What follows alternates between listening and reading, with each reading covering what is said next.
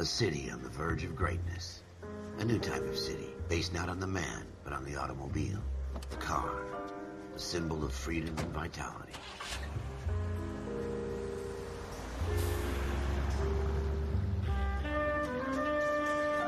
Where every man can own his own home, and have room to breathe, and not be overlooked by his neighbors. A city where a man's home is his castle. A quarter acre of the dream made possible by victory.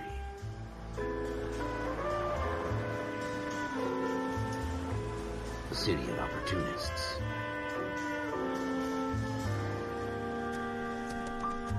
A city of dreams, where Hollywood will shape the thoughts and desires of the entire planet.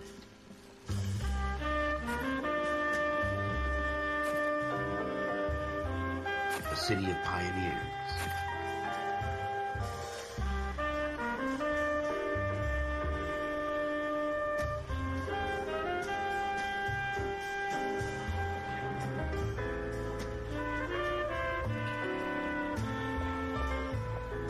A city of dreamers.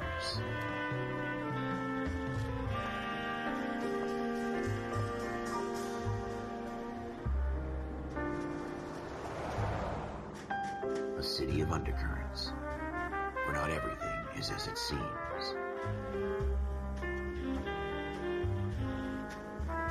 A 20th century city that will become a model for the world.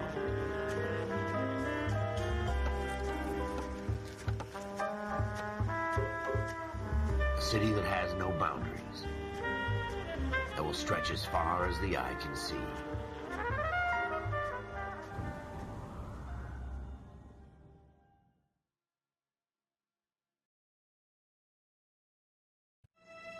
In the Marine Corps, you deal with the chain of command. Mistakes get made, but you deal with them. You know what you're fighting for and that you're on the same team. But dealing with corruption is like chasing shadows. You never know whether the guy you're talking to is on the pad, or whether it's your partner, or maybe even the watch commander. So who do you trust, Cole? I made up my mind a long time ago. KGBL calling caller 14 Adam. 14 Adam, come in. Go ahead, KGPL. 14 Adam, see the detective, an ambulance shooting at 6th and Industrial Street. Unit 16 William requests uniform assistance for an evidence search. 14 Adam, code 2. Roger, 14 Adam en route. Here we go again. They don't request uniforms. Want me to keep tabs on the path of destruction you're creating? It might come in handy at your trial.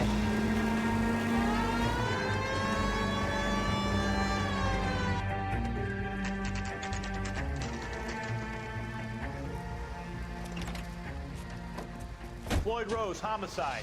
You might back up?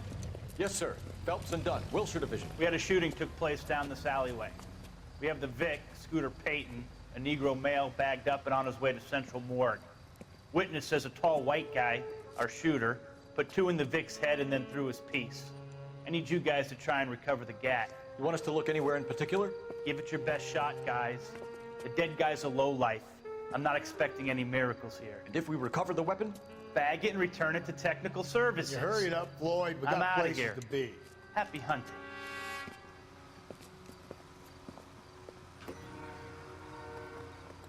This is a fist hump.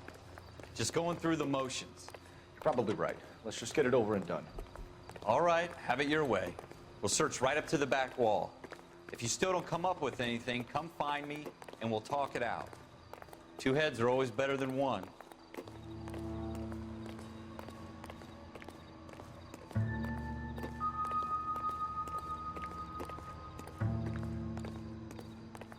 Look at this junk.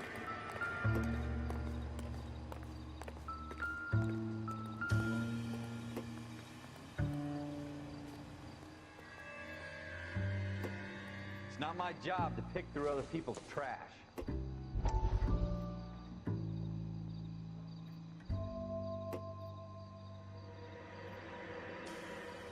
Jesus. Dr. Fontaine, could I have a word? Of course, young man. I really enjoyed your lecture, Doctor. Psychiatry seems to have a tremendous amount to offer. Why, thank you. I'm always happy to receive acknowledgement for my work. The mind is the last great mystery in medicine. Are you thinking of specializing, Mr. Sheldon. Courtney Sheldon. I'm only in second year, Doctor. They fast-tracked me a year because of my experience during the war. Ah. That's what I wanted to talk to you about. Battle fatigue and collapse under duress. Can it be helped? I would say yes, given the right set of circumstances. Trauma forces the mind to close down, retreat in on itself. We try to find ways to unlock the mind again through a combination of therapy and drug treatment. Hypnosis and therapy are powerful tools in the right hands, Sheldon. I've been to visit some of the guys at the VA hospital. A good friend of mine, he's so far away. It's like he's wandering.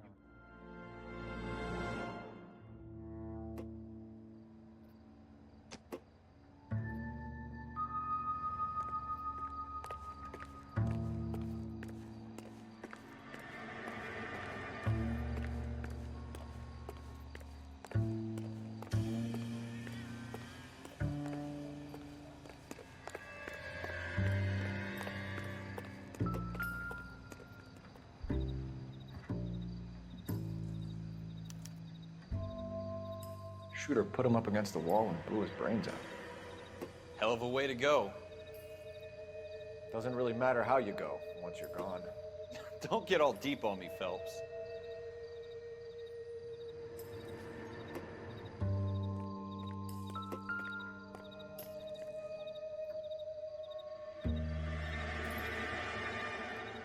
What have you got, Phelps? Anything?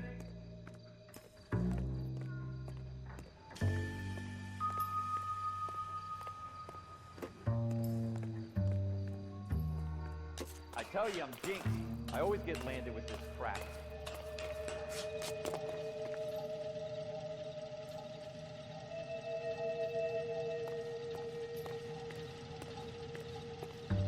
We're never gonna find it. It's a waste of time.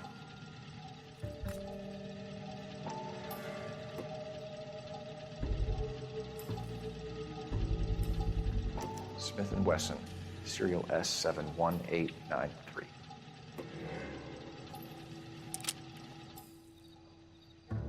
2 rounds fired, and instead of dropping it down a drain, our shooter hoists it up here. Interesting guy.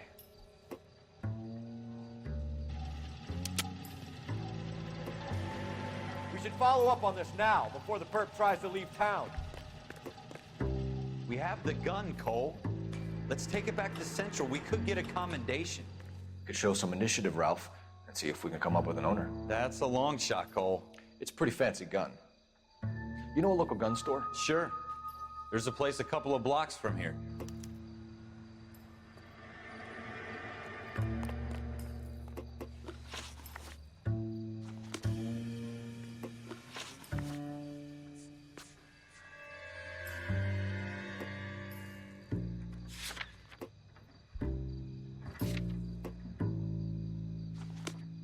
Are you sure about this? It's not really our gig. No harm in doing some digging. The suits didn't seem to give much of a damn. Such a little Boy Scout, Cole. You can't wait to get out of that uniform, can you? You'd rather round up drunks than help old ladies across the road? I'd rather get through the day without the captain's foot up my ass. It'll be fine, Ralph. You worry too much.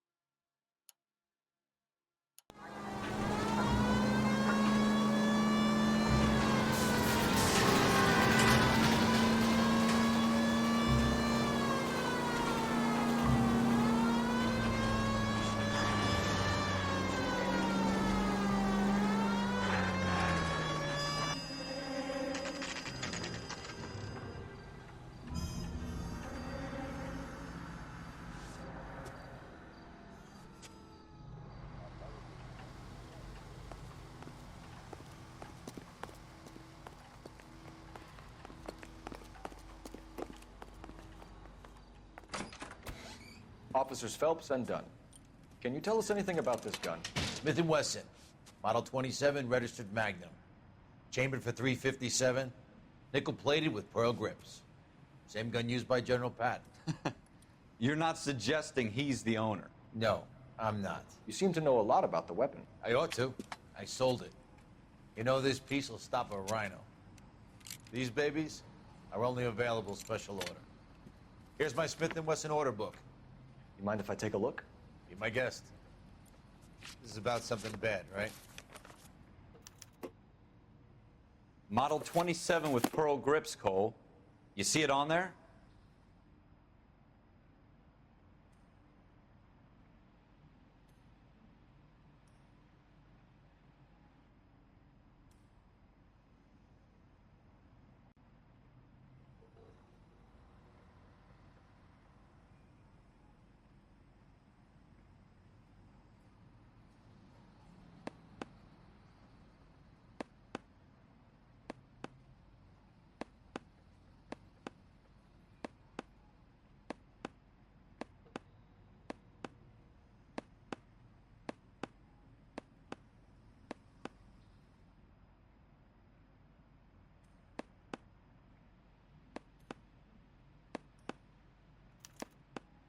We're in luck. Errol Schroeder, 203 South Glass Street. Ordered the gun in February '46. Thanks, you've been a big help. Anytime. Always happy to help out the LAPD.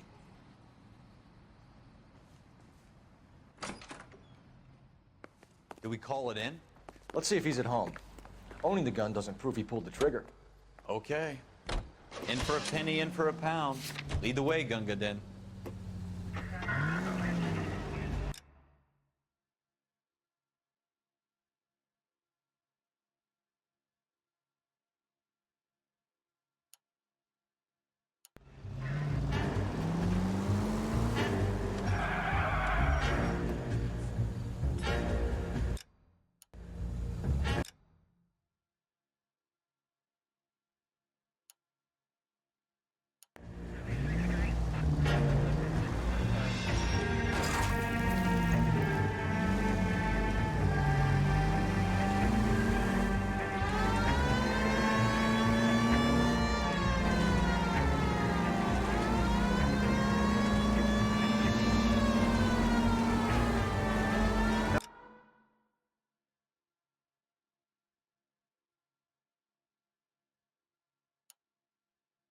That wasn't so hard, was it? Just because we're in uniform doesn't mean we can't use our initiative. I guess so. Seems a little too good to be true. One-of-a-kind murder weapon, locally using a real name. If Schroeder's our shooter, he's no criminal mastermind. Most of them aren't. That's why they get caught. 2 out of every 3 crimes are done on impulse. Another fact from the Phelps Encyclopedia of Thin Air. You really are full of it.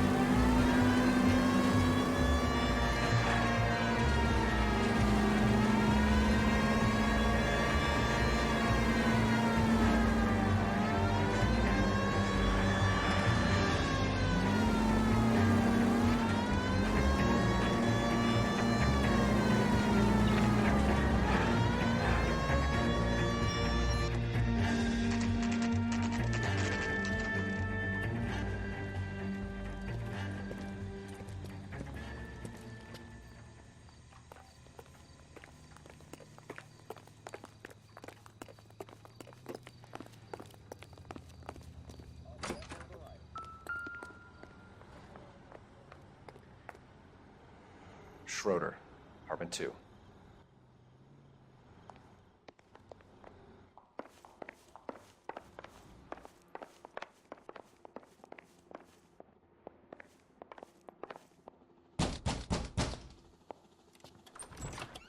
What do you guys want? I'm Officer Cole Phelps. This is Officer Dunn, Wilshire Division. You're the owner of a Smith & Wesson Model 27, Nickel-plated with pearl grips? I might be.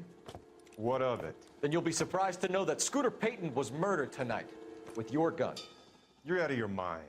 Scooter? He works for me. I have that gun here in my drawer. What the fuck is going on here? You're under arrest, Schroeder. Cuff him, Ralph. No way. You're not taking me down for this.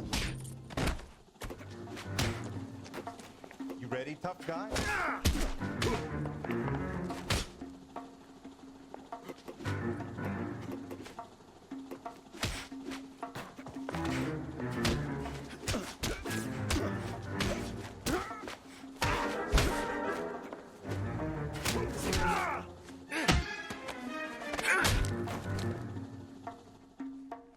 Ralph, you all right? I'm fine. I hardly felt it. He's lucky he caught me off guard. Keep an eye on him, Ralph. I'm gonna take a look around.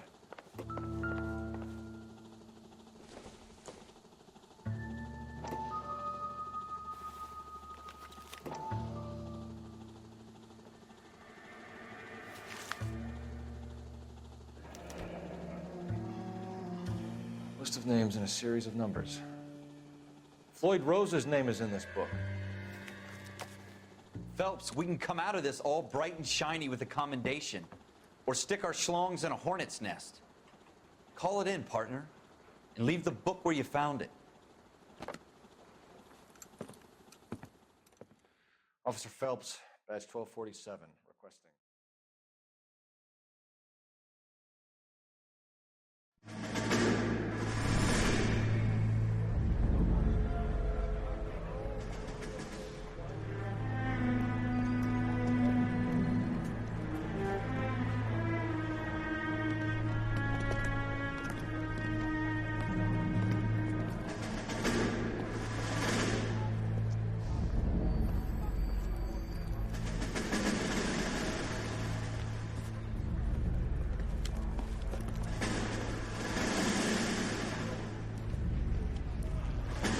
You dumb fucking sons of bitches, get in this line now before I lose my temper. Excuse me, Sergeant, but... Excuse me? Fuck you. You say another word and I'll break your fucking head and have you in the brig. Some of us are here for... I know why you're here, asswipe. I'm having a bad day, Private. Some people don't seem to want to get on this bus. I didn't ask for your help. He didn't ask for your help. Can you believe this guy? Who are you two? Abbott and Costello? We're here for OCS, Sergeant. So it's the three fucking stooges and you're here for OCS. God help this fucking country and the USMC. The Japanese will do the world a favor and kill you quickly. All three of you are on report. What are your fucking names? Phelps. Kelso. Merrill. Any other gentlemen for OCS? OCS is at Elliott. You take the Camp Elliott bus over there. This bus is for MCRD. This bus is for men who want to fight.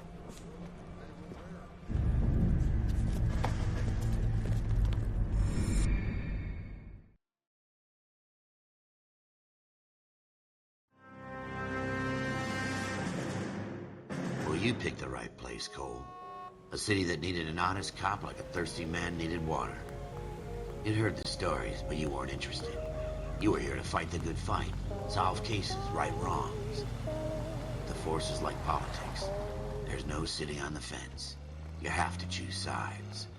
A brown paper envelope, or a Greyhound ticket to Palookaville. Think it only ever end. All units to 211 in progress and shots fired at Westlake Savings and Loan, 1415 West 3rd Street. Unit to handle identifying code 3.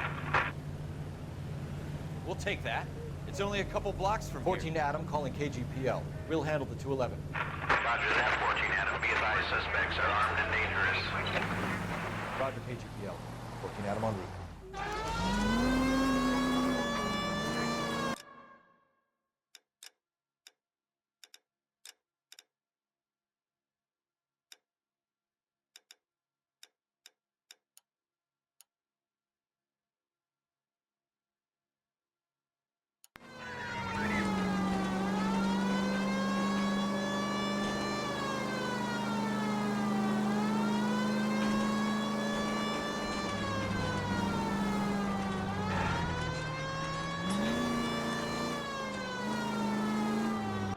Make it quick, you guys. The cops are here. We gotta move it.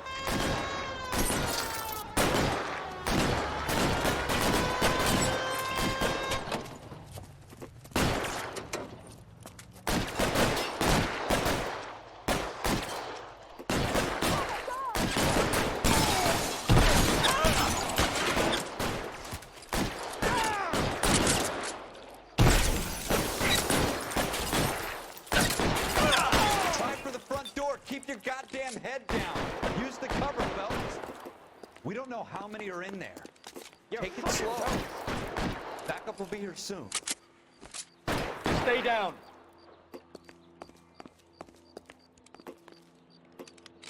Why is nobody covering me?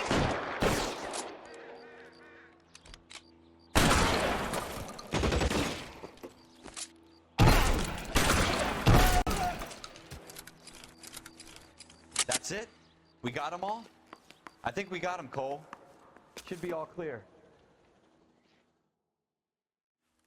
Lieutenant Hopkins says anytime you reach for the shotguns, you're either going to end up dead or wearing a citation. So I guess... It's okay, Ralph.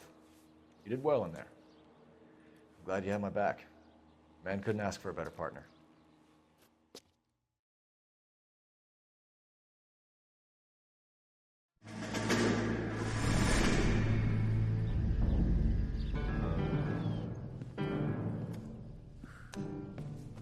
This kind of opportunity comes along once in a lifetime, Hank. I have to grasp it.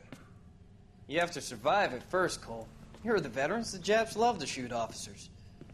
If I can make a name for myself in this war, my future... Thinking of taking on a company of the Emperor's finest single-handed? You don't seem the Sergeant York type to me. When I need your opinion, Kelso, I'll ask for it. They talk about officers like you in boot camp, Cole. They call it the Custer syndrome. Guys who go around dreaming of fame and glory and getting all of their men killed in the process. Our duty is to lead, Kelso. And their duty is to die for your wonderful future?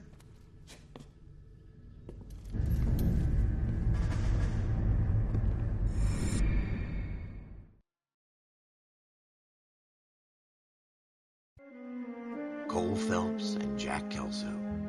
With some people, it's as simple as chemistry. Two guys who should have been friends, but their personalities got in the way. Phelps, a good guy, wound way too tight. And Kelso, a quiet man who could never walk away from a fight. Well, it's a shame you don't like to talk about it, Cole. Ralph, friends who want to stay friends don't discuss religion or politics. And in my case, you can add the war to that. I know that bum. Wendell Bowers. I put him away before. He jumped parole. Get after him, Phelps. I'll head him off in the car.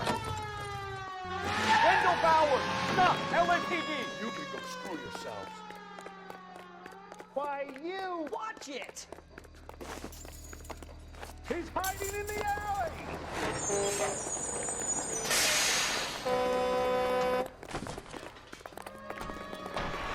Bowers! Hold it right there!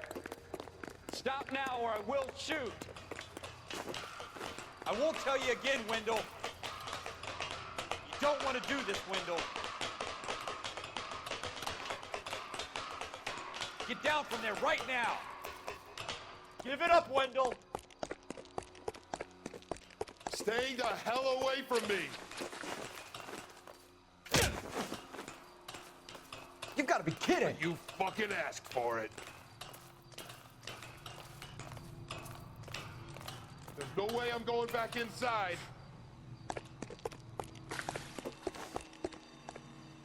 I've done my time. It's over, Bowers. You assholes already screwed me once.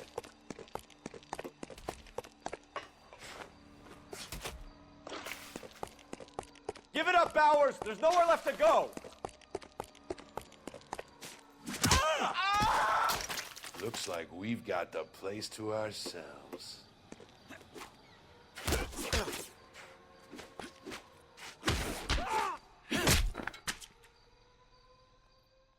What you doing, Wendell?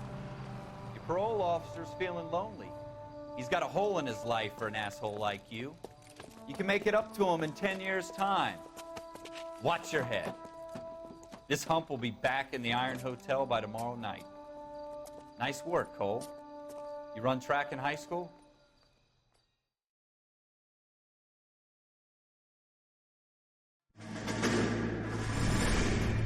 Part of the tradition of the Marine Corps and being an officer in the Marine Corps is the ability to make tough decisions. The right decision is not always the popular one. The right decision will get the men you care about killed. These ratings and your ability to give them frankly and truthfully directly affect your chances of successfully becoming a Marine officer. Candidate Phelps, you have the floor. Esprit de Corps, Merrill, 10. Franklin, 8. Weiss, 8. Donahoe, 6. Kowalski, 6. Hudson, 5. Kelso, 2. Leadership, Donahoe, 8. Franklin, 7. Merrill, 6. Kowalski, 6. Weiss, 5. Hudson, 5. Kelso, 1. Candidate Kelso! I'm sorry, Captain, but I joined the Marine Corps to fight the enemy, not get involved in this schoolboy chicken shit. Kelso, in my office, now!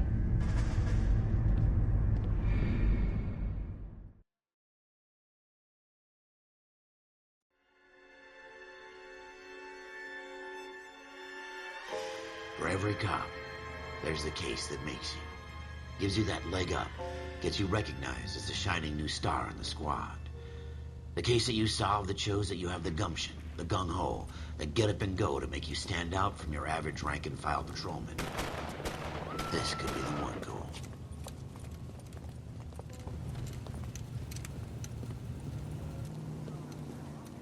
LAPD, could you stand clear of the body, please? Has anyone called an ambulance? We've called an ambulance and the police, but I'm afraid he's dead. Okay, stand further back and move along. It's your choice, but make it quick, people. Hey, Cole. You got here quick. My beat crosses 7th Street. Okay. You're first reporting then. We'll get a perimeter going and move the crowd on. You better see what you can find out before the homicide dicks show up. I'll be with you in a moment. Everybody stay back. Let us do our job. Broad daylight. Crowded street. Now I've seen everything.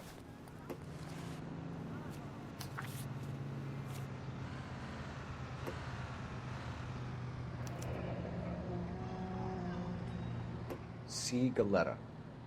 Layaway receipt. Pearl earrings. Made out to Bank of Arcadia.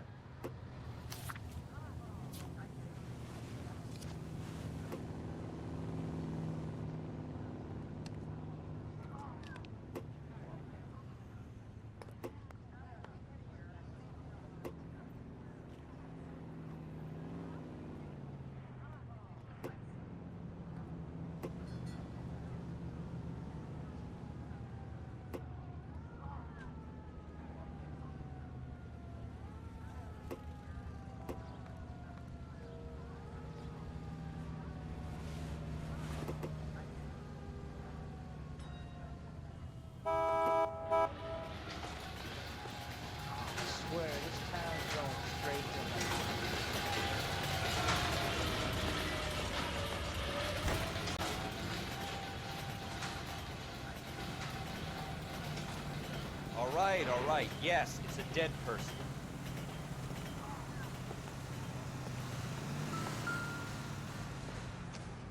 Don't you people have anything better to do? Shell casings. These look like 32s.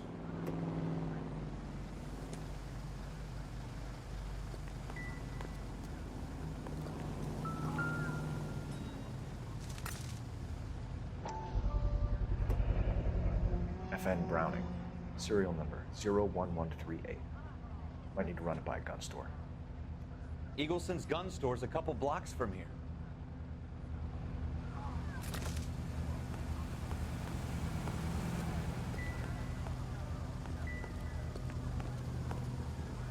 This guy in the crowd thinks he saw something, Cole.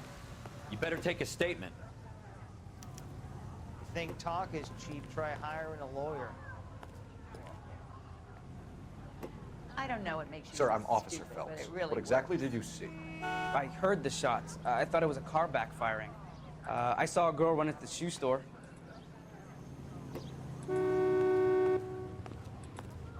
Speak to the witness before homicide arrives, Phelps. If you think she's lying, don't be afraid to get forceful. Verbally, of course. And don't accuse her of anything without proof. Lawyers love that shit. And if you're sure she's straight up, try the general approach. See what you can coax out of her.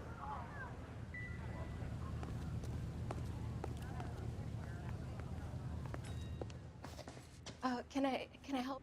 I'm Officer Phelps, miss. I'm here about the shooting. Did you know the victim? He was my boss. Mr. Gage. Mr. Gage's first name. Everett. And you are? Galleta. Clovis Galleta.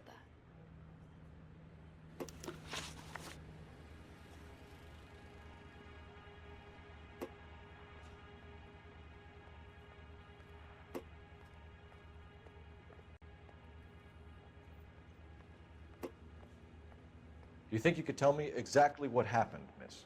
I look around the shops at lunch. I was in a store when Mr. Gage, my boss, bursts in yelling that I'm late on my lunch. And? We came back. I was angry. I walked in front. I heard shots. I turned and saw Mr. Gage fall.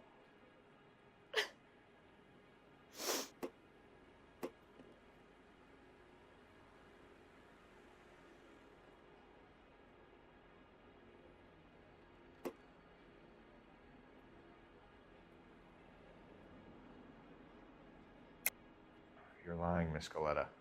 You know what happened and why. You're going to tell me. There's nothing to tell. I've done nothing wrong. How can you prove different? Your pearl earrings, Miss Galleta. You've been paying for them for a whole year. Stop lying and tell me what happened at the jewelry store. Oh, God! I won't lose the earrings, will I? You could lose your freedom, you little fool, if you don't stop obstructing a murder investigation. Mr. Kalu. Edgar Kalu. He runs the jewelry store. He's showing me a lovely watch. Mr. Gage bursts in. Mr. Kalu gets very angry with Mr. Gage, and they start yelling at each other. Mr. Gage tells me that all of the things in the store are junk, nickel-plated, made in Japan, and yells at me to get back to work. Then what happened? We get back here, and I hear a loud bang. Mr. Gage clutches at his back. I hear another bang, and another, and another. Mr. Gage falls to his knees. It looked very painful.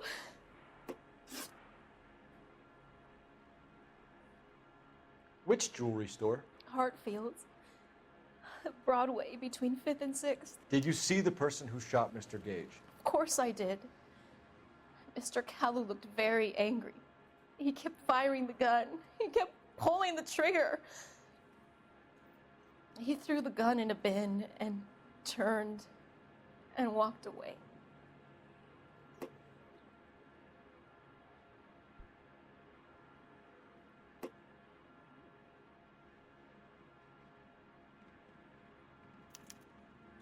You're making me angry, Miss Galleta.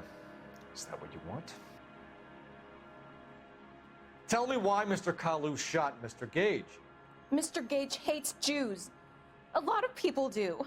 It's not my fault if he has nice things. How many shots did you hear, Miss Galleta? It's difficult to remember.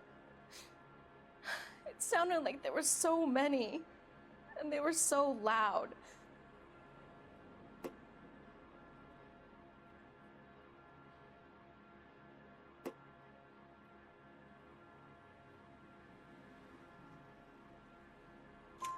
I need you to concentrate, Miss Galleta.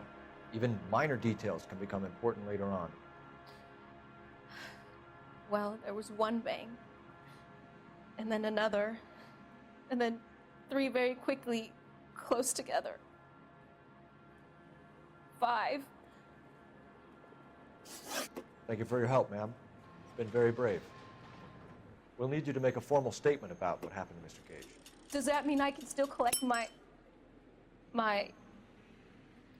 Never mind. Yes, officer, I'll make a statement.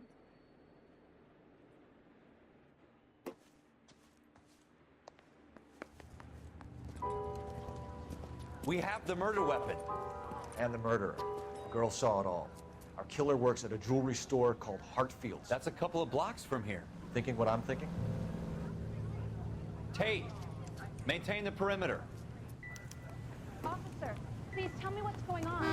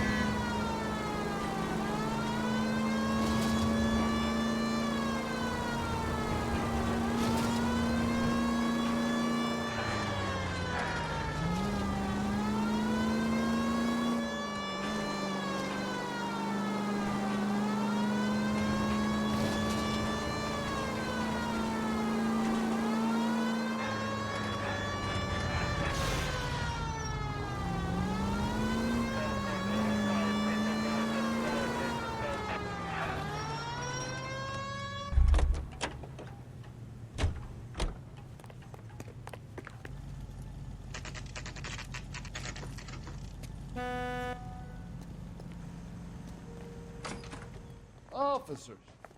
What can I do you for? Officers Phelps and Dunn, sir, Wilshire Division. We need you to trace a serial number. Sure. What's the make and model? FN Browning, model 1922. The serial number is 01138. You don't say. Well, I didn't sell it.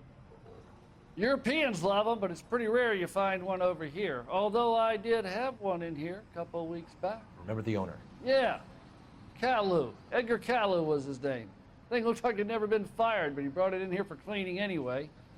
Then he bought a box of cartridges and he left. You know where we can find Mr. Kalu? Told me he was on his lunch break.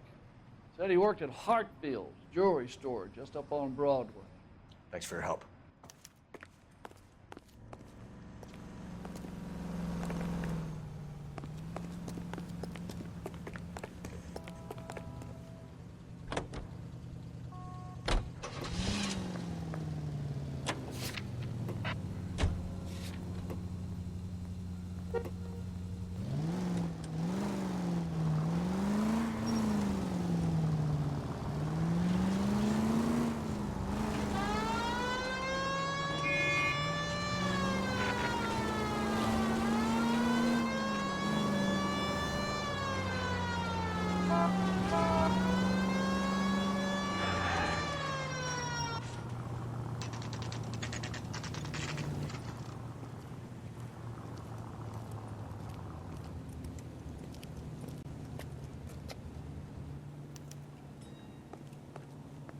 Officer, can I interest you in a new watch? Officer Cole Phelps, are you Edgar Kalu? No. Mr. Kalu is out back. He said he'd lie down. I'll buzz him for you.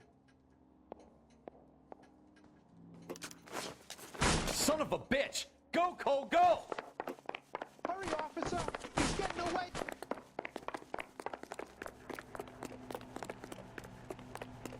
Kalu, get back here! I can't decide between the tuna fish and the chicken.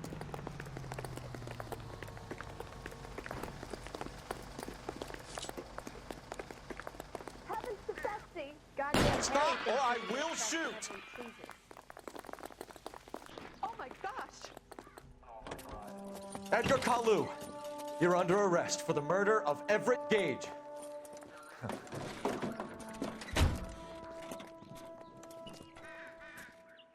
The case that makes you, and the case that breaks you. The one you never solve. The one that keeps you awake at night. The case that gnaws at your guts and ruins your marriage. The case that keeps you propping up a bar as you relive the what-ifs, the might-have-beens, the half-leads, and the half-truths. The case that other cops murmur about whenever you walk past. The case you never, ever discuss. God's mill may grind slowly, but it grinds finely, son. I hear it's you who nabbed our malefactor from the shooting yesterday. Yes, sir.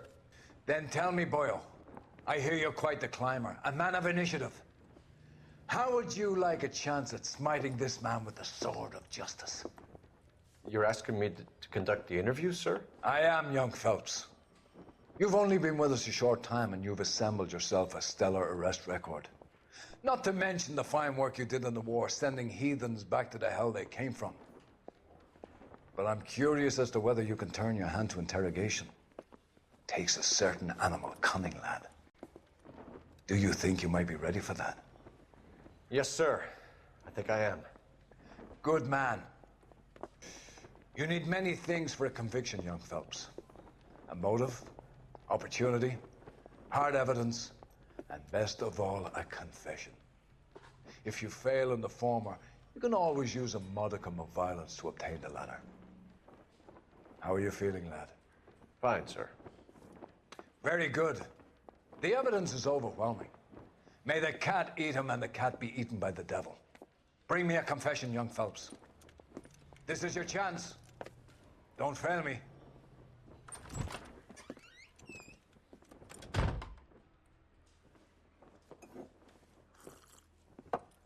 Has my lawyer arrived yet? I want to see my lawyer. A lawyer can't help you, Mr. Kalu. You shot a man dead in cold blood. You're going to have to pay for that.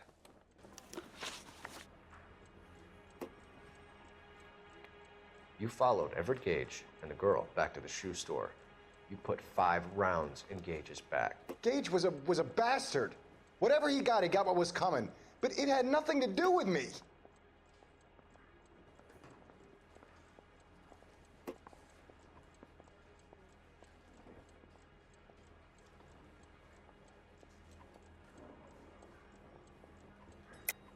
You shot Gage, and we know why. We can put you at the scene. You can't prove anything.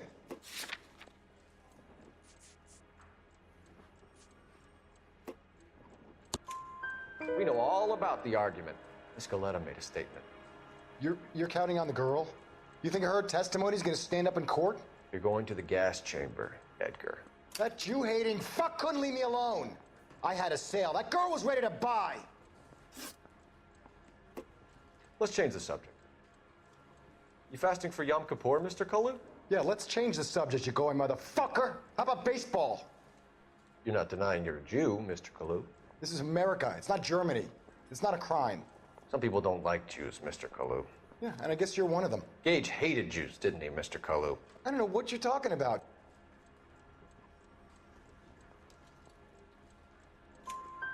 You left-wing leaning parasite. You expect me to sit here and listen to your drivel? You call me that? You sit there and you call me those names, you goddamn goy putt snatcher? You and that stup Gage! Why did you do it, Mr. Kalu? Gage. He's in the Chamber of Commerce. He's in with all those momsers. He blocked every proposal I ever put forward. Kike this and kike that. He's been trying to ruin my business for years. Edgar Kalu, I'm charging you with the first-degree murder of Everett Gage. I respect your beliefs and your right to hold them. I hope for your sake the jury can commute to murder in the second degree. May God have mercy on you, sir.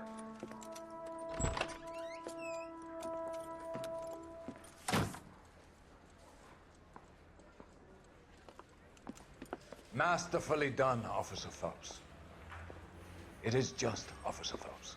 Isn't it, lad? Yes, sir. Then let me have a word with the Chief of Police, young Phelps. The department needs heroes. A shining, honest face the public can admire. I applaud a man with your talent for unwavering justice. Back to your duties for now, Boyle. But here's a piece of advice. Get yourself 2 suits, get them pressed. You'll be needing them.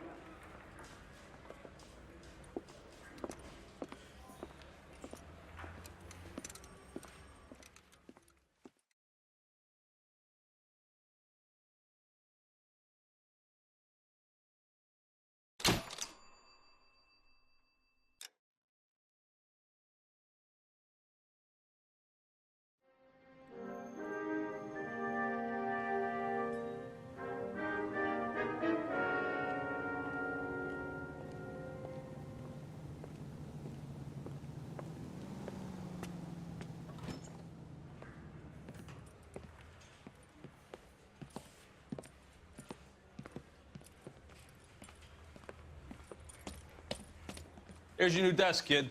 You're on traffic. The hot sheet is posted here, next to the map. What's his problem? That's Biggs. He's an institution.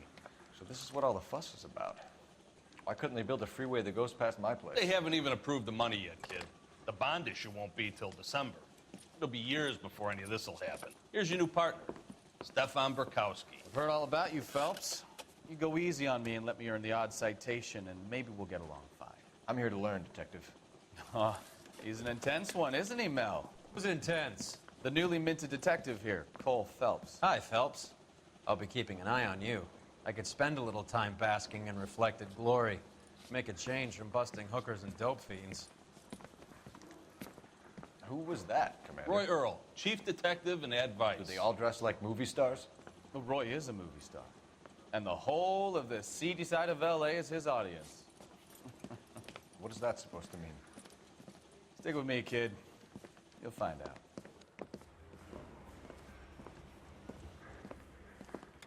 And now some housekeeping.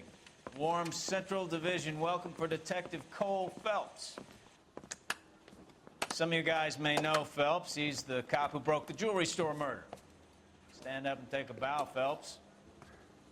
If it's all right with you, That's sir. an order, Phelps. Shh, quiet, everybody. Phelps is one of only 2 serving LAPD officers who received the Silver Star during the war. Really gave it those lousy Japanese, eh, Phelps? I did my best, Captain. Why are you war heroes always so modest? I've partnered Phelps with everybody's favorite Pole, Stefan Bukowski. Hope you like work, kid. Bukowski sure as hell doesn't. Well, that's why we have partners, right? Okay, can it, guys. Stick with Bukowski. He's a good cop. He knows traffic inside and out. I'm gonna start you out with one case. Do okay, I'll give you a couple more. You screw up, you'll be rousting vagrants and running license plates. Now get down to the PE Freight Depot, 6th and Alameda. A patrolman called in a suspicious vehicle, signs of foul play. See what you can find out. Come on, Phelps. I didn't want to arrest the kid, so I gave him a dusting he wouldn't forget.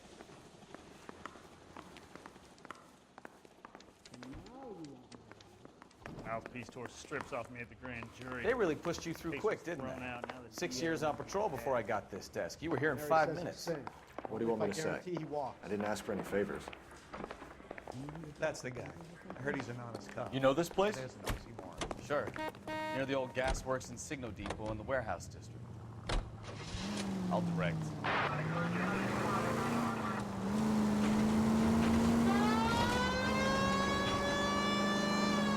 So, tell me a little about yourself, Phelps. Are we friends now, Kelso? If we work together, don't be so touchy. Grew up in San Francisco. My father was in shipping. Went to college at Stanford. Did 2 years ROTC before Marine OCS at Camp Elliott. Shipped out in early '45 as a first lieutenant. Fought in the Okinawa campaign. I was wounded. Shipped back home. A year on the beat. Now I'm here. So you won the Silver Star. I don't want to talk about it. Now let me get this straight. You single-handedly killed 40 Japs on this hill in Okinawa. No. You were up there all night, draped in the flag, knife between your teeth, gun at the ready. Finished? All units, a 459 just occurred in 6th and Saris. Any unit to handle, code 2, identify.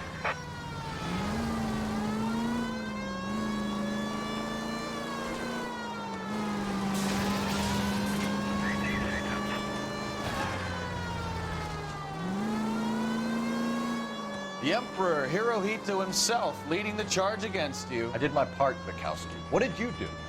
I kept the streets of LA safe for the people. Yeah. Now I get it.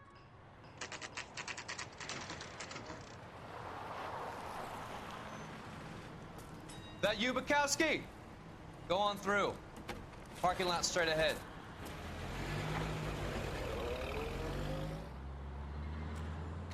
I need to get back to work, officer. The detectives are here now. You repeat to them what you told me.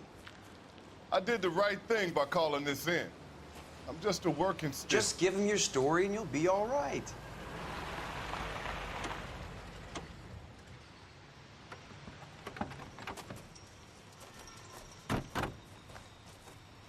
This is your first case, Phelps. It's okay to admit it if you're stumped. If you don't know what to do next, just come talk to me and we'll see what we can figure out. Thanks, Stefan. You're okay.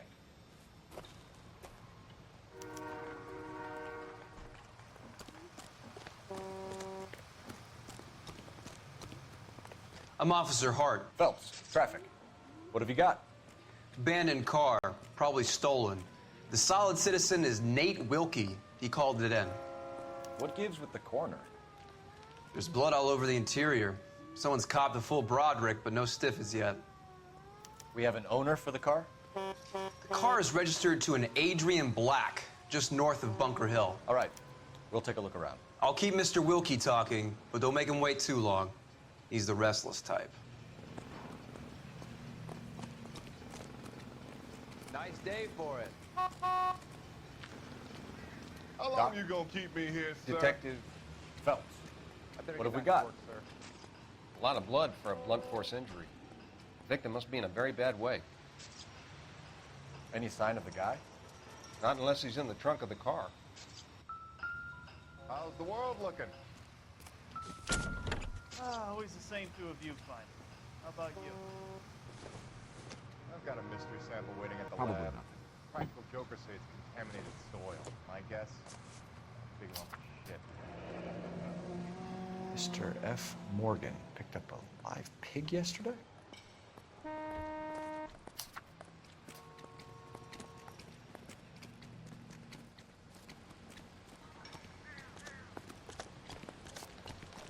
So what's going on over there?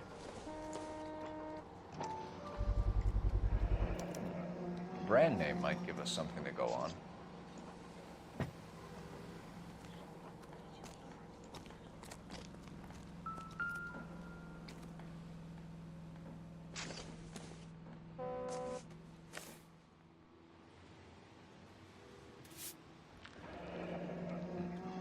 Happier times, I guess.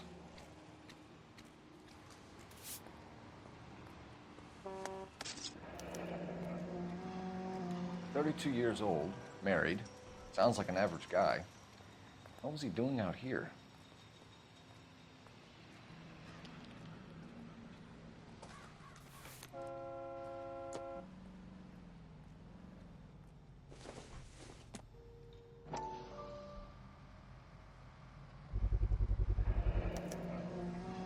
Stenzel glasses.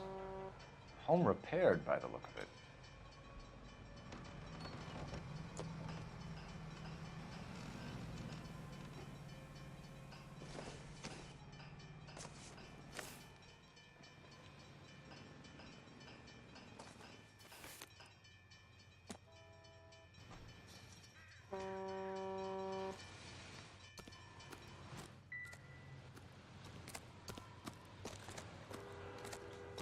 Cops. It's got to be something big, right? Victim looks to have lost a lot of blood.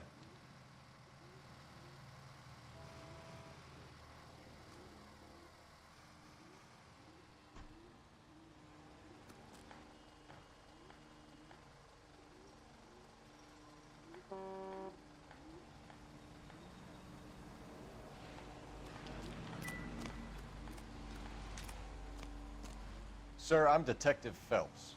Name's Nate Wilkie. You found the vehicle? Sure. Saw it just sitting there. Strange place to be parking your car. Figured I'd better take a look. And then I saw all the blood. So I called the police.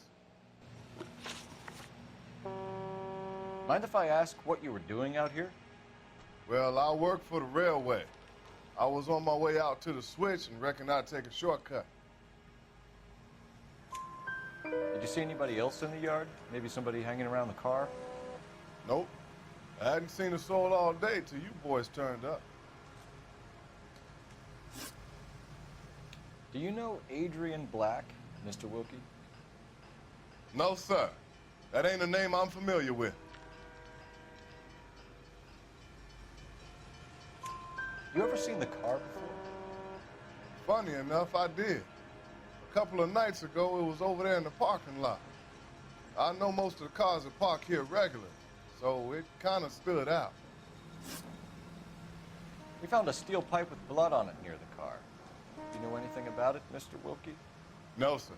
I went straight for the law when I saw the car was full of blood. When you saw the blood, was it wet, bright red, or darker like it is now? Darker, I'd say. Looked dry already. The wallet by the car. Was there anything in it when you arrived? You accusing me of something, mister? Do you want the patrolman to hold you down while we turn out your pockets, Mr. Wilkie? Maybe I checked inside that wallet. Not that I was gonna steal anything. Maybe I took a look. But there weren't no money in there. Not even change. Thank you for your help, Mr. Wilkie.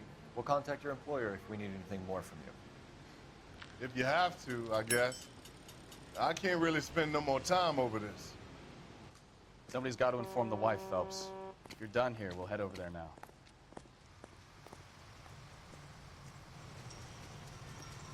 We're going to notify the wife. You seem to have it under control here. Yeah, I got this.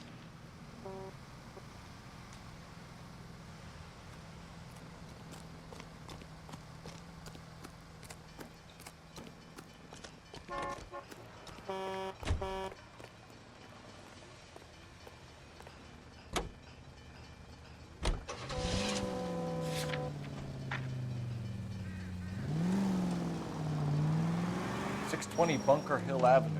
You know where that is? Behind Bunker Hill, a couple blocks north of Central Station. So, what's your total life? Play it by the book. No stiff yet, so let's see how it plays out.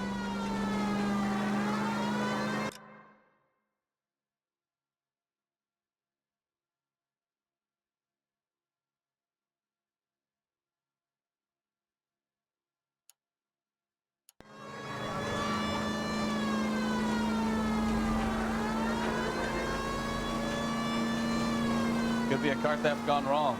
Make Black drive somewhere lonely, then give him a tab. But why leave the car? Well, obviously, someone got a little heavy-handed. It's the wrong way around. How so, genius? Where is Adrian? If you've gone to all the trouble to steal the car and it goes wrong, you leave the body behind, not the car. You got something there, Phelps. Doesn't add up.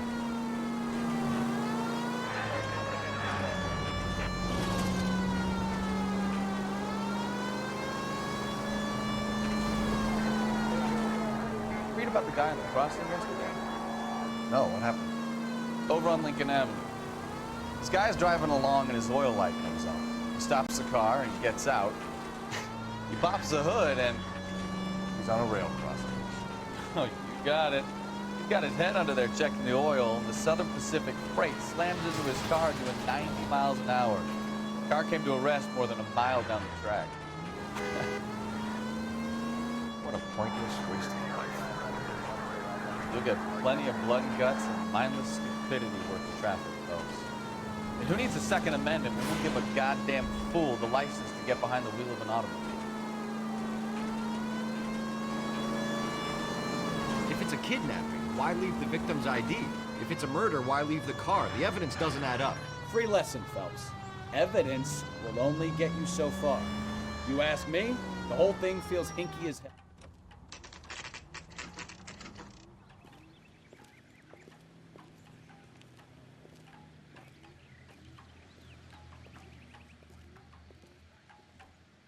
Let's go introduce ourselves. You talk to her, Phelps. I'm no good at this shoulder-to-cry-on stuff.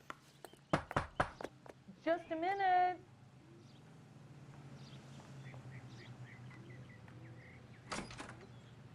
LAPD, Mrs. Black. May we come in? We have some bad news, and we'd rather discuss this in private. I'm Margaret Black. We can discuss this in the living room. Please come in.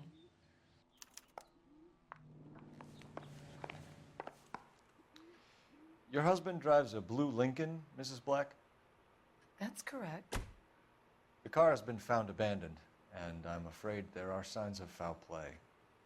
I knew something was wrong when he didn't come home.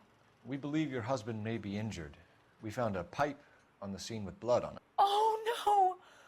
My poor Adrian! Does the name Insta-Heat mean anything to you, ma'am?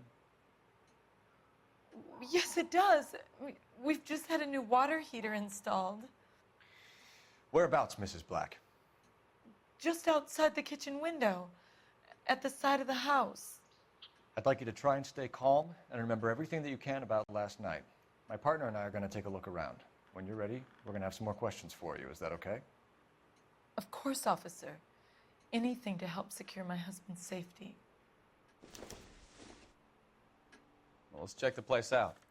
Come on. Have a good look around. There's got to be something in here to go on.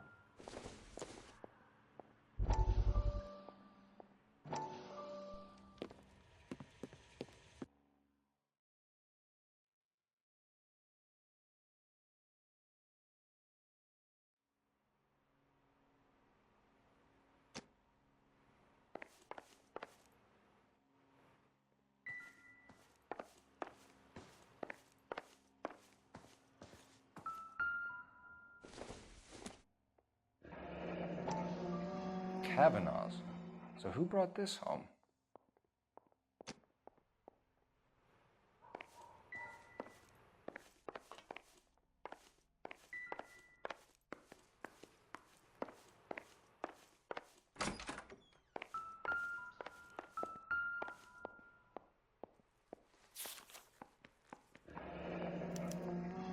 A used ticket to Seattle and a suitcase gone missing.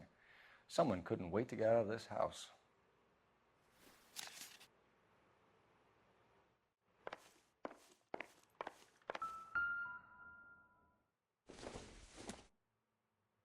This must be Adrian's.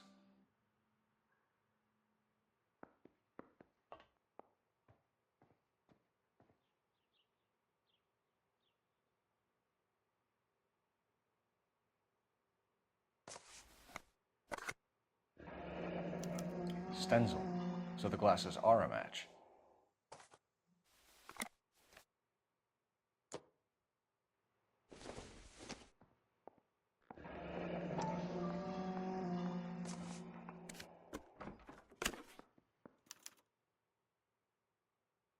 To my Adrian. This thing gets more and more interesting.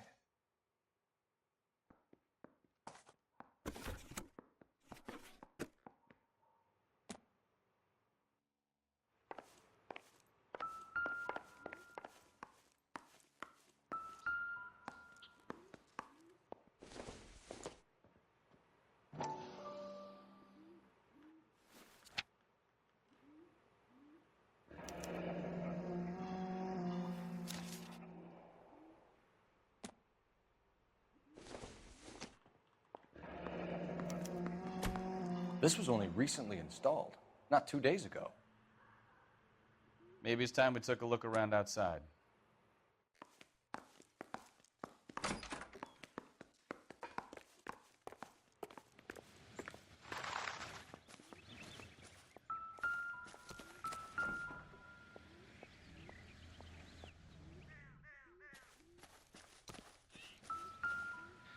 No use leaving the thing half finished.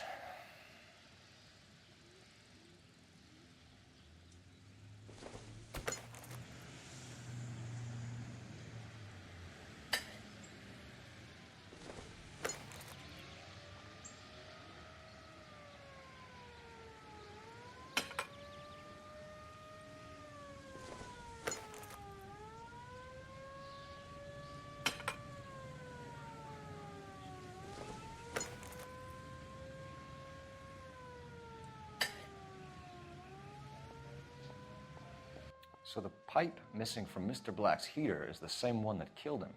Huh. Seems like the assailant is a little closer to home.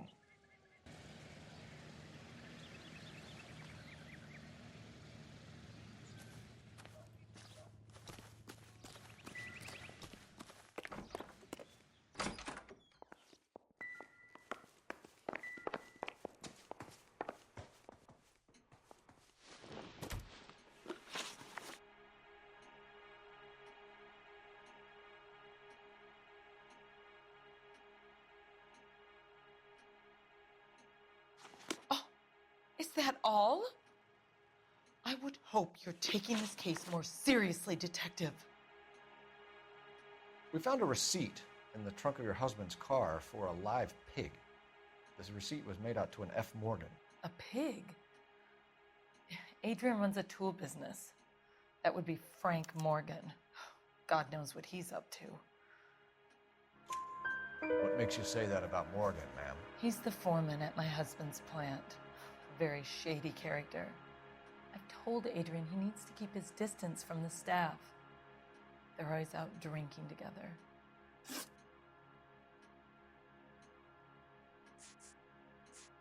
Did your husband tell you where he was going last night? All he said was he was going to meet Frank for a drink.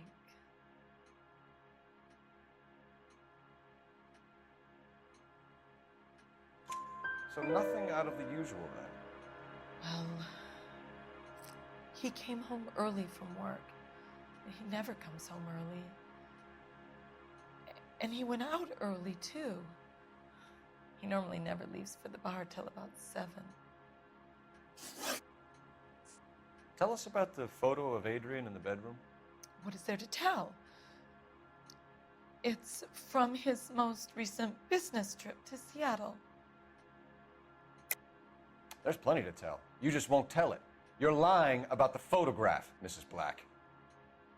You're incredibly rude and insensitive. But I guess you know that. I've told you what I know about the picture.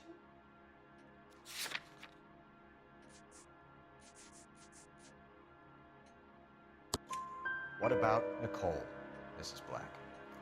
Was your husband going to leave you for her? I've seen the photo frame.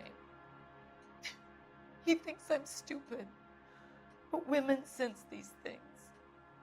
I don't know if he intended to leave me or if it was just a fling. God only knows. I only want to know that he's safe.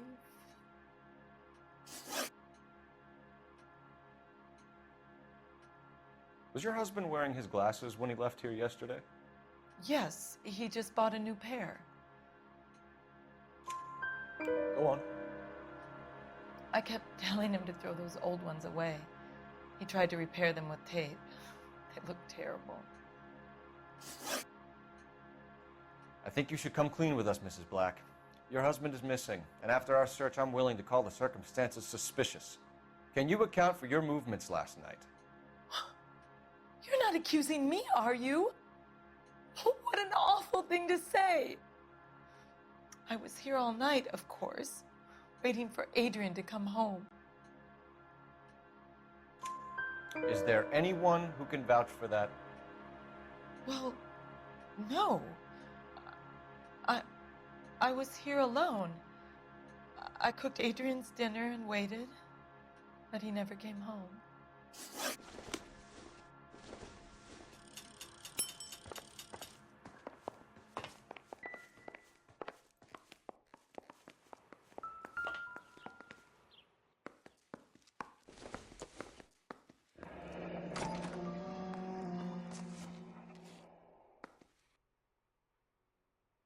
Maybe Adrian was a patron. R&I should have an address.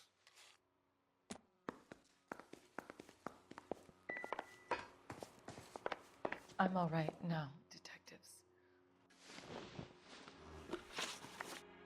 Your husband frequents Kavanaugh's bar? How did you know that?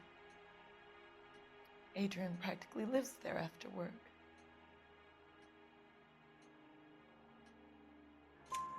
So Adrian spends a lot of time there? Up until recently, he's been away in Seattle a lot on business. We'll keep you informed, Mrs. Black. Please do, Detective.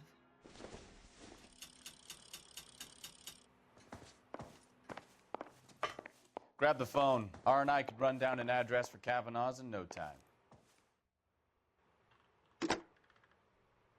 Operator, message for KGPL. Putting you through now. Cole Phelps, badge 1247. How could I help, Detective? I need an address on a Kavanaugh's bar. Certainly, Detective. One moment. Kavanaugh's Bar, corner of Aliso and Hewitt, south side of Union Station. Thanks.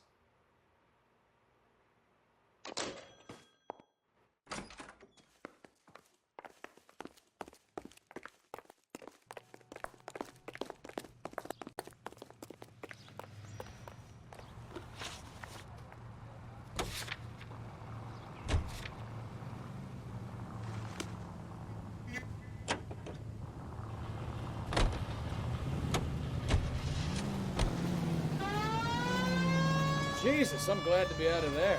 Mr. and Mrs. Black don't seem to have the happiest home life. He's too scared to divorce her, and she's too much of a shrinking violet to throw him out. If this hadn't happened, they could have stayed miserable together forever. You think she could have killed him? She sure as hell doesn't seem the type. Stranger things have happened. Any unit able to handle citizen reports at 211 in progress.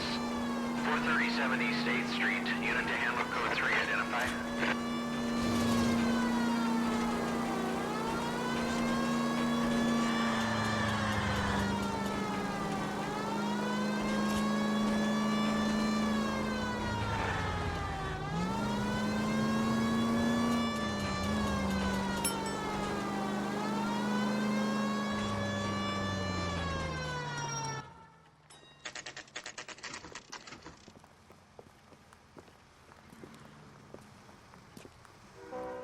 Hey, I know you.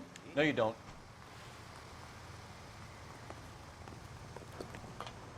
You looking for someone? I can't decide between the tuna fish. You know Frank Morgan? Sure. Frank's your regular. He's a loner in the back. That broad got socks in her brassiere. Frank Morgan? Who's asking? Can I get a bowl of that chili? Cole Phelps, LAPD. I understand you're a friend of Adrian Black. Yeah, I know him. Are you aware that he's missing? No, I hadn't heard that. Tough break.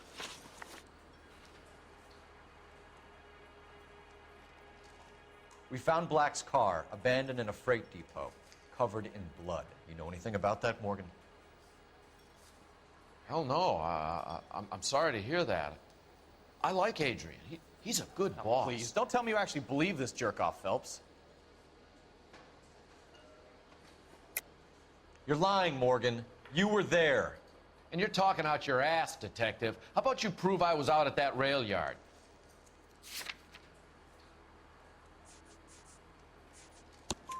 You were there, Morgan. We found a receipt in the trunk of the car. It has your name on it. We can call the slaughter yard and nail you on it. All right already. That fool Adrian's fallen for some dame in Seattle. He wanted me to make it look like he'd been attacked. Where exactly is Black holed up? No idea. I think he took off for Seattle.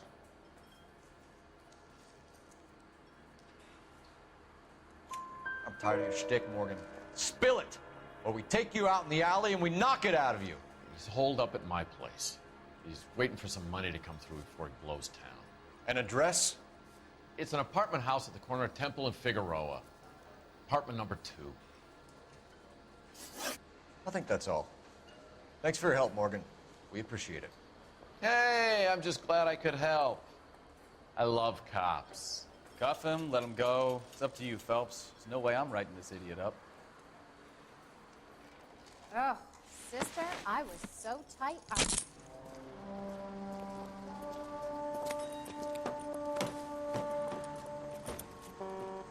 You got Morgan's address? Let's get over to his apartment.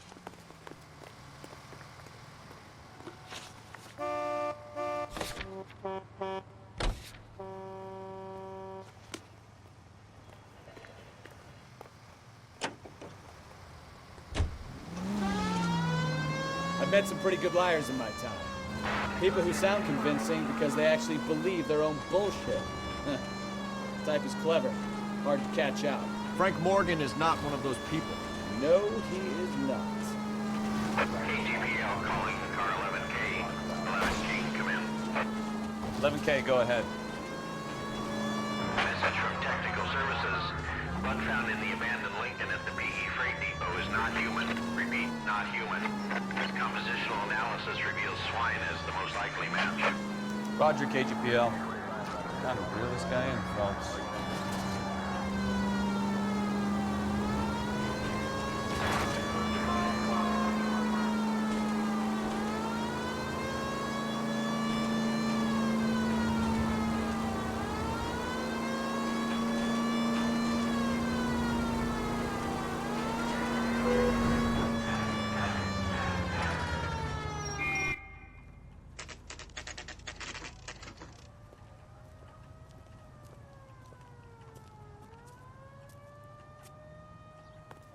Let's check the place out. Come on.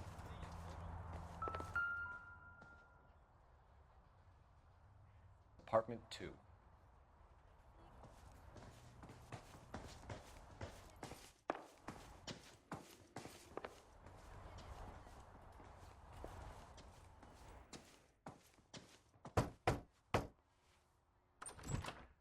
Help you, gentlemen? LAPD detectives, Mr. Black. You're under arrest. Look, I'm really sorry about this. I never tried to hurt anyone. I just needed to get away from L.A. I won't put up a struggle. Just let me get my things. I knew it! Phelps, go after him. I'll try and head him off in the car. Remember, the gun is the last resort. There's no point running, Adrian.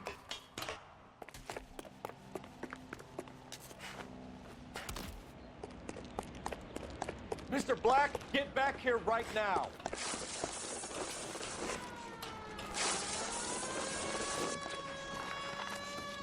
It's over, Adrian. Stop right there, Adrian.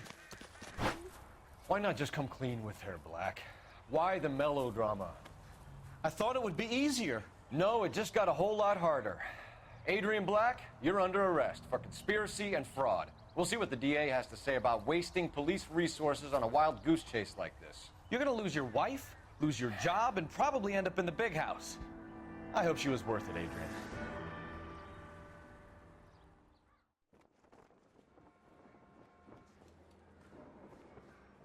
That turned out to be quite some case, huh? Adrian, what an idiot. You got an arrest and a clearance in your first case, and in fine style, too.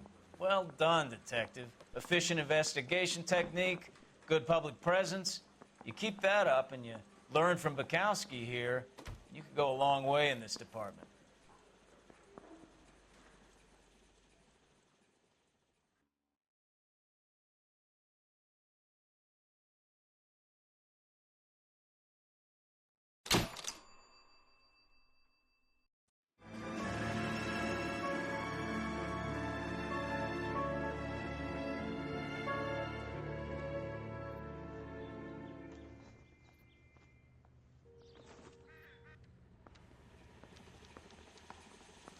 Okay, we're gonna keep this short. I'm already late for the DA. First up, Phelps, Bukowski. We got a report of a brand new Packard abandoned in an empty lot off 2nd Street between Olive and Grand.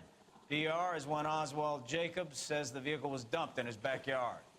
There's a patrolman on site. Get down there and see what you can turn up. Any questions? Good, get going.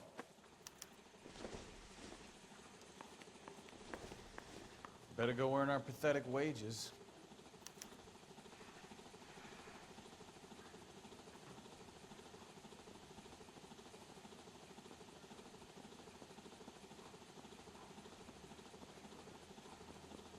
We've got a scene, a dumped car, and a witness. Let's get there. Rimsky, O'Halloran. Intelligence has information on a stolen car racket. You look at this clown. Is he the cop they've been talking about on the radio? Want another accommodation? That bum took a swipe at me. I put him down with my staff.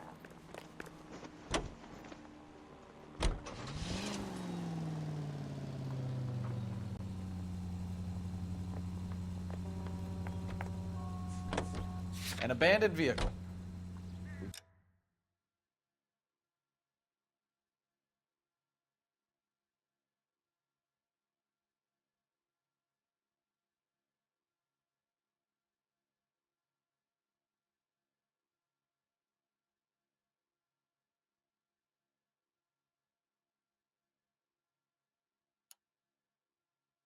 Catch all the good ones out, Phelps. Sounds like there's more to it than that. Nobody dumps a shiny new Packard unless they borrowed it without asking. You don't say. You were on fire today, Einstein. Very funny. Come on, my intense protege. Let's go save the world. You hear about Adrian? Fraud in Seattle threw him out. Wife says she's gonna...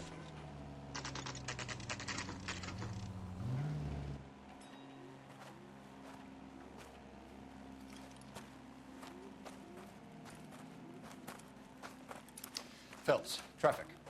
I'm Officer Houlihan. Car's down the alleyway, detectives.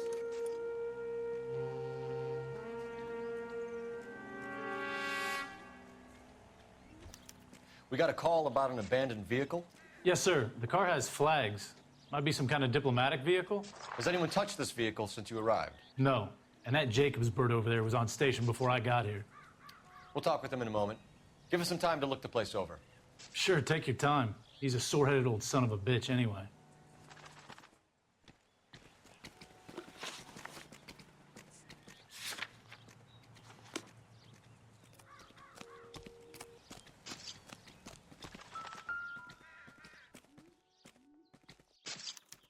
We'll have to use the registration to trace the owner.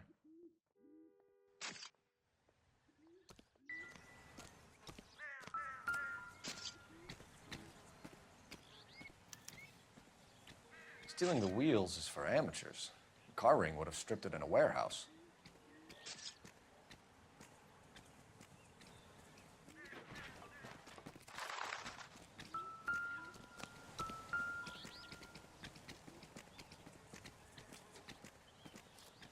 It's owned by the Argentinian embassy.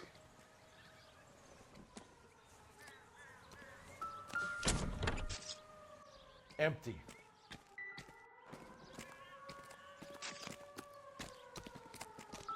The tire cast.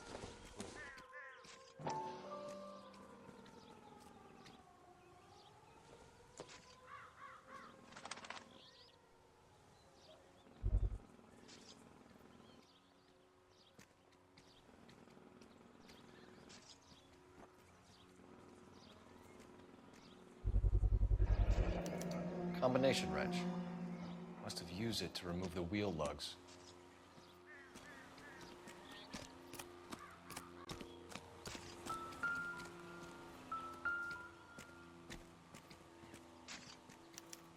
I must have taken the flag as a souvenir. Can't have any street value.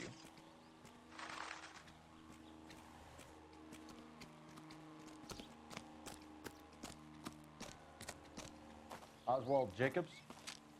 That's right. What exactly happened here, Mr. Jacobs? Last night, I was looking out of my window. I like to keep an eye on what's going on. I can understand that. You see this empty lot? Damn kids play stickball here. Always breaking my windows, always asking for their ball back. Can we get back to the car, Mr. Jacobs? Don't be impatient, Sonny. Anyways, last night I see this brand spanking new Packard up on bricks. Did you see who stole the Packard? Hell yes, I did. I saw 3 goddamn Mexicans going to work on it. Can you tell us what they were doing? Using the headlights of an old Ford so they could strip the thing. I yelled out to them, "I'll call the cops." So they loaded up their car and drove off, tooting and hollering and yelling obscenities at me in Mexican. You speak Spanish, sir? No, I do not. After the Mexicans left, you didn't go anywhere near the car? After I scared them off? No, I didn't go anywhere near that car. You went out to the car. Once they were gone, you had to take a look for yourself. I was curious. Ain't a law against that. So what if I took a look around that car? You can't be accusing me of nothing. Tell me about the car they were driving. It was an old Ford. I didn't catch the license number. You look like the kind of guy who notices details. You're right there. The car was old, but it looked brand new. Candy apple red paint job stands out a mile. What exactly did you see them take?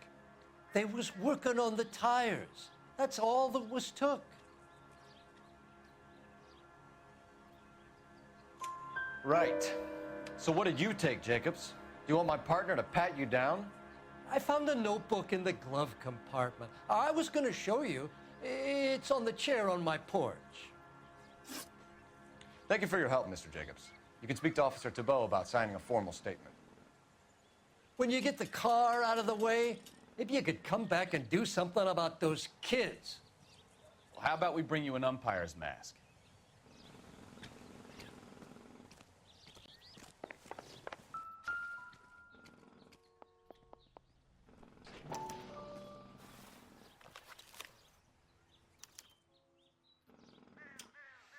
Okay, so we have the owner of the vehicle, a degenerate. I'll run John Madsen by R&I.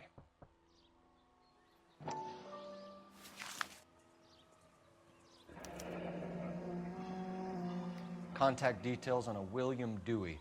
This looks like business rather than pleasure.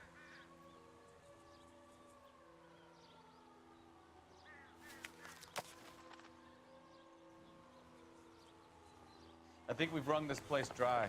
Let's find a game well.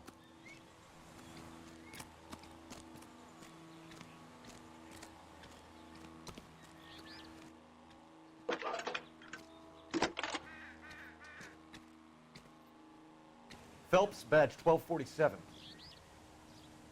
How could I help, Detective? Could you run the name Dewey Brothers? Possibly a dealership or car mechanics workshop. One moment. Dewey Brothers Packard Dealership, 629 Figueroa Street. Got it. Can you put me through to Michigan 2458, please? Connecting you now. Hello, can I help you? LAPD, ma'am. Can I speak to John Madsen, please? He's at school, officer. What's this about? Is he in trouble? How old is your boy, ma'am? Just turned 16. Wrong person, Mrs. Madsen. Sorry to disturb you. Messages, please. There's just one message for you, Detective. A four-door Packard, diplomatic license number Paul Robert 706, was reported missing this morning by Juan Francisco Valdez. Could you have him brought in? He's already here at Central, Detective. He's demanding an audience, as he calls it. Thanks. Can you get a message to Captain Leary? Tell him we'll be in as soon as we can. Thank you.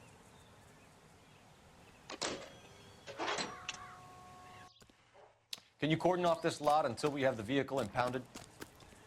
Yes, sir, Detective. We'll follow up on the owner. Get a statement from Jacobs, and I'll read your report back at the station.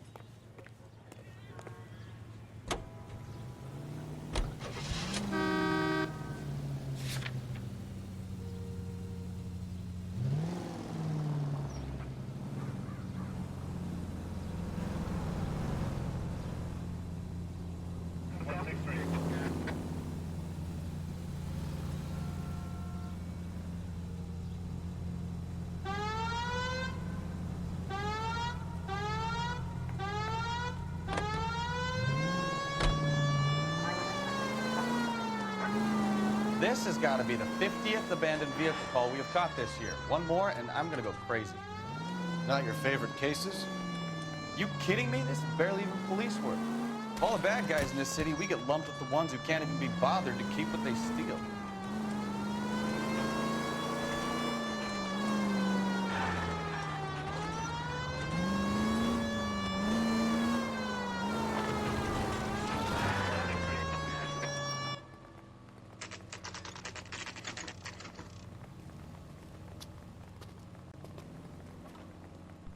Do we have a Juan Francisco Valdez in for questioning? Sure do, Phelps. Your bird's an interview, too.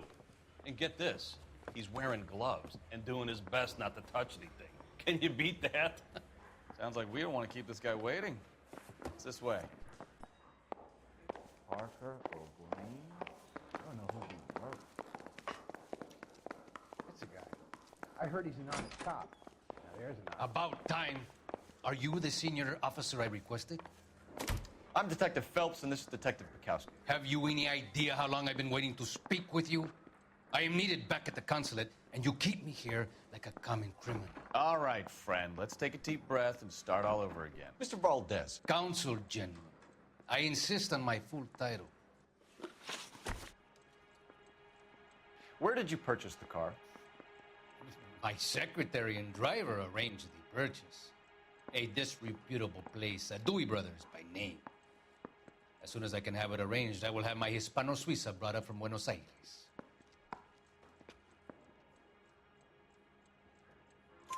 Bought a Packard, Valdez? A snob like you doesn't drive an American car. I want answers or I'll smack you around the teeth. William Dewey offered me a substantial bribe to make a purchase at his establishment. It is not unusual to make this kind of transaction in the civil service. Tell that to the Argentine taxpayers. Consul General, we have located your car. Can you tell us how it was stolen? It must have been stolen from the consular garage. Terribly inconvenient, of course.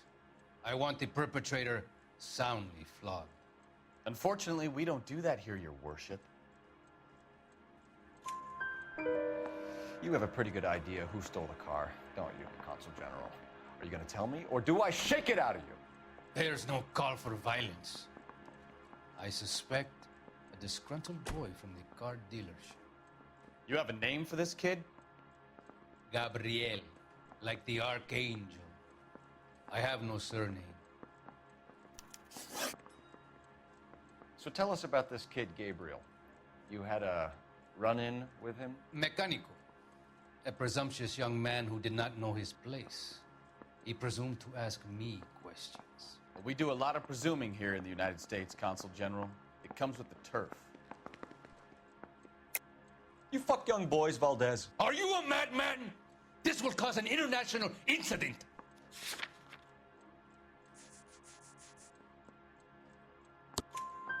Danny, Ben, Miguel, Tristan, and Teddy. Full lips. Ring any bells? I'm sure we can come to some arrangement.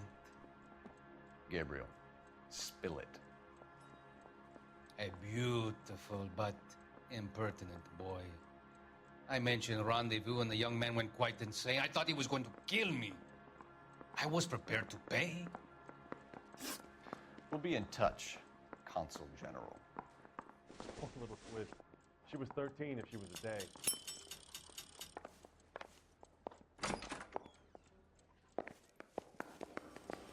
I say we bust in Finished there with and find the Valdez. goddamn Thank evidence. God. I'll get rid of him in a couple of hours.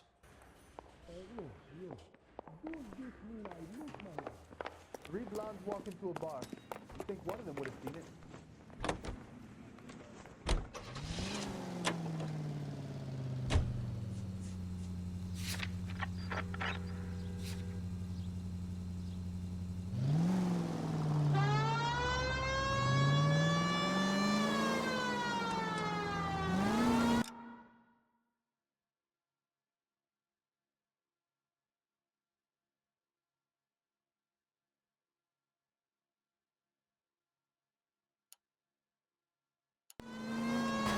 Mr. Valdez moves in some peculiar circles for an international bon vivant.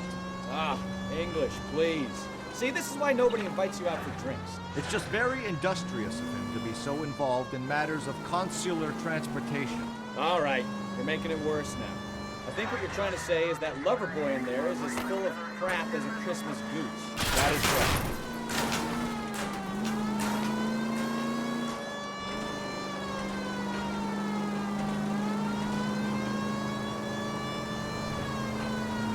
All units, so 459 just occurred at 6th and Sarah's. Any unit to handle, code 2, identified.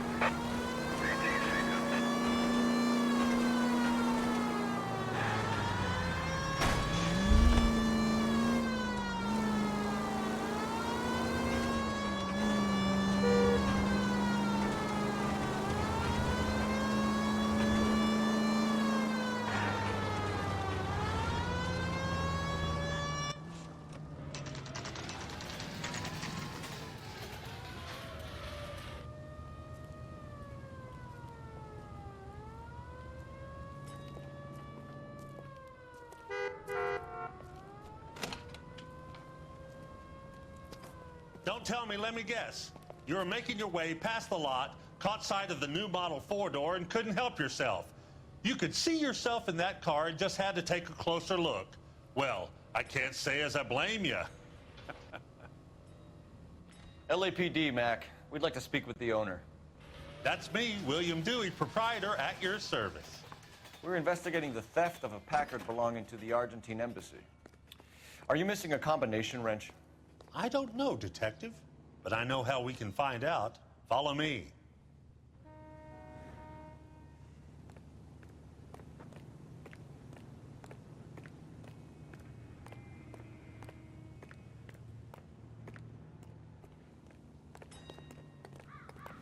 We keep all our tools in here. Mind if we look around? Be my guest. You sure you guys aren't interested in a new car? Huh? Maybe a used car. I have some nice used cars for guys your wage bracket. Why don't you give us some alone time, Dewey? Go sell some cars or whatever it is that you do here.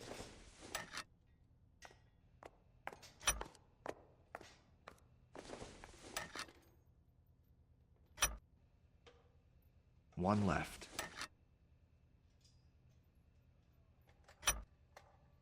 Gabriel Delgado is missing a 3/4.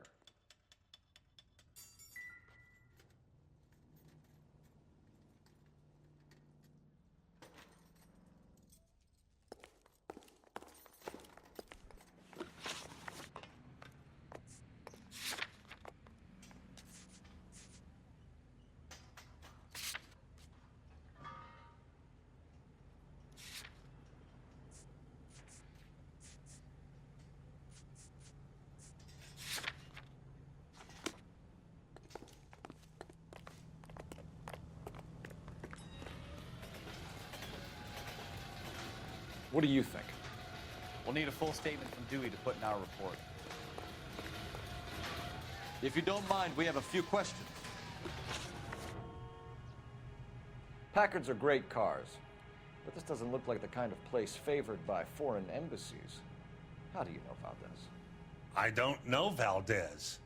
The embassy bought the car. All I know is he must know a quality car when he sees one.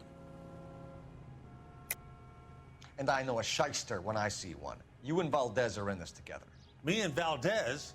I hardly know him. Valdez wouldn't wipe his shoes with me.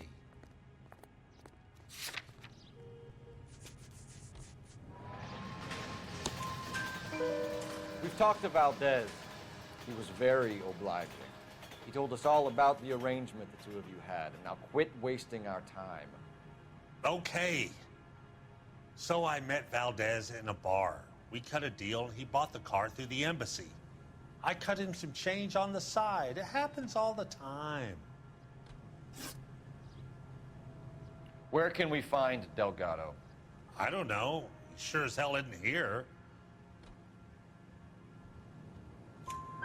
Address, Dewey, or my partner shoves your head in a car door. Okay, all right. Apartment 3, 103 Hill Street. And tell him from me, if he ever shows his face around here again, I'm gonna kick his butt from here to Kingdom Come. A wrench from this dealership was used to strip the wheels from a Packard last night, Mr. Dewey. A couple of Hispanics were seen taking parts. We've had a spate of thefts ourselves. Comes with the location. Thieving bastards will steal anything the minute your back is turned.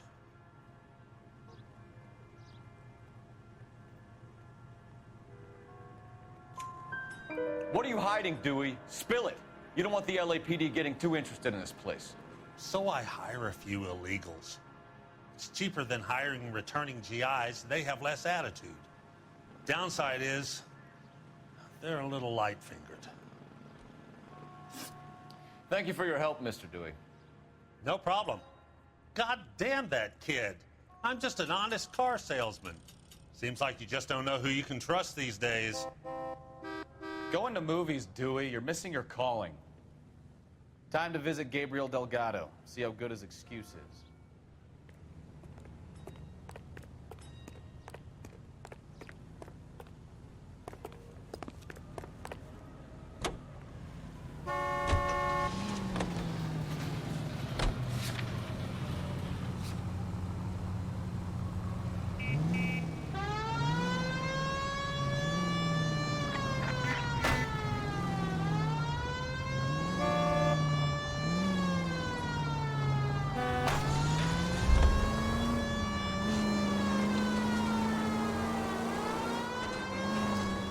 You read the story in the Examiner about the Navy developing three-dimensional movies?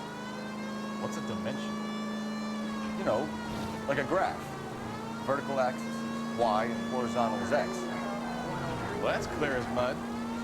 Third dimension would be Z. So things would be popping out of the screen. That's ridiculous. Scare people out of the theater. In God's name would want that. I don't know. People scoffed at the idea of talkies in color. Look what we have now. KGPL to any unit, the 459, they're now at 267 South Main. Unit to handle code 2 identified.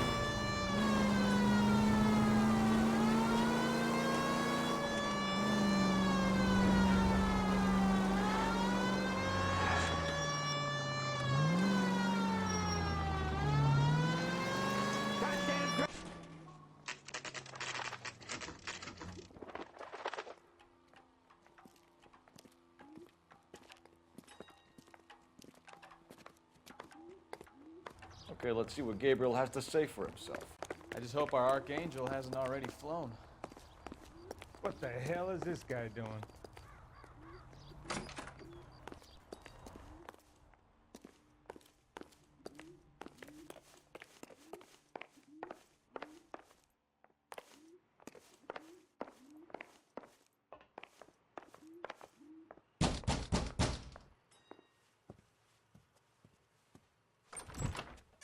Yeah, LAPD, ma'am. We're looking for Gabriel Delgado. Gabriel? We're from the police. Policia, you understand? Yes, I understand. Could you come inside? What is your name? Ana Rodriguez. Is Gabriel Delgado here, Ms. Rodriguez? No. What do you want with Gabriel? Is he in trouble? Stay where you are, Ms. Rodriguez. We need to take a look around. But he is not here. I have told you. Check out the surrounds. I'll stay with the broad.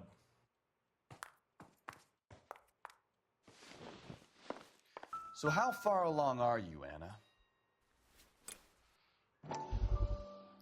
Nearly 20 weeks. Souvenirs are a dumb move. Right. So how's it going to be when you go into labor and he's not around? You are wrong about Gabriel. He will be a good father. Already he works hard to provide for us. Unless Serving you help breakfast us for here, two, your Anna? little one You won't should have be cleared seeing up. Papa for a very long time.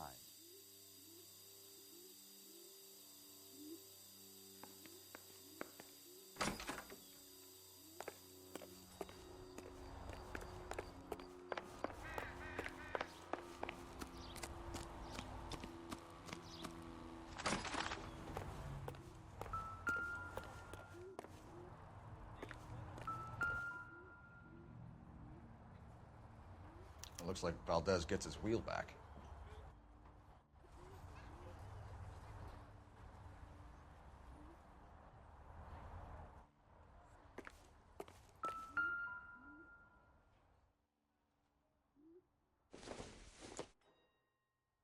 Not everything here is going to be relevant.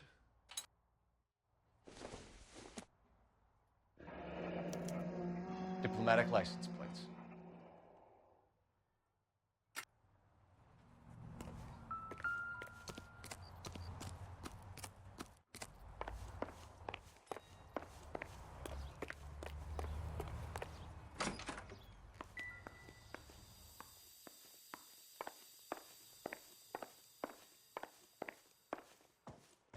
You're in serious trouble, Miss Rodriguez. But Gabriel is not here. I have done nothing wrong.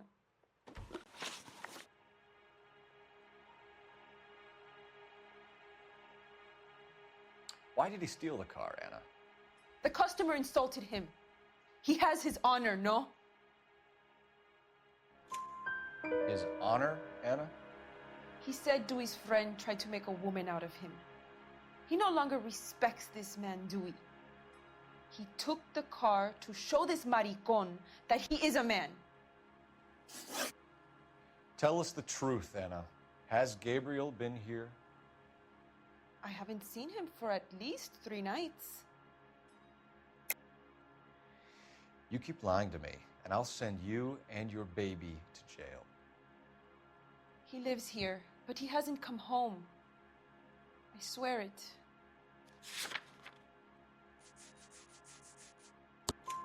Enough, Anna. There are signs all over this place that he's been back. He was here last night. I have never seen him so angry. He went out to his shed and put some things in it. I don't know what, and I don't want to know. I love him.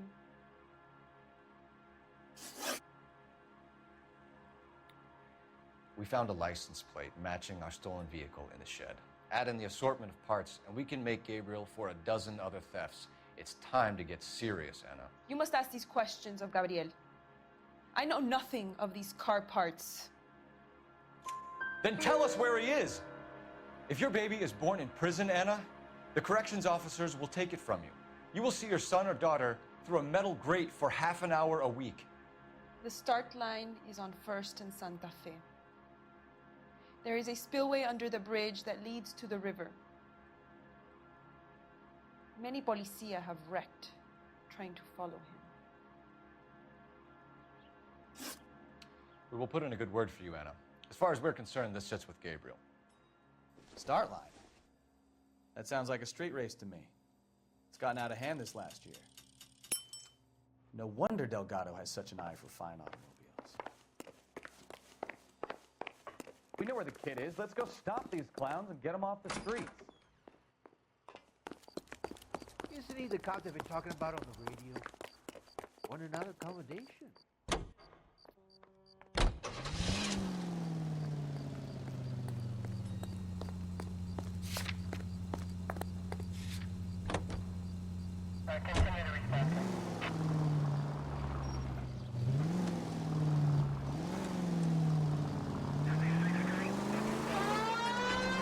What kind of man leaves his pregnant girlfriend at home while he goes off to play cars? Pregnant girlfriends aren't always a barrel of laughs. Everyone needs to let off a little steam. Some guys wouldn't come back home at all. Are you talking from experience?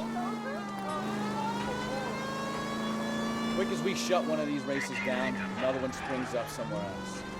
Kids used to steal cars to sell them. Now they just want to wrap them around a lamppost. The next 16-year-old I have to peel off the sidewalk, you're calling the mother. I've had enough of those to last me a lifetime.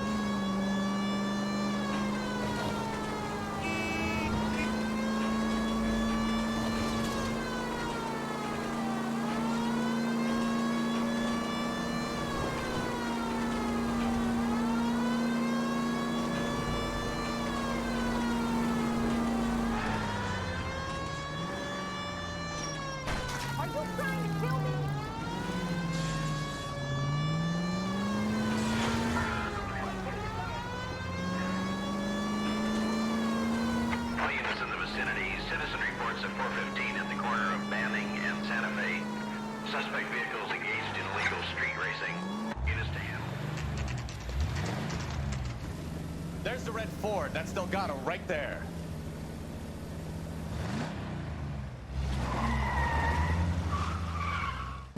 Quick! They're getting away! Phelps, 1247. Requesting assistance at 1st and Santa Fe. Reports of an illegal street. Stay on Delgado. Getting away.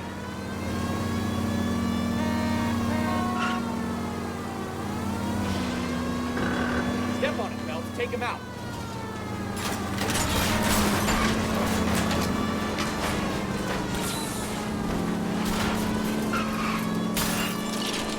Delgado is our boy. Forget the others.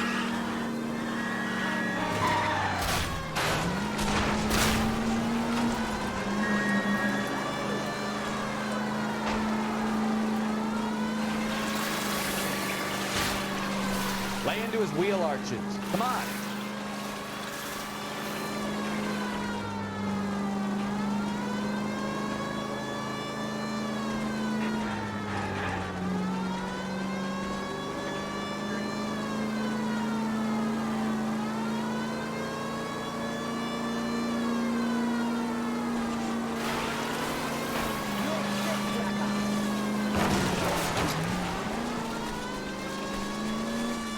Enough games, Phelps. Take this guy out.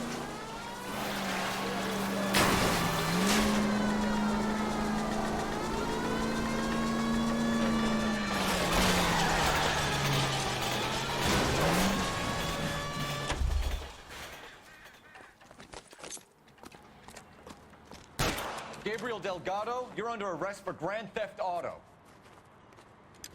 Fuck you, puto! You should speak to the maricón. Valdez, I showed him. Now who's the man? I should have burned his fucking car.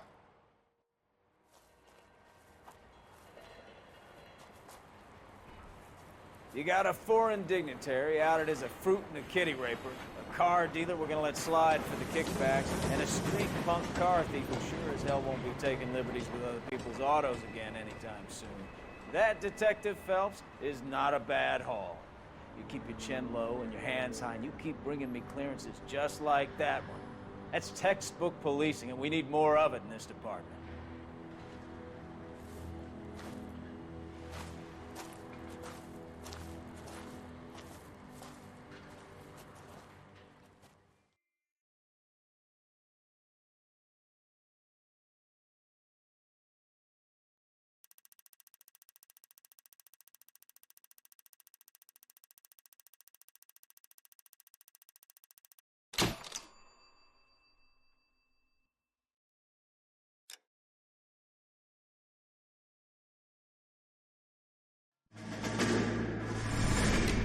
You have any plans for weekend Liberty, Jack? My sisters have been working in Los Angeles in a bomber factory. They're coming down to visit. I'm meeting them at the station at 6. Good for you, Jack. Are they cute? They're my sisters, Hank. Attention! Final inspection before Liberty.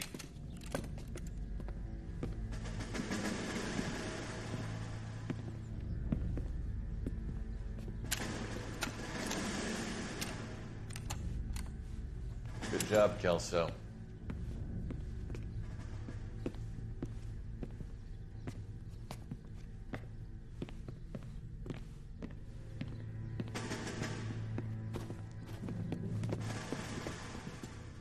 Are we going somewhere, gentlemen?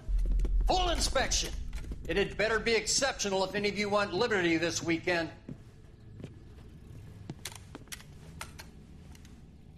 Kelso, this carbine.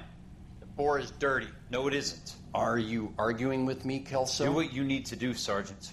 You know the bore is immaculate. Weekend liberty canceled. 2-day field drill. Clean this rifle. No. Do you know the penalty for insubordination, Kelso? Jack, don't do it. Forget him, Hank. He doesn't have what it takes. Are you two finished? Are you going to clean this rifle? No, Sergeant. Cole is right. I'm going to stop playing games and join a rifle company and fight the real enemy.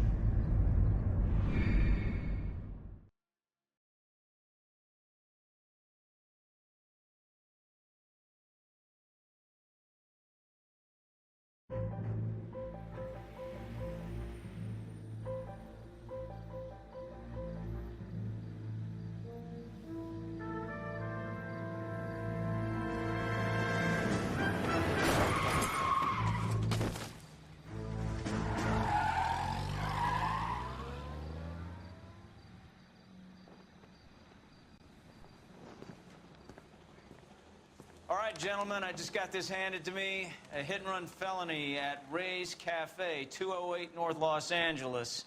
Got a patrolman on site. The coroner's on his way. Get down there, see if you can find any witnesses who can put a make on the car. I've been in this job 20 years. I never fired my gun.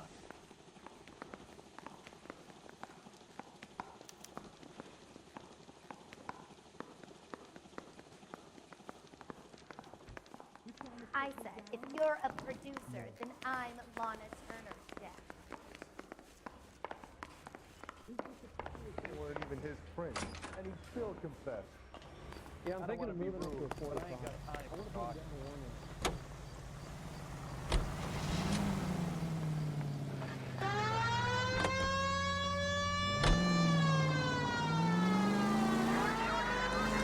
Looks like the DA is going to press charges. And Rodriguez might do time. I'll speak to the DA. She suffered enough. I don't know, Cole. She's an easy make, and the DA likes conviction. I'll convince him to let it go. How do you do that? I'll give him something better.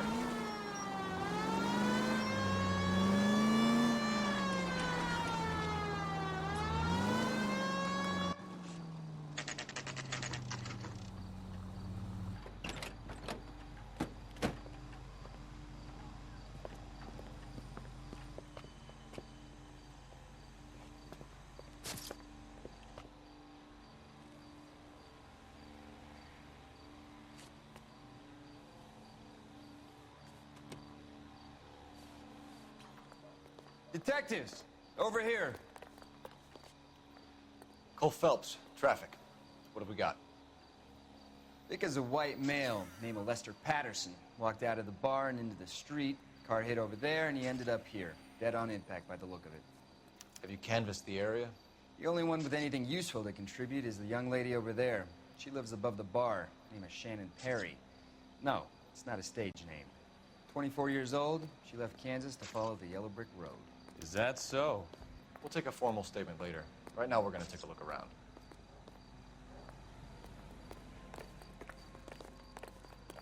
Phelps, you should take a look at the body. Poor guy didn't stand a chance. Landed on his face and ended up here. The car must have struck him from behind.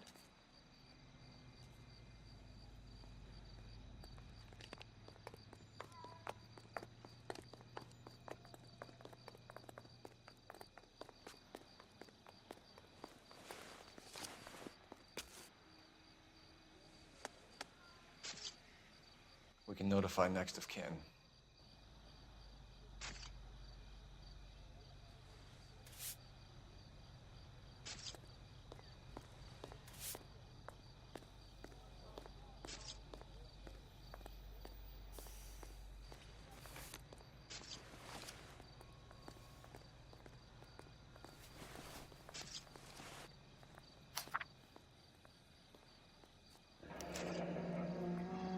Addison has life insurance.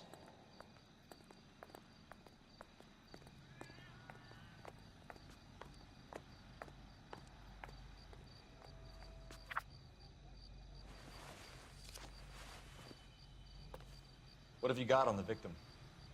From all reports, he was intoxicated at the time of the accident. I'll know how intoxicated once I've done the autopsy. Looking him over now, I'd say he died on impact. What about the chest wound? Isn't that inconsistent? Very common in auto injuries. Look for a car with a prominent hood ornament. Those things are killers.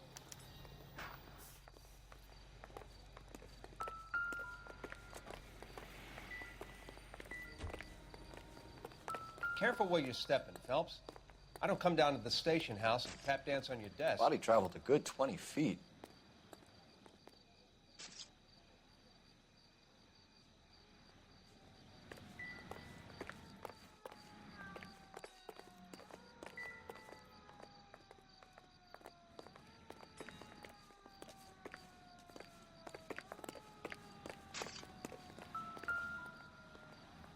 This blood is a long way from the body. The car must have been going like a bat out of hell. You catch all the good ones, Phelps. So the driver managed to brake before the impact.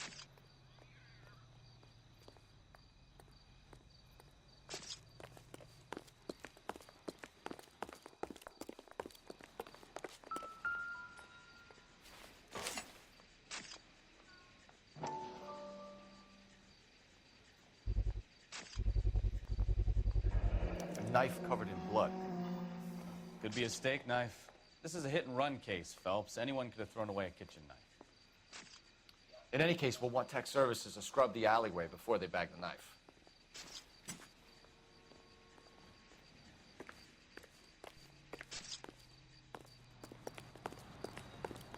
He's all yours, Miss Perry? Yes? I'm Detective Phelps. This is my partner, Detective Bukowski. Can you tell us what happened? Well, I came to the window because I heard people arguing downstairs.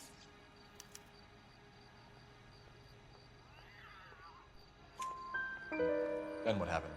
I saw a car hit that poor man and knock him down the street. What kind of car was it? A dark red Lincoln Continental. Did you see the license plate? Only the first three letters, I'm afraid. 3C8. Tell me more about the argument you heard. Well, there were two voices. A man and a woman, that's all.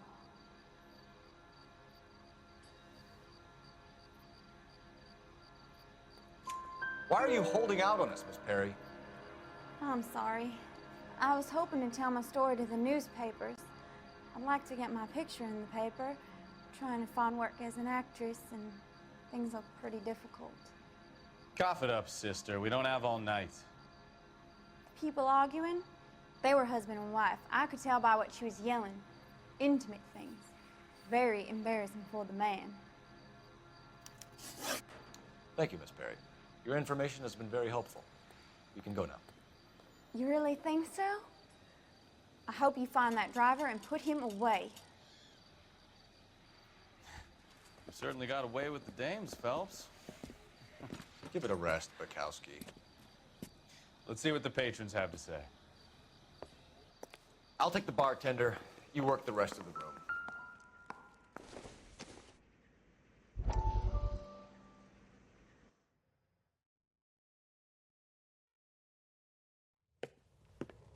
Courtney!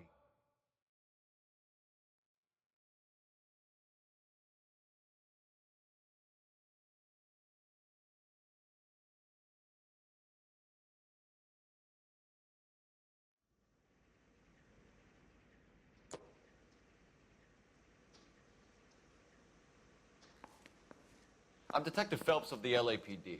How can I help, Detective? Your name would be a good start. Dudley Lynch. Hired help. I run the place when the owner ain't around. Where is the owner? He stepped out. Somebody had to take Lorna, Mrs. Patterson, home.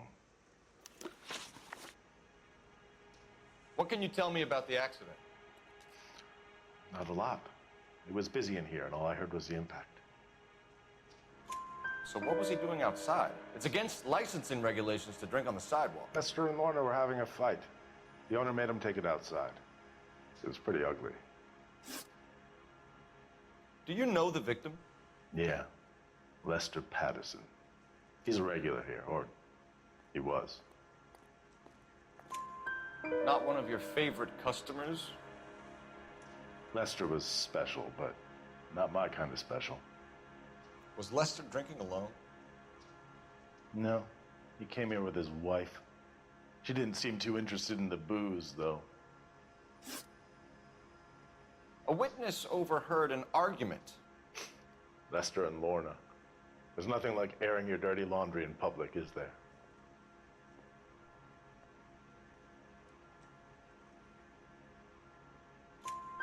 Why was Lorna Patterson in such a hurry to leave? What is going on here? Lorna was pretty upset, so Leroy took her home. Lorna and Leroy are close. They've been talking about opening a new bar. Leroy? Leroy Sabo, the owner. How long have Lorna and Leroy been talking about this new bar? Who knows? I just served the drinks.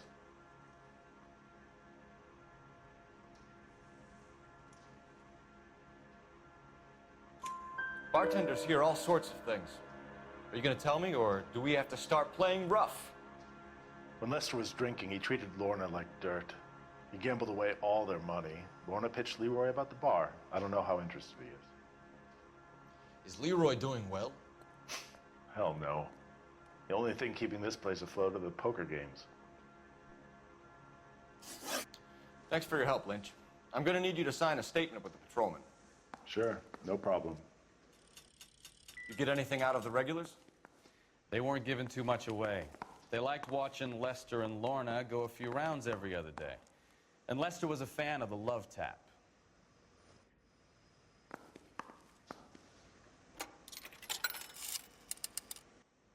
Operator, give me dispatch. Putting you through now. Cole Phelps, badge 1247.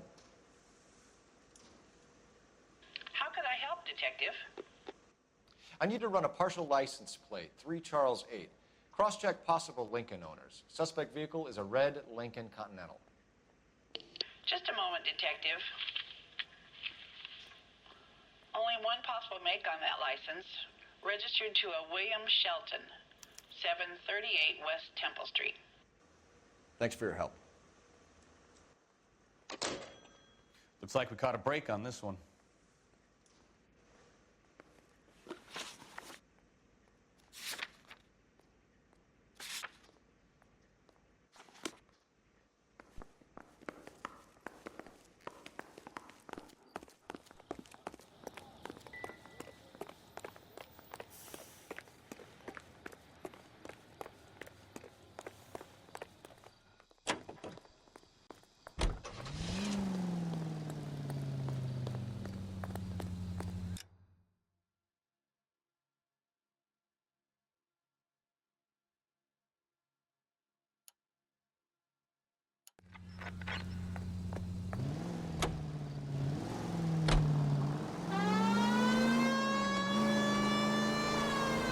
the wife was there when it happened, but then left the scene. You're right. That's pretty unusual behavior. She could be in shock. I saw some people do some strange things in the war after their wife got hurt. Maybe she doesn't give a fuck. According to the patrons, her old man was a piece of work. You don't think, Phelps, the guy was run over. So it worked out well for this broad. So what? Maybe she deserved to catch a break. Who knows?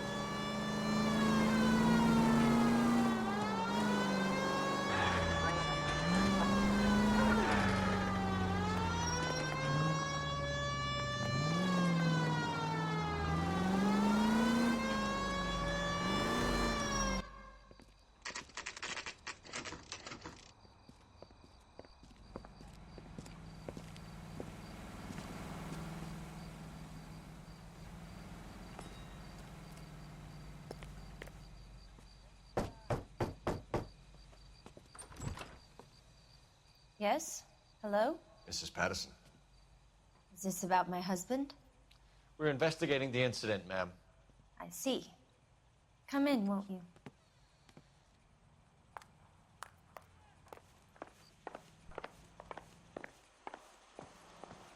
Can you tell me what happened? What's to tell? He got hit by a car and now he's dead. You don't appear to be too upset about the fact. Lester and I met on a furlough in '44. We got married that weekend. People don't understand it now, but that happened a lot back then. I see. So you probably did well to stick it out this long. What's that supposed to mean, mister? I think it's about time you left. I have someone here. I beg your pardon? You're gonna have to run that one by us again, sister. It's okay, Lorna. I'm Leroy Sabo. Well, well. Nice to see you're comforting the grieving widow, Mr. Sabo. All right, wise guy. Do you have any intelligent questions you would like me to answer? You can confirm Mrs. Patterson's story. Lester lost at cards. He was kind of hard to control when he lost his temper. He turned without looking and walked right out in front of the car. It wasn't good. What's your relationship with Mrs. Patterson, Mr. Sabo? We're friends. Good friends. You expect me to believe that? Look, I was filing for divorce. Mental cruelty. Lester could be a mean son of a bitch. And Lester knew about that? No, I hadn't told him. Well, hasn't this worked out well for the two of you? I feel almost bad for busting in on this little rendezvous. How did the car come to hit Lester? He walked straight into the path of an oncoming car.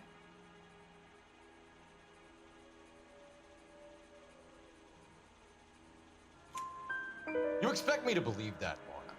It's all very convenient. Gambling for Lester was like the needle for a hophead. He was yelling at me. He was yelling at the whole world. I kind of felt sorry for the driver. Poor guy had no chance. You were arguing in the bar and on the sidewalk?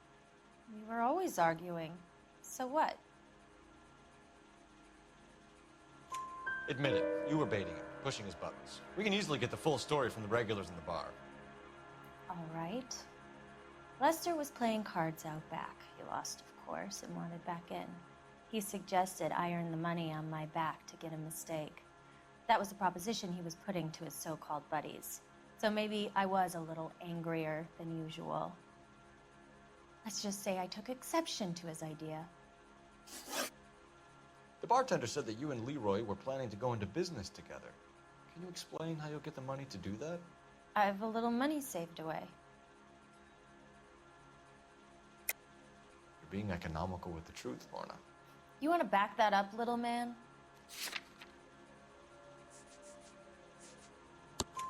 You increased the premium on Lester's life insurance.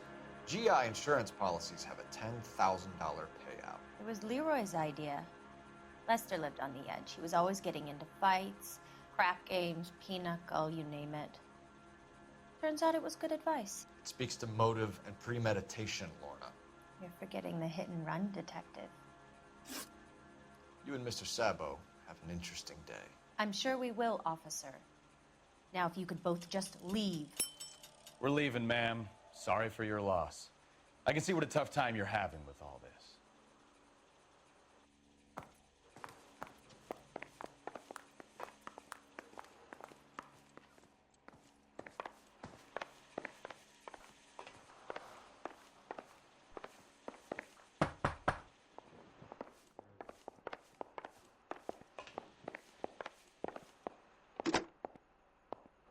Operator, give me R&I. Putting you through now. Phelps, 1247. How could I help, Detective? Any messages? Just one detective from the coroner. Message reads, Phelps, see me at Central Morgue immediately. Results of the Pattison autopsy. Thanks, ma'am.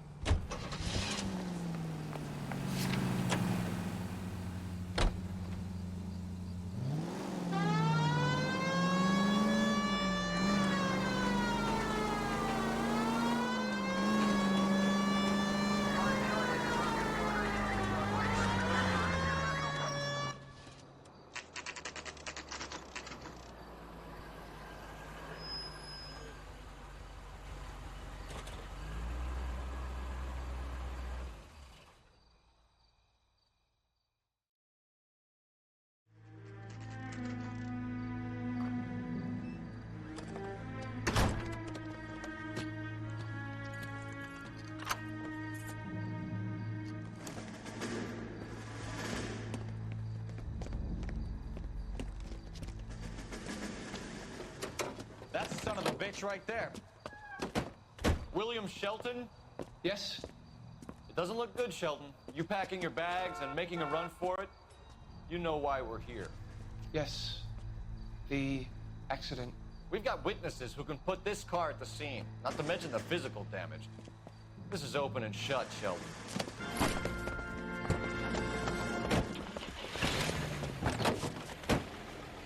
That coward thinks he can run from everything.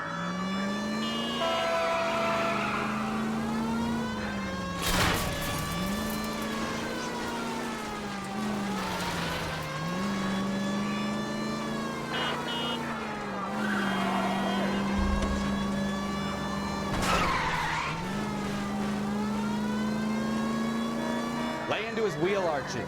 Come on.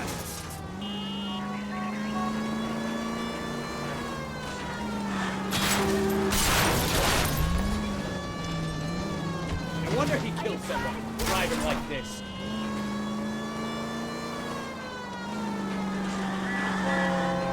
Don't let that asshole get away.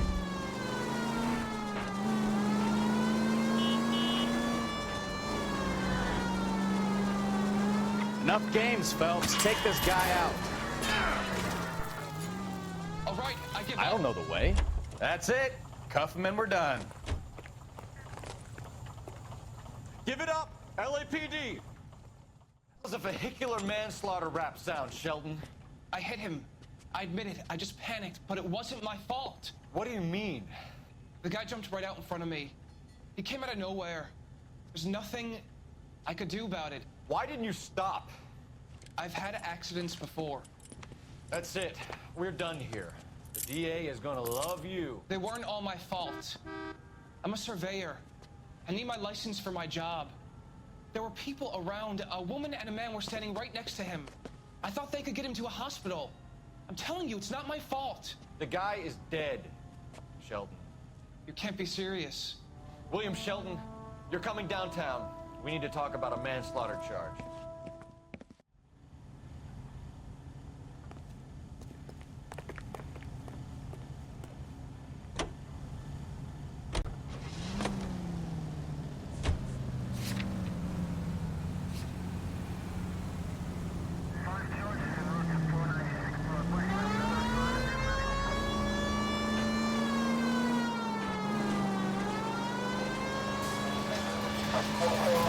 Officer needs help, 333 South Main Street. 333 South Main Street, officer needs help, 211 is shots fired. Unit to handle code 3, identify.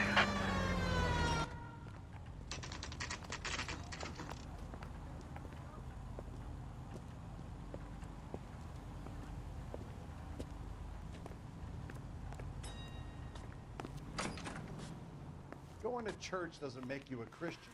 We can put the driver in front of a judge in less than a week. You'd be making a big mistake. Run that by me again? The victim was dead before the car hit him.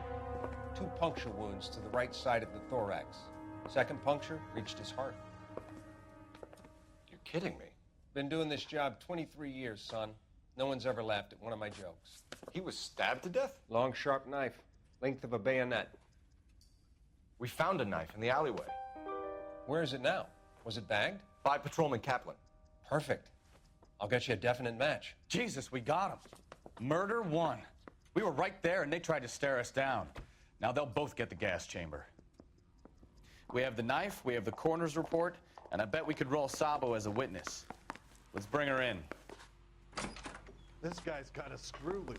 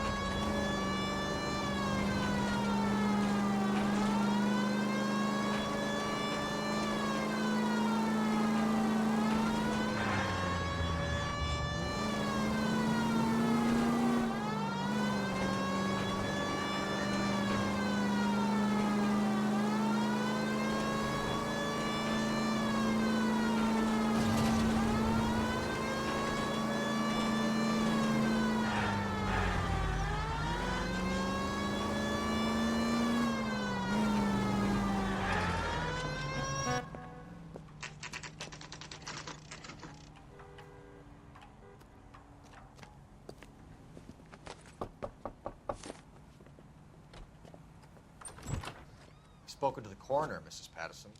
He confirmed your husband's cause of death. We'd like you to come downtown and answer some questions. It wasn't me. It was Leroy's idea. Leroy stabbed him. I had nothing to do with it. Where is Leroy now? He's in the bedroom. You're very good, Lorna. Put the gun down, Leroy. If you do something stupid now, you don't stand a chance in front of the grand Nice of you jury. to give me up, sweetheart. All that whispering in my ear, telling me how we had to get rid of him, how good it could be, all the money we could claim, all that planning, how to get him into the street, how to make it look like an accident. For God's sake, you had Leroy, all shut the up. bases covered, baby. I have nothing to do you with it. think I'm gonna fry for you, He's Lorna? a crazy man. Shoot him. Shoot him, for God's sake. It's too late, Sabo.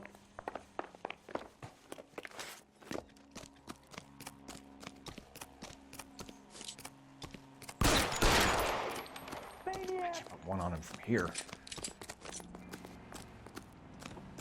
Next time, you're mine. Holy Toledo.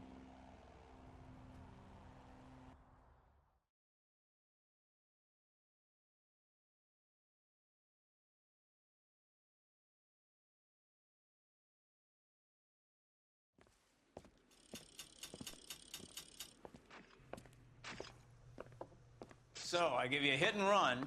You bring me back fraud, conspiracy, and first-degree murder. This is how a good detective operates, Phelps. You take nothing at face value. You keep digging and asking questions until you get to the truth. You got some sharp elbows on you, detective. I like that. Keep up the good work.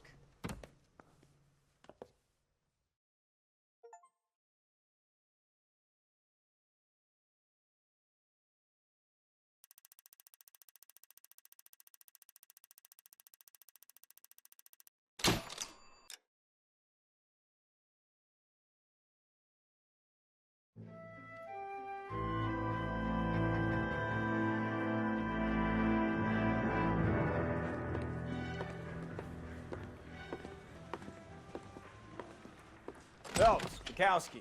Beat cop says he located a green Kaiser Fraser from the hot sheet.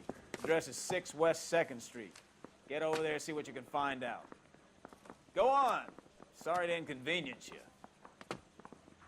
We're on it, Captain.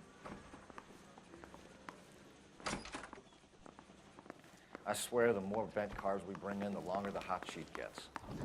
It pays the rent, though. Keeps Mrs. Phelps in the manner to which she's accustomed. I'm not sure she'd agree with you. Passionate, romantic type like you, Cole? I don't believe it.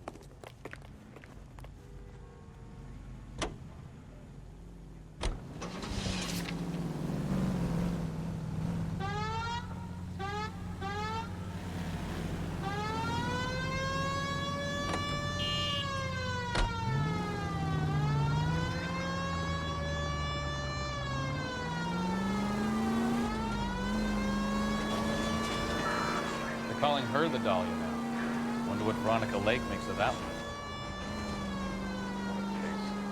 You hear whether they're making any progress? Captain Donnelly seems to think they have it all wrapped up. Brown and Green are sweating this Manley character. I heard it'll be in front of a grand jury by next week. Poor thing. Terrible enough being murdered like that without having to do that. Strewn all over the front of it.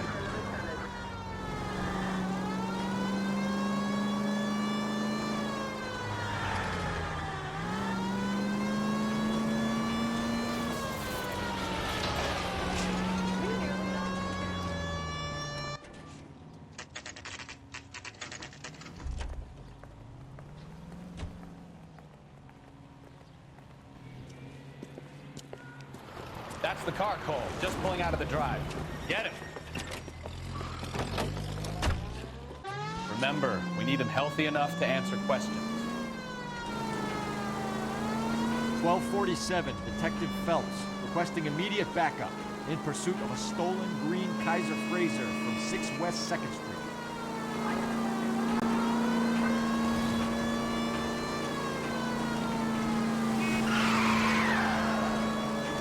Lay into his wheel arches. Come on.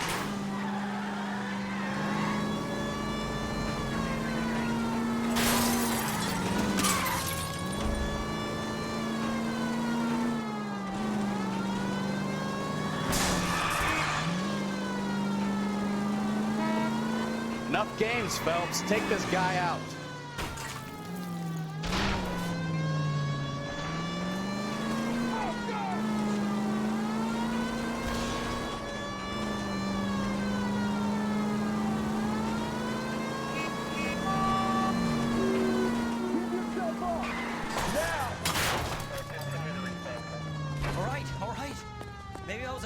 Over the speed limit.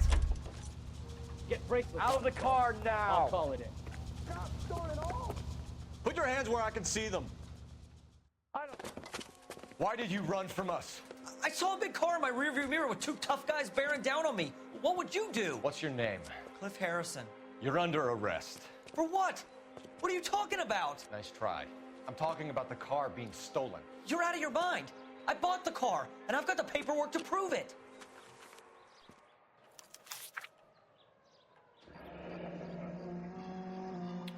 Looks like we'll have some questions for the people at Coombs Automotive.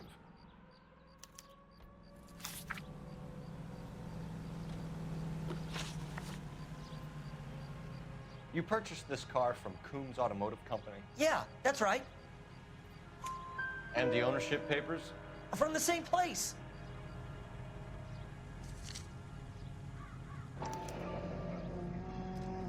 If this is a forgery, it's top-notch.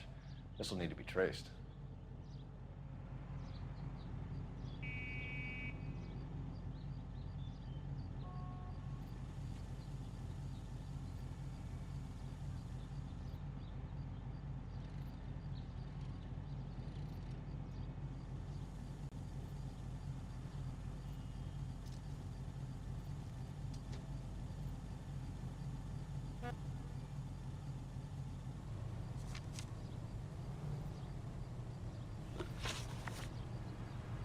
You have a criminal record, Mr. Harrison? No, nothing like that. You better give us something, Cliff, or we're gonna make this hard on you. I didn't steal the car. I ran because I've got some wacky backy in the glove compartment. How much, Cliff? 1 reefer.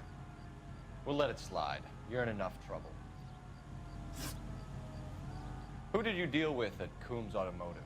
The owner, Richard Coombs. And he made out the bill of sale personally? Of course he did. He kept a facsimile for his records. Check with him. We're going to get to the bottom of this, Harrison. Until we do, you're going downtown. You gotta be kidding me! I'm getting arrested for buying a goddamn car? If everything is legit, Harrison, you'll be out soon. Until then, if I were you, I'd keep my mouth shut. I guess possessions is evidence, and have him arraigned for grand theft auto. Right, Detective. Do you know who my father is? We need to get to Coombs Auto and check out Harrison's story. You know what? I think he's telling the truth. Some of the most convincing people you will ever listen to are born liars. Usually they're called politicians.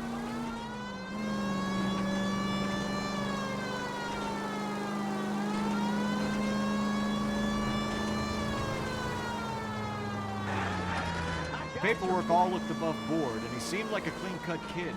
Well, I get it now. You see some kid who's basically you 5 years ago and assume he's got to be innocent. I'm more than happy to be proved wrong. Hey, if he'd been black or Hispanic, you'd be singing a different tune. You spout all this communist crap about treating everybody the same, but it only works one way. I'm not sure that's communism, Stefan. Oh, God, please. Not another history lesson from the man who single-handedly won the war. Are you finished? Yes. I feel much better. We'll shake down the car dealer and take it from there. Unless his daddy plays golf with yours, of course. In which case, we'll give him a firm gentleman's handshake and be on our way. See? I knew you weren't finished.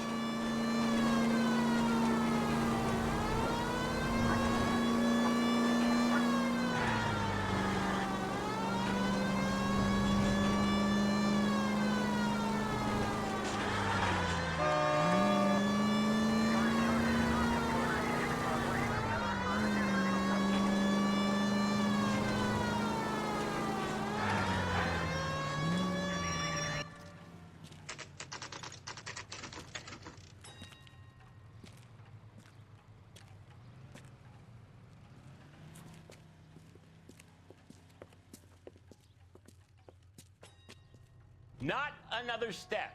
I have got a Buick Century sedan that would be absolutely perfect for you. Detective Phelps, LAPD, are you the owner? That's right. Richard Coombs at your service. You looking to trade in a black and white, boys? Mr. Coombs, we're investigating an auto theft. A man by the name of Cliff Harrison claims he bought the car here. Well, some people would say that my cars are a steal. That's a joke, son. Very amusing, Mr. Coombs. I remember Harrison. It was a green two-tone Kaiser Frazer, if I remember rightly. Do you have the bill of sale? It's in my office. Walk this way.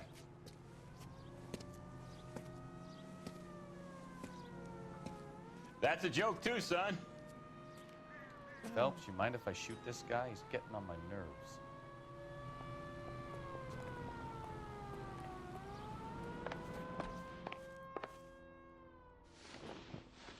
Here it is. Got the original pink slip there, too.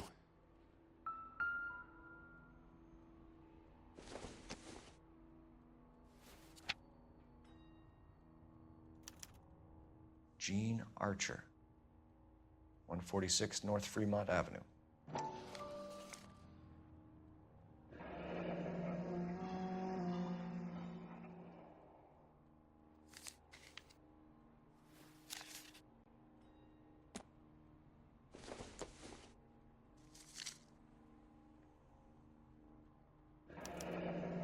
Harrison's purchase receipt was legit, at least.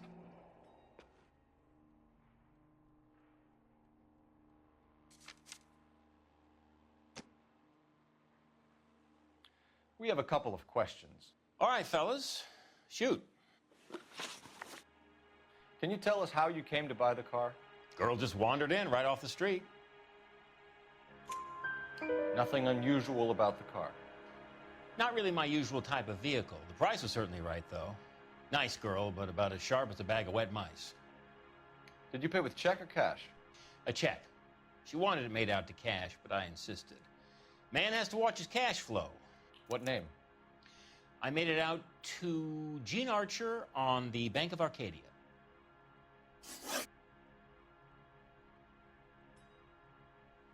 Can you describe this Gene Archer? Brunette, maybe 25, 26. Little on the plump side, but not bone ugly. What was your impression of her? Kind of harried and harassed. In a hurry to go somewhere, but no place to go. You get to know the type. Do you know anything about the company that prints these pink slips? Nope. Should I? It isn't exactly my business. It says Marquee Printing. You've never heard of them? Marquee. Sure. They do all the government red tape. You'll find the place down on Aliso Street near San Pedro. When exactly did you hand over the check, Mr. Combs? Close of play on Friday. Why didn't you pay her cash? You knew the car was dirty. I had an inkling. When people are in a hurry for money, always pay by check, son. Gives you a couple days to back out. This was all above board.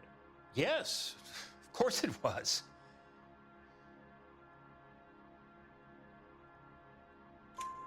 Did this look legitimate to you, Coombs? I'm in used cars, son, not bearer bonds. In my business, you don't look a gift horse in the mouth. Now don't come on all high and mighty with me if you want my help. Thanks for your help, Mr. Coombs. We need to continue the investigation. Hope you sort out your problem with Mr. Harrison. Go easy on him, son. Boy's about as sharp as a bowling ball. He's built too low. The fastballs fly over his head. Let me shoot this guy, please. You have a pleasant day, Mr. Coombs.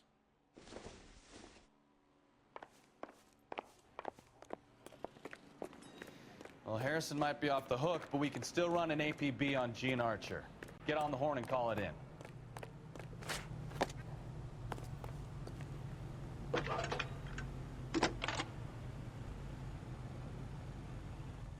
Phelps, badge 1247.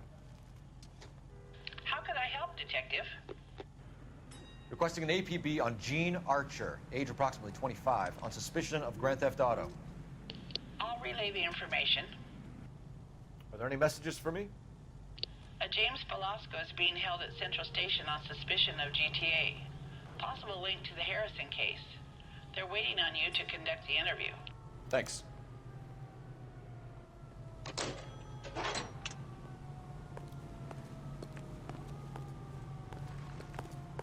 Oh, I wish I could afford that.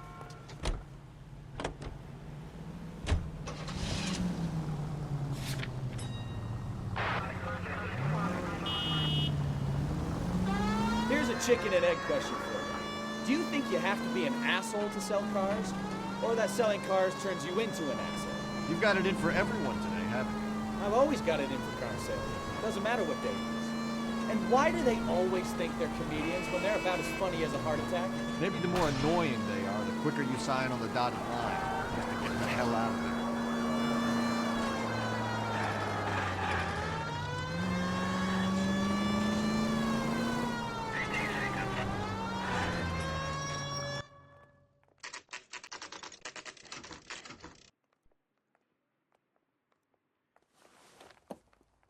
Empty. Should have known that Archer broad would have given us a false address. We should go to the station, see what this Velasco guy has to say.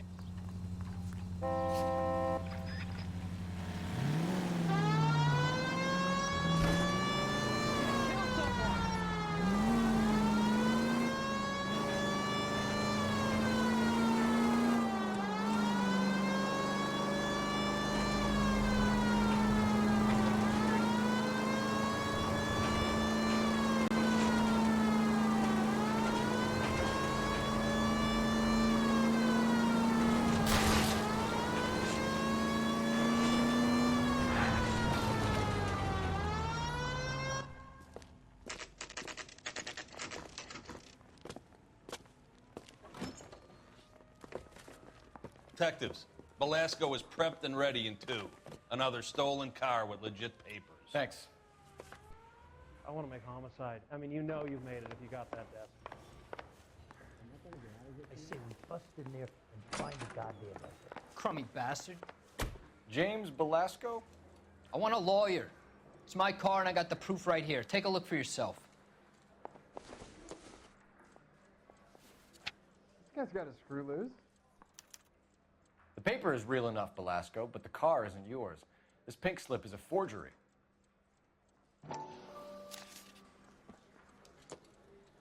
Jesus H. Christ! Where were you taking the car, James? Blow it off, greenhorn. You'll get nothing from me.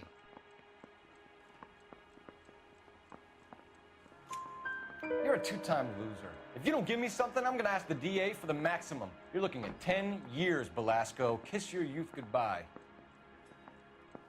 I want a deal. Keep talking and we'll see what sort of deal you're worth. My job is to drive the cars out of state. Nevada, Arizona, sometimes New Mexico. With the paperwork they provide, it's normally a breeze.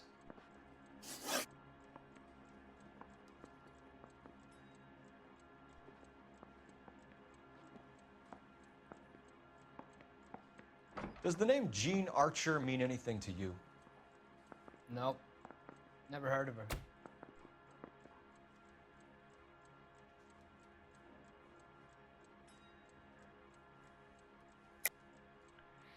You're a liar, James. Say that again. I'm telling the truth. I don't know the broad. So that's why you both have the same address printed on your pink slips. She's a mule for these stolen vehicles, genius. Same as you. Jesus. All right, I know her. Stupidest broad I ever met. Always cooking up crazy schemes. I don't know why those guys use her. You happy now? What happens to the cars once they cross over the state lines? I don't know. I just deliver them. Give me something, Belasco, or I'll take you back to the cells and tell the whole station you're a child molester. How long do you think you'll last? Okay. I hear you. The cars get sold in Chicago or back east. Sometimes I bring back cars coming the other way. Where do you pick up the cars, Belasco? Warehouses. Mainly in East downtown. An address, Belasco. You want my help with the DA? Cough it up, now. A place on Industrial Street. I don't know the number. You're gonna help me out, right? Keep talking, kid, and we'll see what we can do. All right, James. We're gonna check if this information is worth anything. And if it is, I need your help here, pal. If it is, then we'll know you're a man of your word, and so will the DA. You're Phelps, right? Yes, I am. Look, can we do this later? I'm in the middle of it. Ray Pinker. I'm with Technical Services. The pink slips are all real. Yes, we know that. There's only one company that prints them in California, the Marquee Printing Company. They've confirmed that the numbers are legitimate. You've checked them out? Sure. They're on Aliso Street, near the corner of San Pedro. The guy I spoke to was Lightval. Gordon Lightval. Here, I wrote it down. Thanks, Ray. This is a great lead. We'll get down there as soon as we can.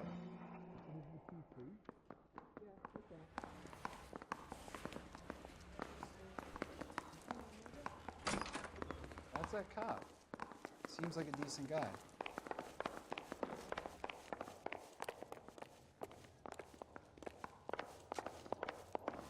This guy's got a screw loose. Yeah, I'm thinking of moving up to a 45. I want to stop him with one round. Phelps, your GTA suspect, Gene Archer, spotted by a patrolman. Western Union office, 253 South Hill. Less than a minute away down the street if you run. Go! She won't hang around. I say we bust in there and find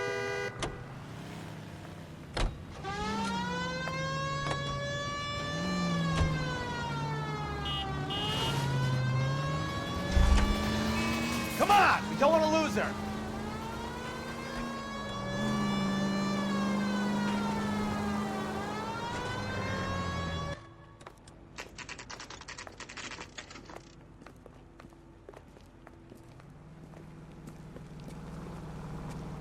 It'll only take a little while longer, madam. It's quite a lot of money. My acting coach says I LAPD. have real talent. We'll take it from here. God damn it.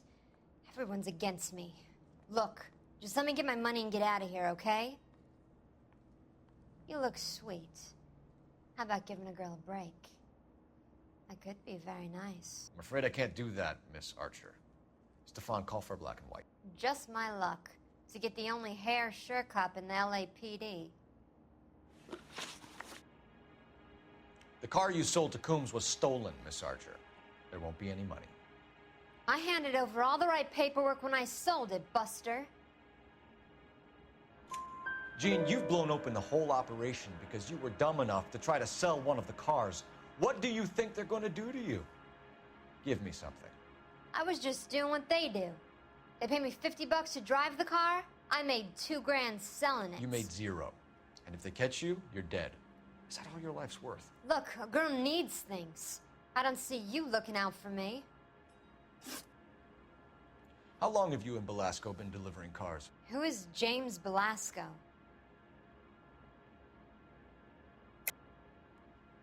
You're lying. James Belasco. I don't remember mentioning his first name, Miss Archer. Oh, well, I think you did, didn't you? Well, I'm sure of it. Anyway, I don't know him.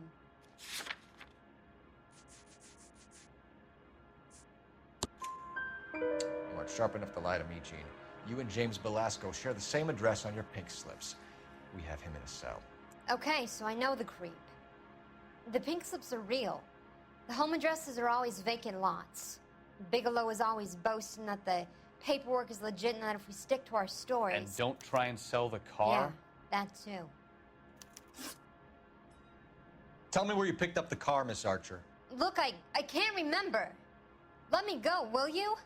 Please. What have I got to do?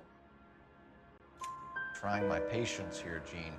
I'll have the reporters down here and have your picture in all the papers. You'll have nowhere to run. All right already.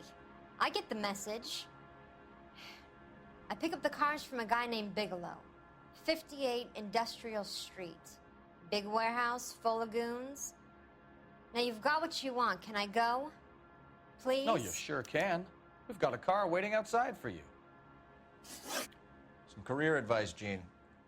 Get out of crime. Marry someone boring who has money and will find you captivating. Is this guy for real?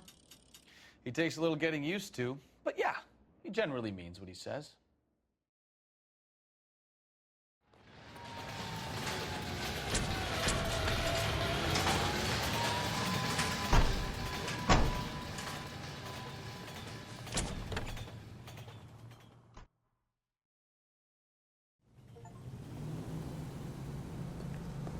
My acting coach says I have real talent.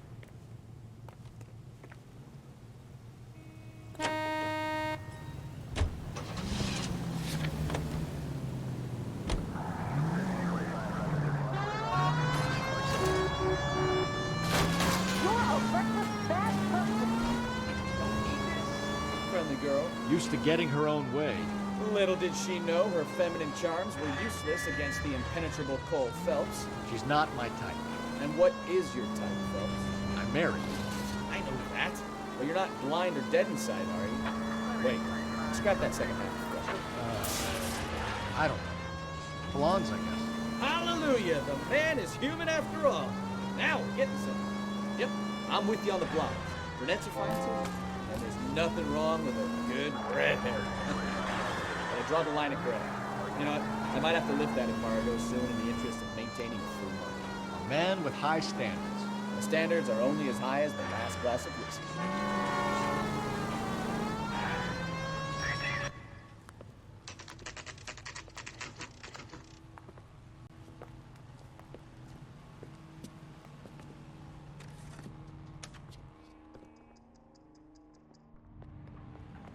That price is outrageous.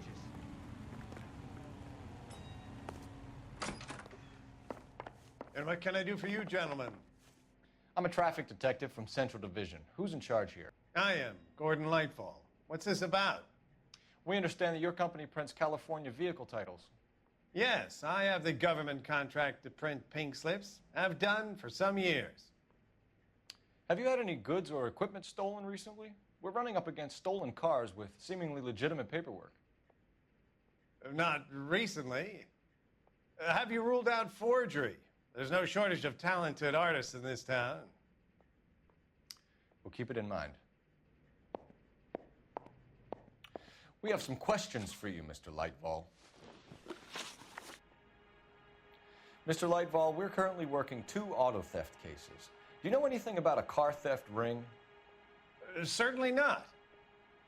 Why would I get mixed up in a thing like that? We have suspects with legitimate pink slips that were printed here, Lightfall. You better give me something before I bring the whole department down here. Don't be hysterical, Detective.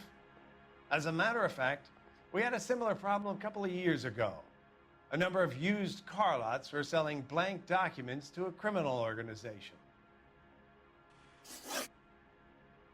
Do the names Cliff Harrison and James Belasco mean anything to you? No, they do not.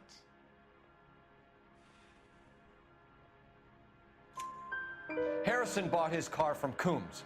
The pink slip looks good, and that points the finger here. Do you have any employee trouble? No, I don't. They've all been carefully screened. Look, now that I think about it, the name Coombs sounds familiar. I think they may have been involved in stolen documents in the past. Do you have a delivery ledger, Mr. Lightfall? We would like to cross-check against the Coombs Automotive Emporium. It's a little out of the ordinary, Detective. I'm not sure I can share those sorts of records. Hand it over, Lightball. You don't want us having bad thoughts about you, do you? Very well, but this really is irregular. Over here.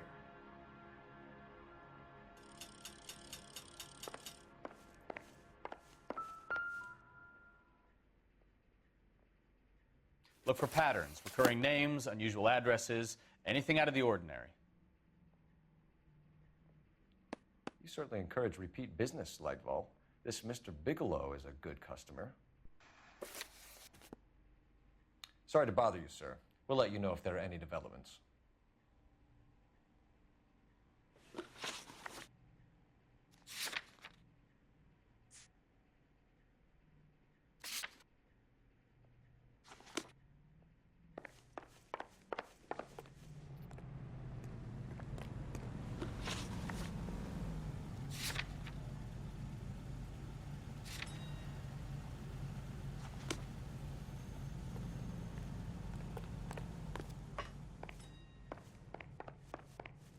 Well, I trust you've got all that you need.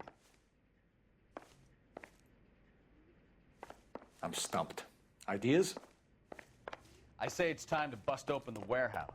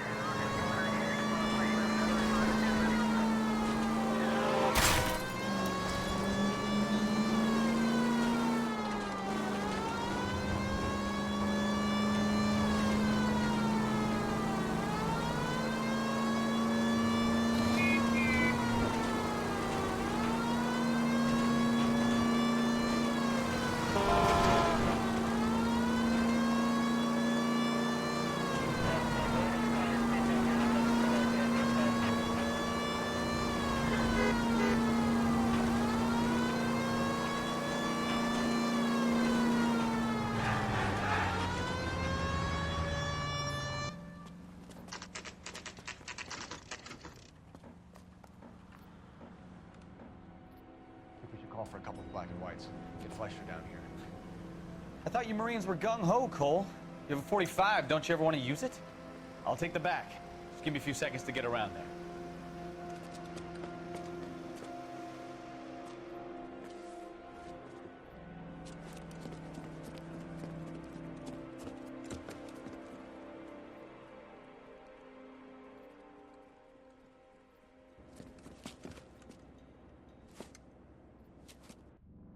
Cole Phelps, LAPD.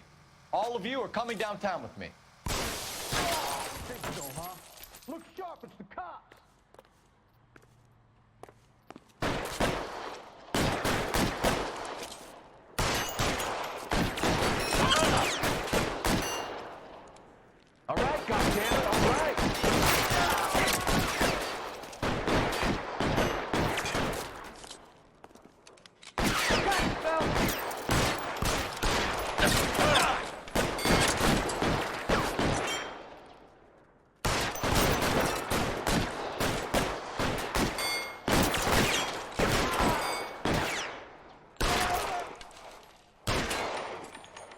Weapons on the ground. Let me see if I can put one between your eyes.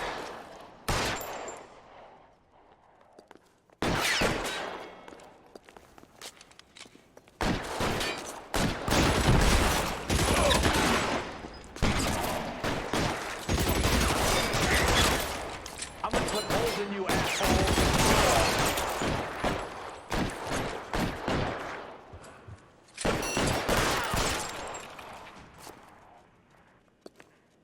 Let's clear the top floor. I don't want to get drilled in the back on the way out. How long do you think you can hold out?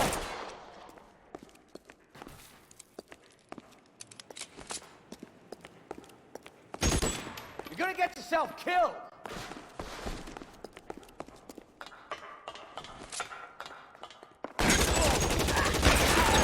Find some cover! Try the door at the end. I heard something.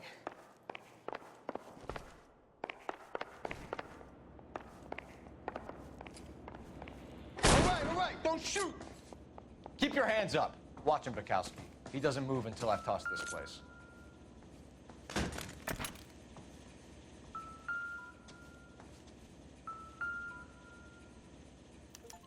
There are enough slips here to keep them stealing cars till Christmas.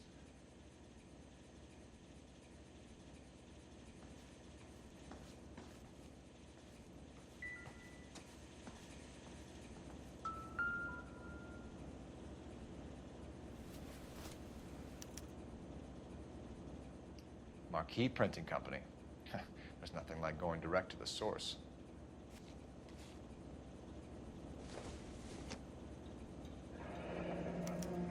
Betting slip.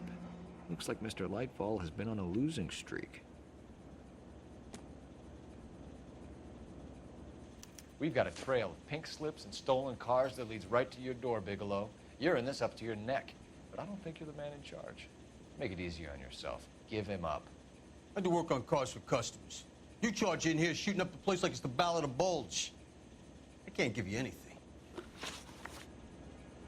We know about marquee printing.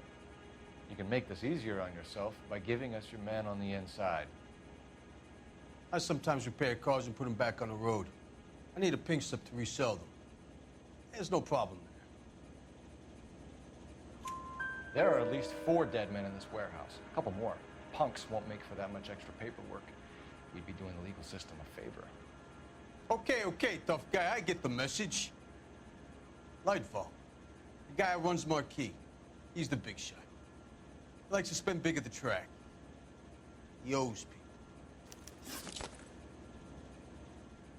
Lightfall, the guy with no luck at the track. Tell me about him. It's one of the guys lying over there.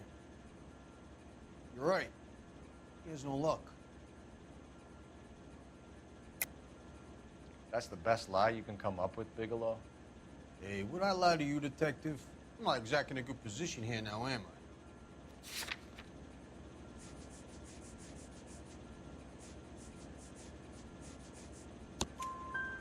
Gordon Lightball owns Marquee Printing, a government print shop. He's losing big at the track. He has these big government contracts. He's in hock over 20 grand. If the feds find out, contracts will be all over. Lightfall plays ball. All right, Bigelow. The heat is off you. Play your cards right, and you'll be able to count your time in Quentin on one hand.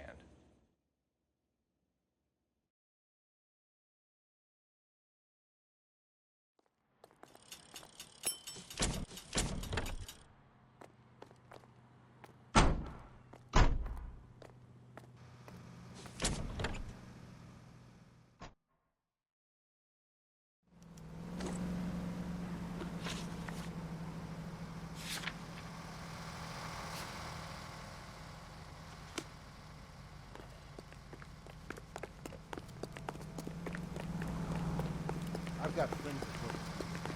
How about $5 for it?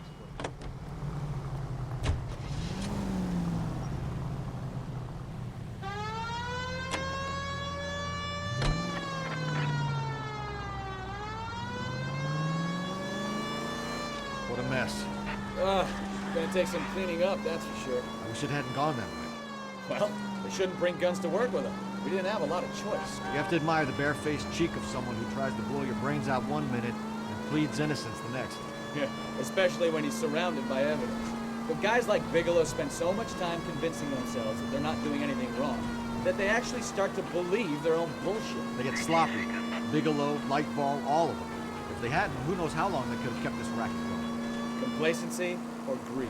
It's always one of the two that brings them down. All units, shots fired off streets, help. Chateau and Valencia. Chateau and Valencia. Shots fired off streets, help. Unit to handle code 3 identified.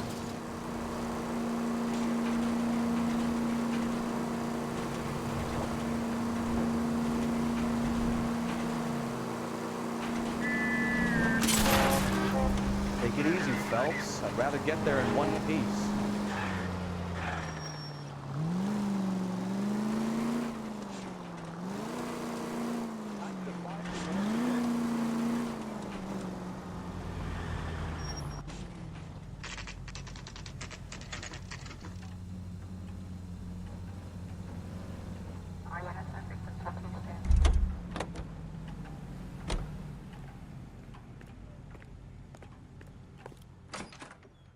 You're under arrest.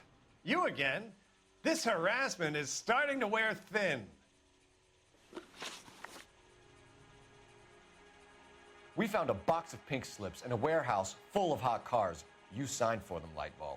I signed for all the orders and deliveries. You'll need something better than that, cowboy.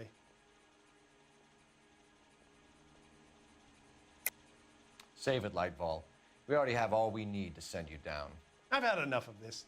You either produce some shred of proof, or I call my attorney.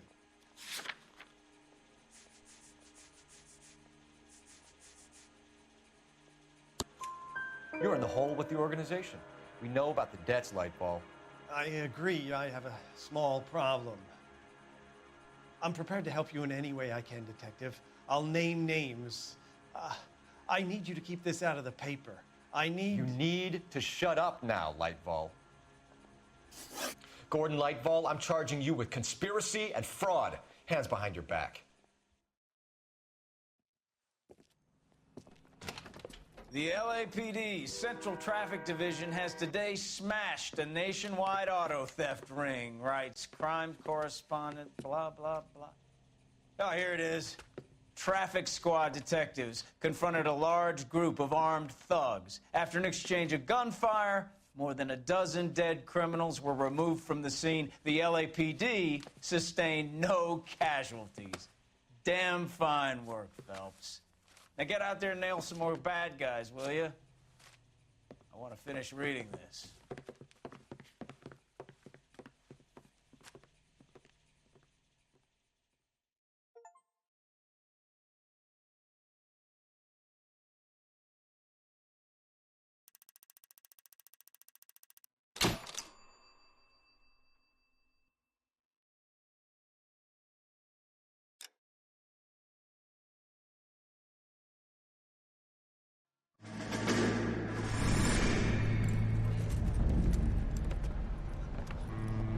My family runs a shipping business in San Francisco. We used to have 2 ships a week to Tokyo. We've been in shipping for 2 generations, Hank. I've never been on a voyage anywhere. I feel like Odysseus in the beginning of his journey. The Odyssey took 10 years, Cole. This is the American century. America can rule the world after we win this war. We need to stay alive, Cole. These men are counting on us. Have you heard what the veterans are saying to each other? No. Golden Gate and 48. That's 4 more hard years of fighting.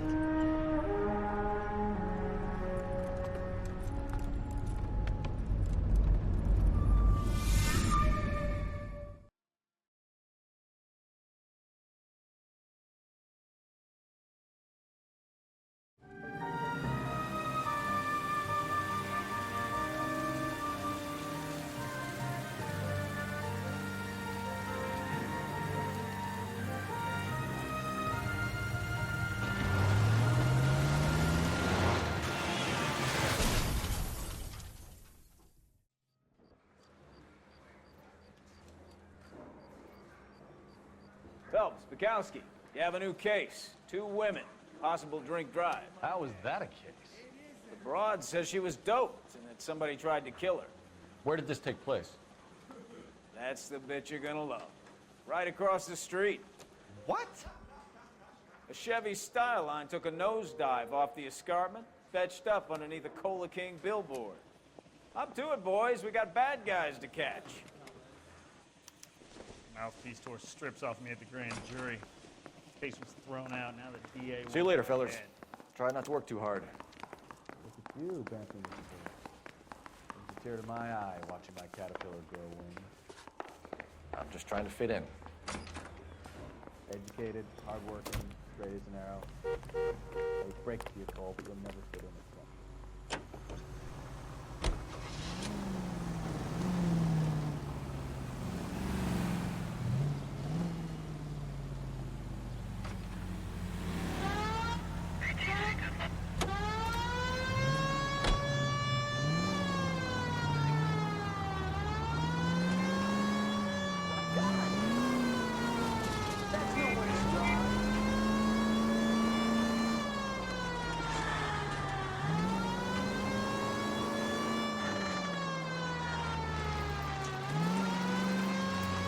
Stop just ahead.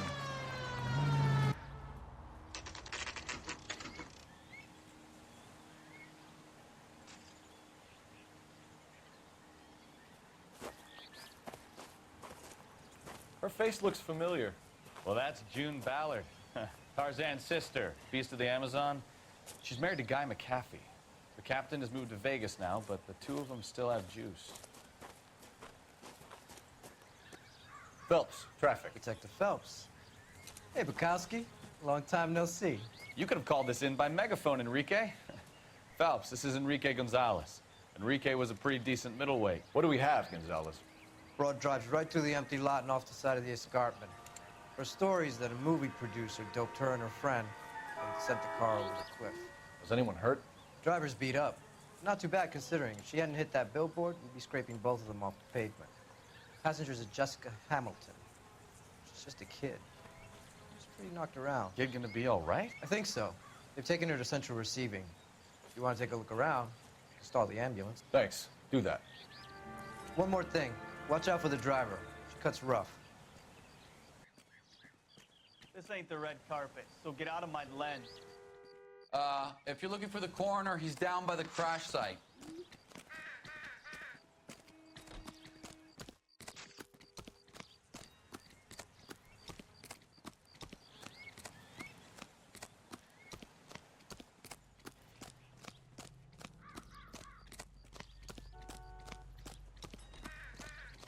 You'll want to see this, Phelps. There, laid out on the trunk. And that isn't even the best part.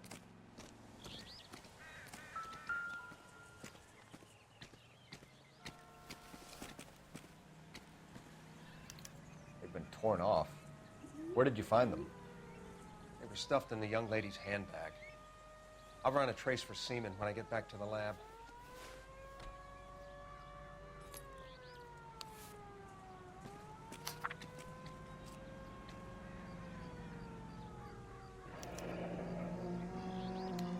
She's a long way from home.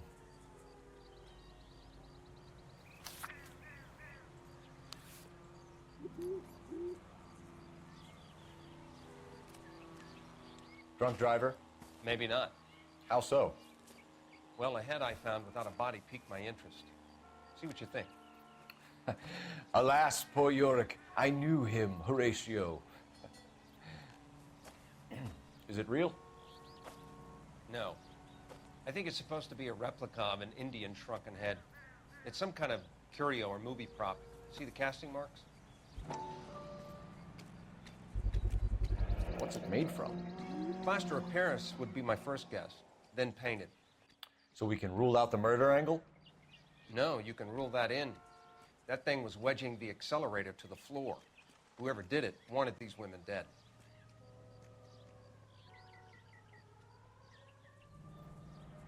How does someone manage to tip their ride straight off a cliff? If the driver's in a fit state, we should ask.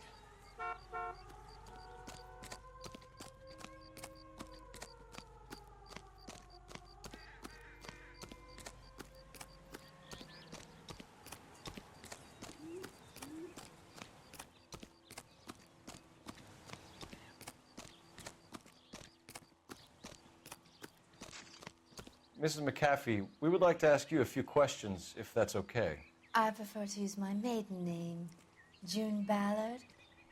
You might be familiar with some of my work. Can you tell us what happened here? You're kind of cute for a cop. Maybe a bit on the serious side. What about me, June? I'm a big fan of You? Beast of... I don't like. Keep out of this. We understand that you're still suffering from the effects of the accident, Mrs. McAfee. The officer says that you claimed that you were drugged. Who did this to you? That rat slipped us a Mickey Finn. It's no wonder I feel so dopey. I can't remember. It's a serious offense to withhold information from the police during a criminal investigation, madam. I told you to call me June.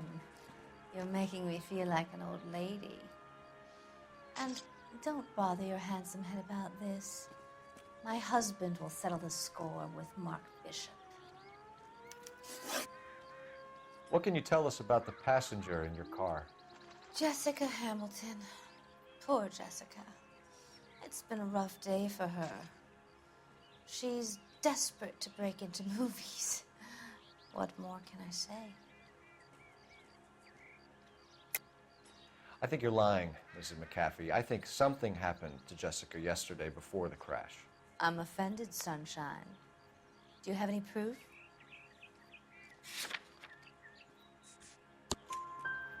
Miss Hamilton's underwear were physically torn from her body. She wanted to go to a casting. I took her to a casting.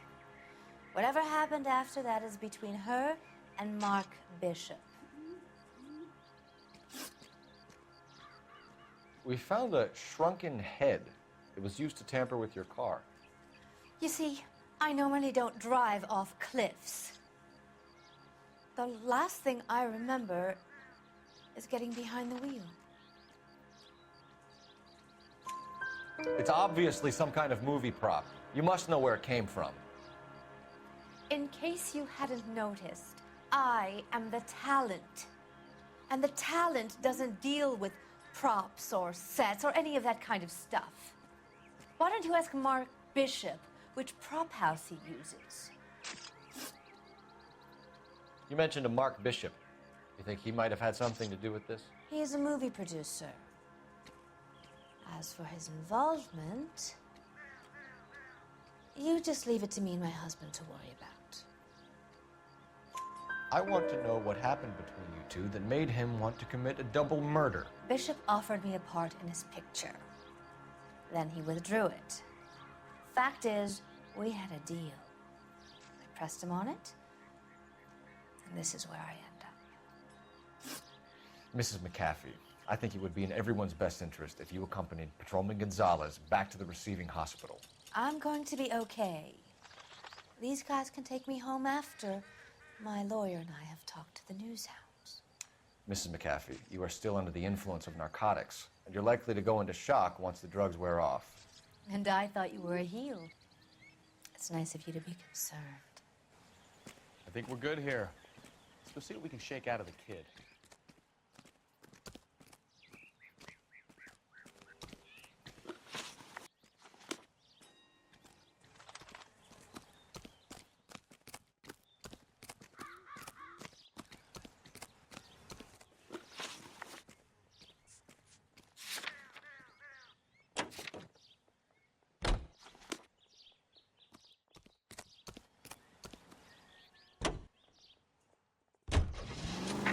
KGPL to car 11K.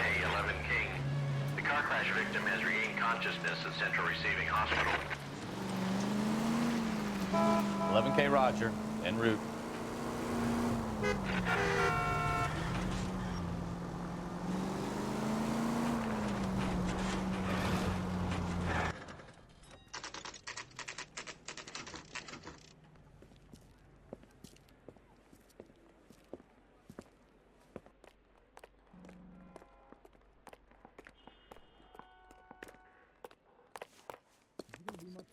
Hello, Detective Phelps, here to interview a Jessica Hamilton.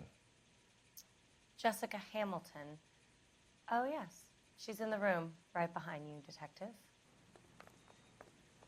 You can't hold me here. No, I don't need to be Feeling manhandled better by a since this doctor. morning, I Jessica? need my lawyer. A little. Hey, My where head is the still feels telephone? swimmy.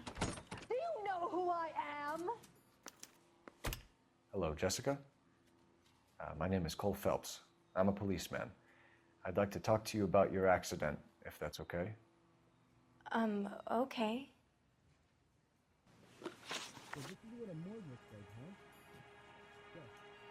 Can you tell me what you remember about the crash?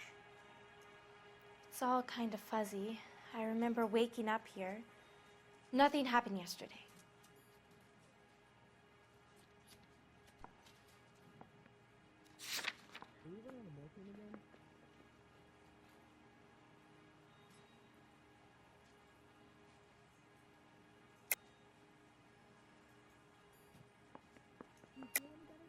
Tell the truth, Jessica. Why the big cover-up? I'm not lying to you. We found your underwear in your handbag, Jessica. You need to tell us what happened. The doctor told me what happened. I didn't want that. I just wanted to be a star, to be in movies. I told Junie what happened, and she told me to toughen up. That was the price of stardom. Did she now, cold-hearted bitch? It's not Junie's fault. It's not my first time. I had a boyfriend back home, but my father found out about him. Even if you consented, Jessica, you're still underage.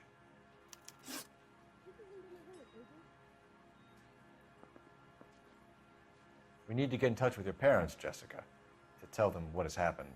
Oh, you don't need to worry them. They sent me along to stay with Aunt June. They trust her to take care of me.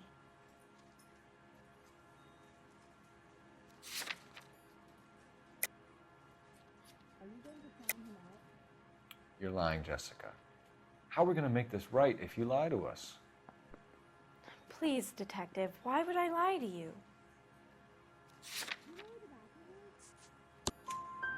Because you're a runaway, Jessica, and you don't have your parents' permission to be here. Now, do you want to tell me what really happened? I went with Junie to this strange place. It's difficult to remember.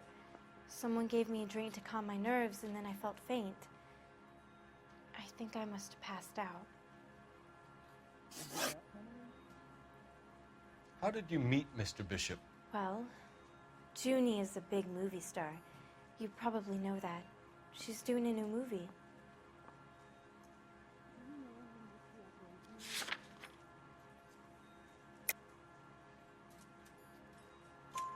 What's the story with Bishop and Mrs. McAfee? Why does he want the two of you dead? That can't be true. Mr. Bishop seemed very happy today. I mean, yesterday. And that's why he wedged a shrunken head against the accelerator pedal and punted the two of you over an escarpment? I overheard Junie speaking to him on the phone a couple of times. Screaming, really. She can be very hard sometimes, Junie. But they seemed okay yesterday, like they worked it out. I know what happened to you, Jessica. Where exactly did it take place? Please, it's scary. It's really difficult to think of anything.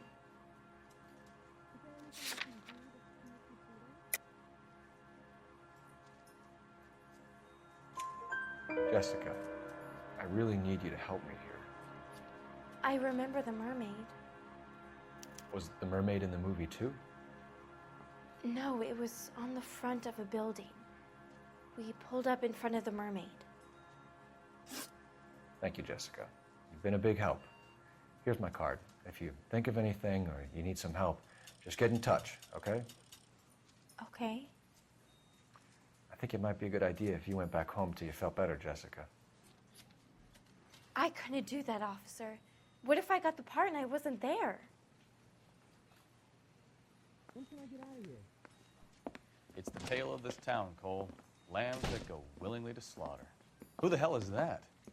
Must be her lawyer. He certainly expedited her release. I don't like it, Cole. Why is she in such a hurry? We should follow her.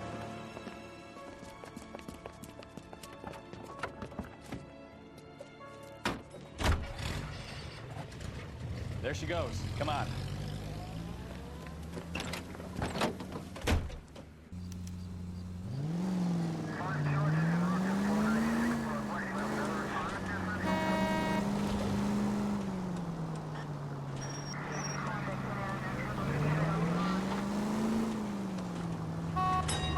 Ballard is definitely up to something.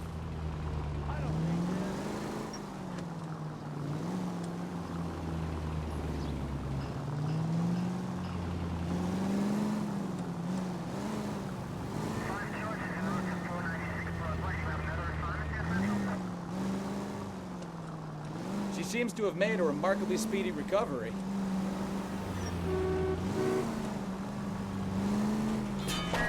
You've got a pretty funny idea of what keeping a low profile means, Phelps.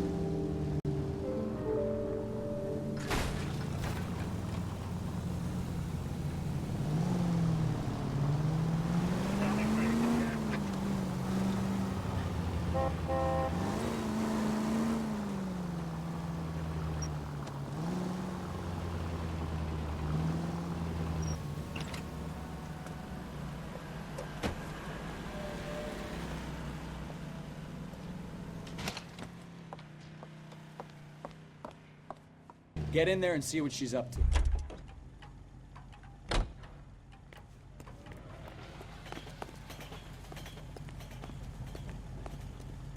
Does the chicken come with fried tomatoes?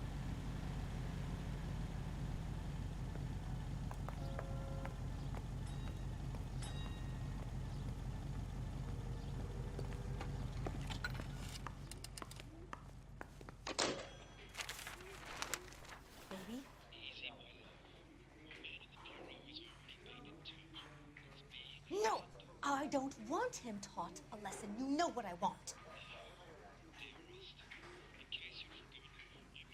Well, then make someone else do it.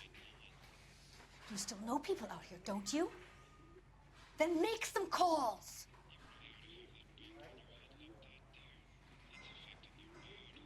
I'm going to be very clear about this. You get this done, or I'm... Wilson's Hotel.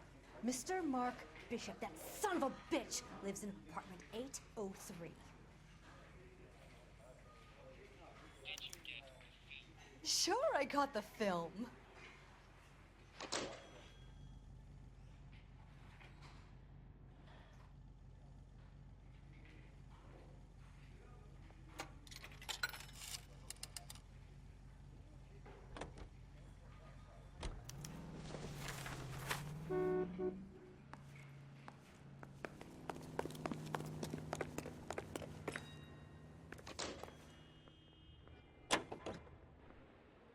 So what's the story?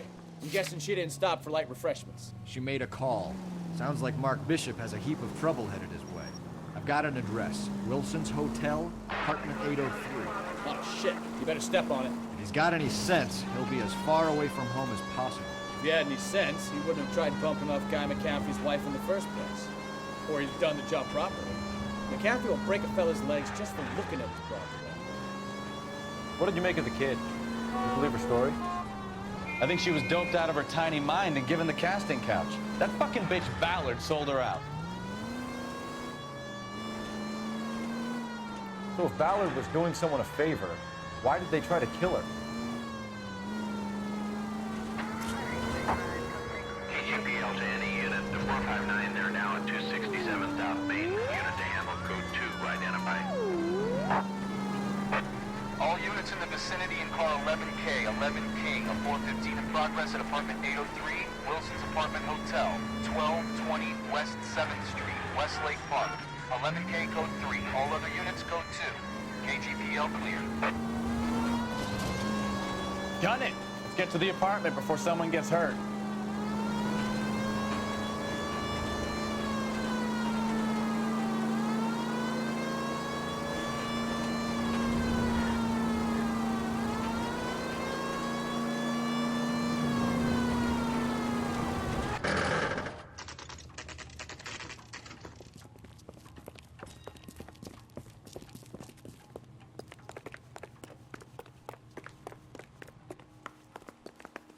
You the cops? I tried to stop them. It's room 803, left out of the elevator.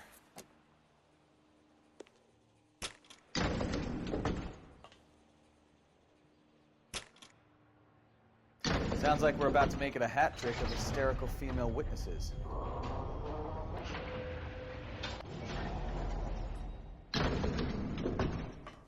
Look, lady. I can help you or I can pound your husband. Which one is it gonna be? Give it up, LAPD! I'm about to break this goddamn joke. All right, if you really want to dance.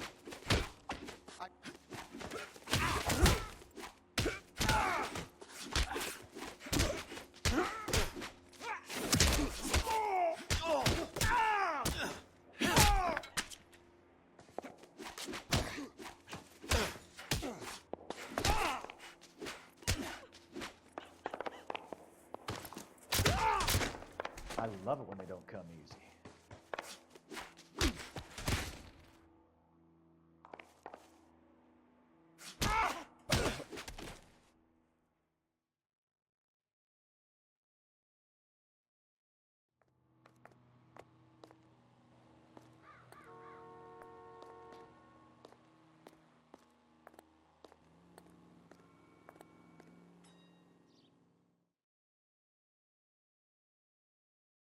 Are you injured, Mrs. Bishop?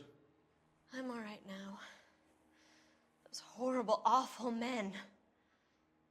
Perhaps you should sit down, ma'am. Yes, yes. Forgive me, officers. I'm very flushed. I'll just sit down for a moment. That's perfectly normal, ma'am. Take a moment while we look around. Yes, thank you. Just look at this mess.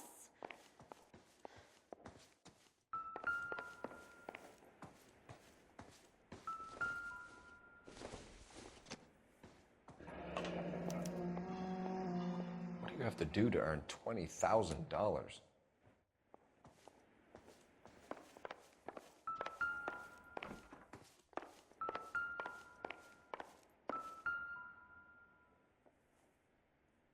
Presented to Mark.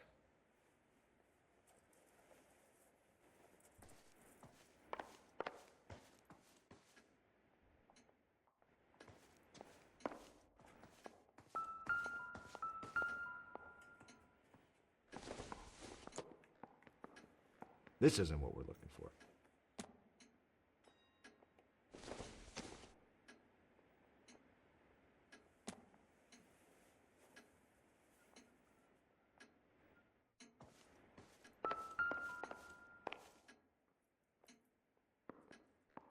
Great Wall of Babylon. A replica of a replica.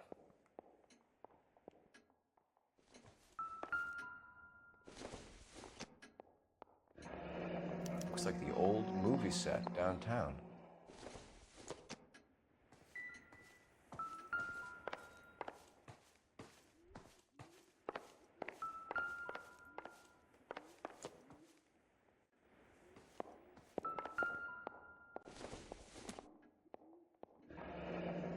Looks like we found our mermaid.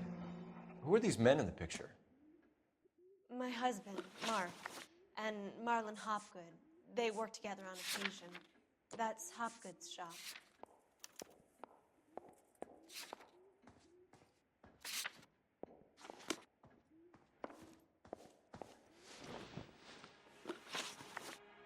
Those men. I think they work for Guy McAfee. Do you know the name? No. Why should I? June Ballard is married to Guy McAfee. Have you heard of her? That slut. She's been badgering my husband for days. Mrs. McAfee alleges that your husband tried to kill her and her friend last night. I think you should tell us what you know. My husband's a movie producer. This has something to do with his new picture. He doesn't include me in his business. June Ballard said she had a deal to be in his new picture. Mark repeatedly told her no. He had Joan Leslie lined up for the role. That's how he got the finance. June made all kinds of threats. She was very rude to me. You know June Ballard? We were both on the same picture a few years back. That's how I met my husband. Where can we find your husband, ma'am? He told me he would be on set. That's all I know. Either we find him or McAfee's people do, Mrs. Bishop. If you care for him, you should make sure that we find him first. I do care for him. But I don't really know where he'd go if he were in trouble. Hopgood might know. Why is your husband paying Lorna Hopgood $20,000? Lorna? Marlon's ex-wife? Are you sure? Your husband looks like he's being blackmailed. They obviously have something on him if he's prepared to kill to cover it up. Why is the payment going to Hopgood and not McAfee? Lorna works at a check-cashing place in Hollywood. You need to ask Hopgood why he needs that much money in cash. Your husband was at a casting yesterday with a young girl? Not that I know of. He told me he was looking at locations. The picture's been cast. Jessica remembered a mermaid. The mermaid on the front of the prop store. You better come clean with me. This is a sick town, Detective. Are you sure you really want to know? The truth is, my husband likes them young. And you think that's okay?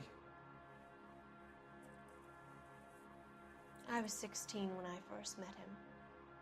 I thought he was a genius, a magician with film.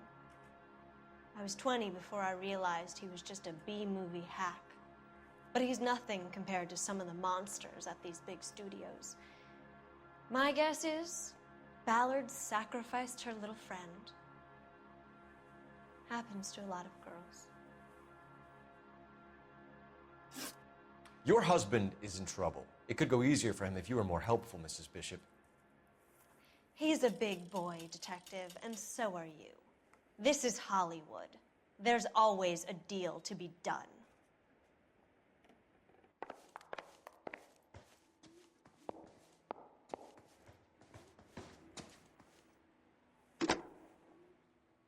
Operator, message for KGPL. Putting you through now.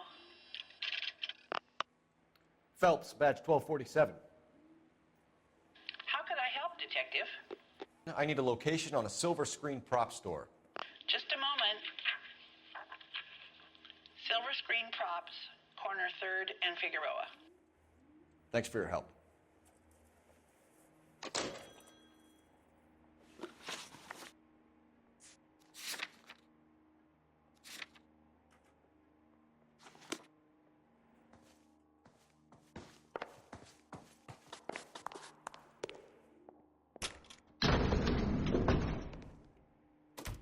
An aging movie star, a wannabe starlet, a movie producer's wife. They're finally rubbing shoulders with the almost rich and famous.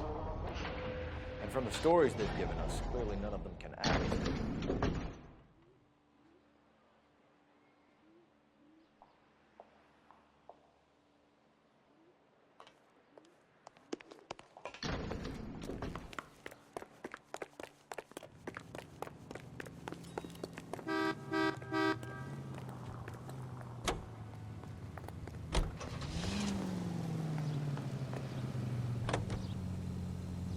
Mrs. Bishop knows more than she's letting on. She doesn't seem to realize how much trouble her husband is in. The LAPD are the least of their worries right now. You'd think she'd have gotten the hint after those hatchet men redecorated her apartment. Maybe she's just loyal. Or she's in on it. She didn't seem like your average giddy broad with nothing between the ears. Or she might just be trying to buy enough time for Bishop to put a couple of oceans between him and McAfee.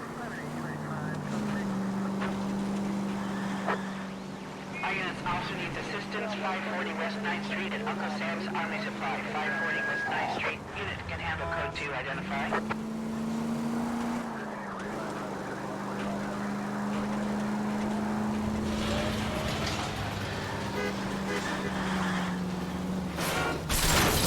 Take it easy, Phelps. I'd rather get there in one piece.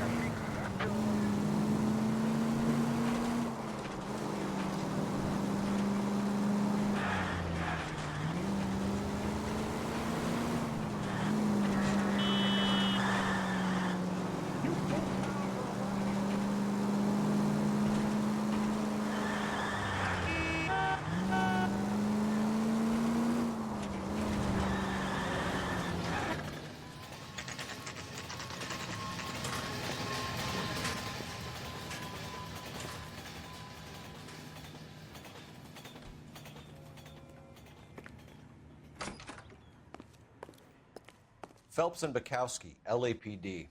We're investigating the attempted murder of June Ballard and Jessica Hamilton. Christ. I'm Marlon Hopgood. How can I help? You hold castings here? How'd you hear about that? I got a little soundstage out back. Lead the way.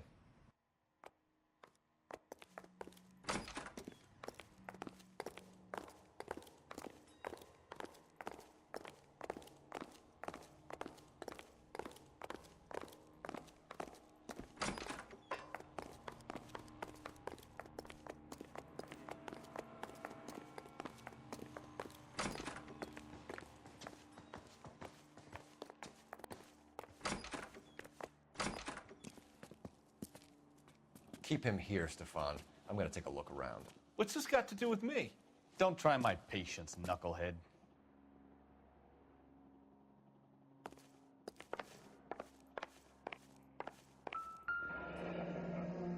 Turn off the lights, Hopgood. Why would I want to do that? Humor him. One-way mirrors. There's a room on the other side. Huh. Well, well. Find a way into that peep den, Phelps. I'll stay here and keep our pervert company. Can't be that way, Phelps. You couldn't fit a rat through there.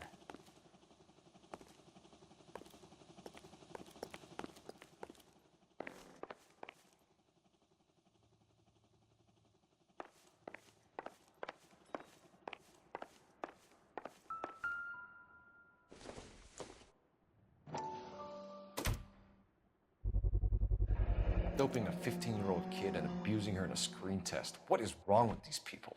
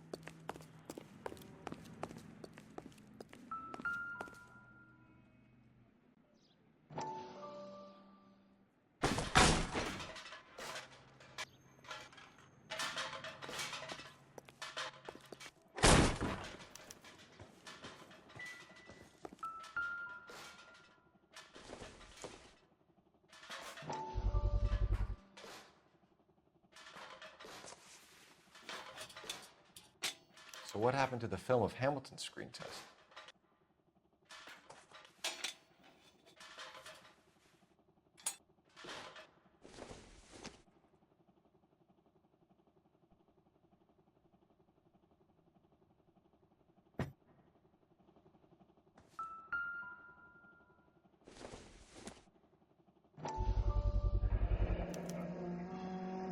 Jungle Drums, 8th and Francisco.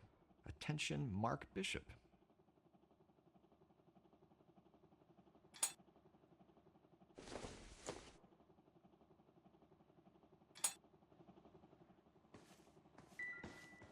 I wonder if they saw this, how many budding starlets would still get on the bus to come to Hollywood.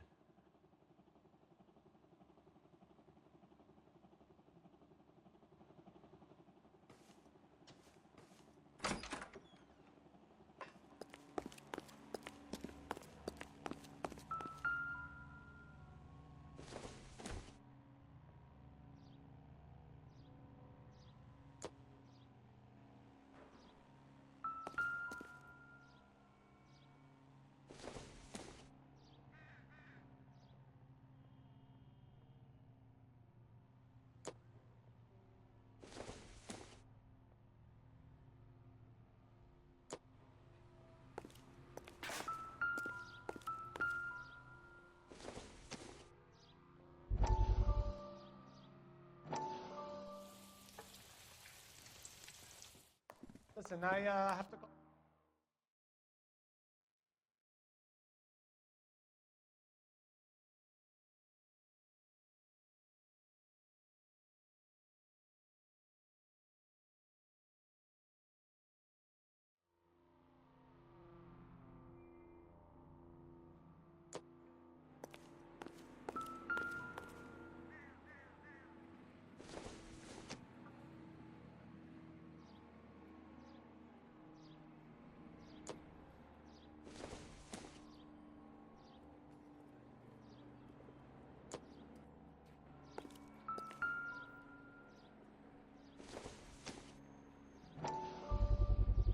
So this is where you sprang from.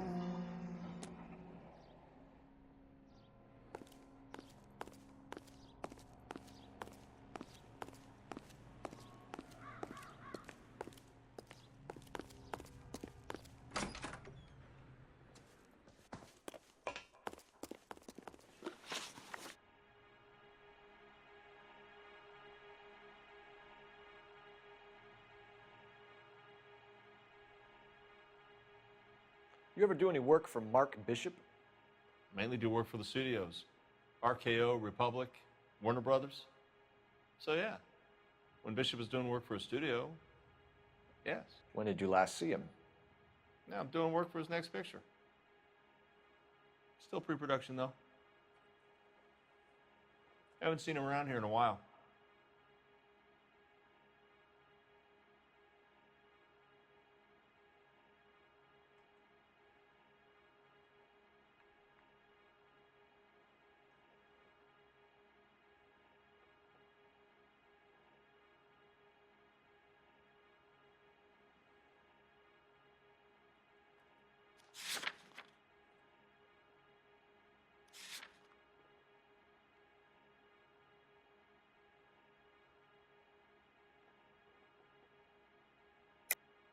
I know you're lying, Hopgood. Bishop was here, and you know exactly what he was doing and what he left lying around afterwards. You come in here without a warrant, and now you start throwing your weight around?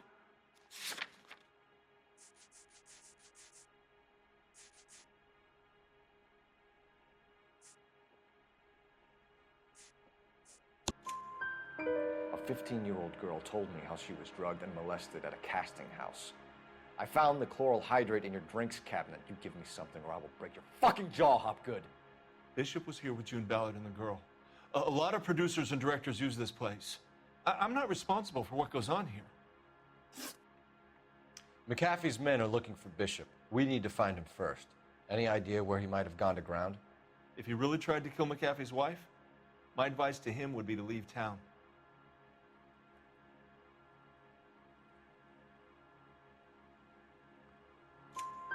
You're delivering props to Jungle Drums on 8th Street? Bishop is using that old rundown wreck of a set. That place is dangerous. But it might be a good spot to hide.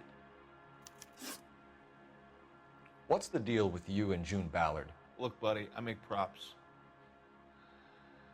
I hardly ever meet the talent unless it's something tailor-made for them, like a sword or something. You and Ballard are blackmailing Bishop. That's why he cracked. You got nothing on me. My hands are clean on this.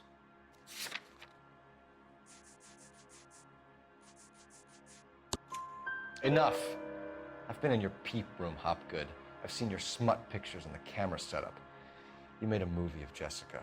I found the canister. The deal is I get to sell the movies to burlesque houses and private collectors. These movie guys love seeing their cocks on screen.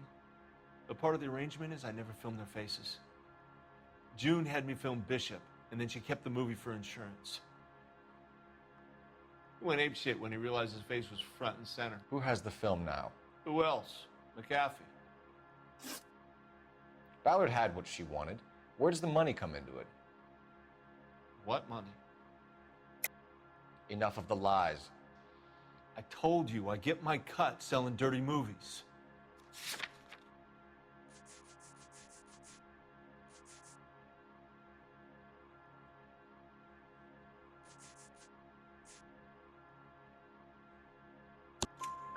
Your ex was getting 20 large from Bishop. If I wanted to skim 20 from Bishop, we'd do it through the movie budget. June said she'd sell him the film once the movie had wrapped, but Guy wanted cash. He's in a cash-only business. You think I had a choice in this? That's all for now, Hopgood. We're taking you in. Phelps! Roy Earl, advice. Hold on a moment. This is clearly a vice case. You've been roughing up my informant? Hopgood is a vice informer? Yes, he is, Phelps, and a very important one. Look at that mug. Have you been upsetting these two officers, Marlin? So we just drop it? You do if you know what's good for you. You need to catch the movie producer before an angry husband does, from what I'm hearing. I'll be making a full report to the captain, Detective. You do that, kid. We're all very impressed with you. Let it slide, Cole. Let's get out of here. Detectives. Johnny Goldberg. You work for Mickey C. That's right, detectives. You wouldn't happen to know the guys who roughed up Mrs. Bishop earlier today by any chance? No, not us. We don't do that kind of thing. It's the husband we'd like to talk to. This is a police matter. You don't want to be taken in for obstruction of justice, do you, boys? You could try the obstruction rap, but it won't stick. We could beat that. You've had your 10 cents worth, gentlemen. Bishop knows how the world works. Mrs. McAfee hits him up for a movie part. Happens every day. But Bishop takes it a step too far and tries to rub out Mrs. McAfee. Naturally, Guy is going to get upset. What made you think Bishop would be here? We figure he might be planning a little accident for Hopgood, too. Those two guys have got some unfinished business. You let us know if you find Bishop. Guy McAfee can be a very generous man. I'm only going to warn you once, gentlemen. To stay out of this. This is a police matter. We will be bringing Mark Bishop into custody. At least he's polite. Kind of dumb, but polite. But I'm a lot less polite, you smug son of a bitch. So let me put it in ruder terms that even a pair of blockheads like you might understand. The only reason that you don't have bars on your windows already is because you're small fry. And we don't waste our time on small fry. You stay away from Bishop, and you stay away from me. Is that clear enough for you, asshole? Now run along back to your boss so we can pat you on the head and tell you what good boys you are.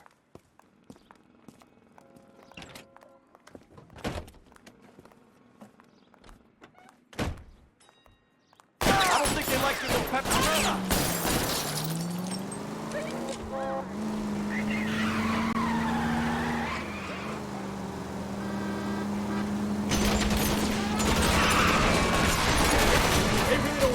Get the Bishop before they do.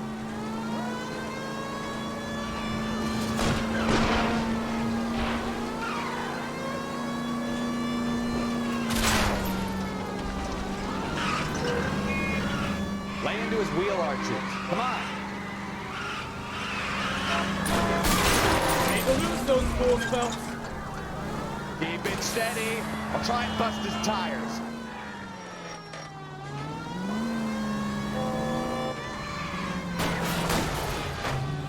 Need to be closer, Cole. Make a move. We're sitting ducks here.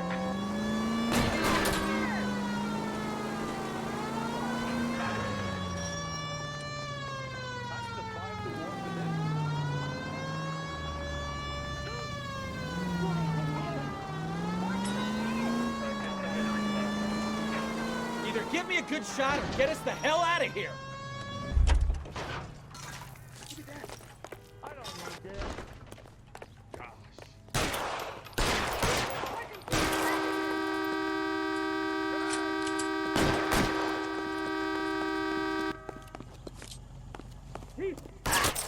Goddamn war.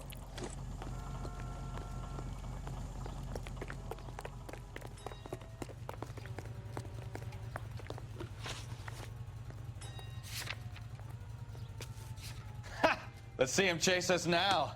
Onto the movie set, Phelps. Let's roll.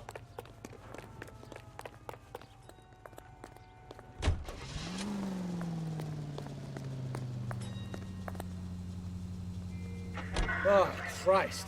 And they say working traffic is like watching paint dry. You know how to piss people off, Bukowski. Hey, if they're prepared to gun down cops in broad daylight, McAfee really means business. Seems like we're the only ones who want Bishop alive. I have a good mind. Christ alive!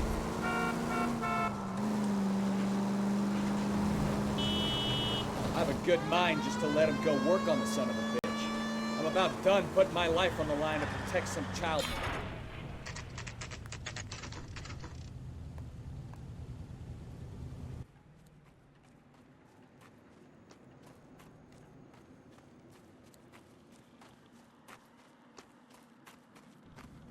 There's the slippery bastard now. No. God damn it! Get him, Phelps. I'll cover the exit. Mark Bishop, stop! LAPD! 11K calling KGPL, requesting assistance at 8th and Francisco, the abandoned movie set. My partner is pursuing suspect on foot. Code 3, KGPL. We're trying to help you, Bishop. This is all a big mistake.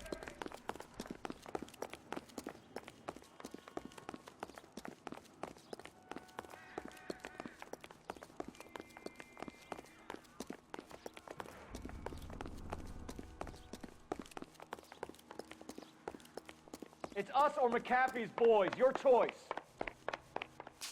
I didn't do anything.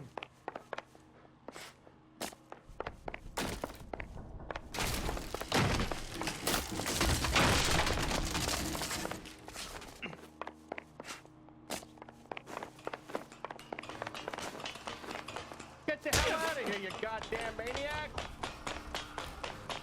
Bishop, that's enough. That girl made it all up.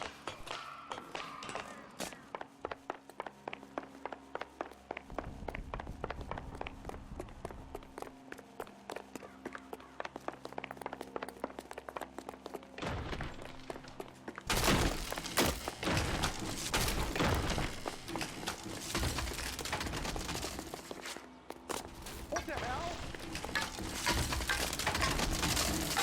Don't make this any harder on yourself, Bishop. It's June Ballard. She's blackmailing me.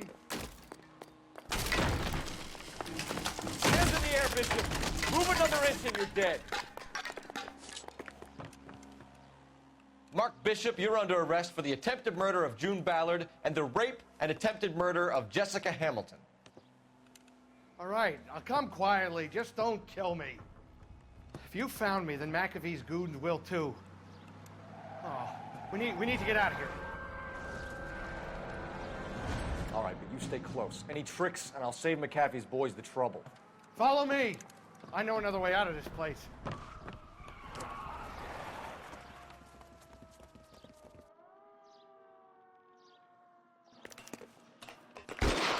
Christ, detectives are trying to kill me! Last chance to back the hell down.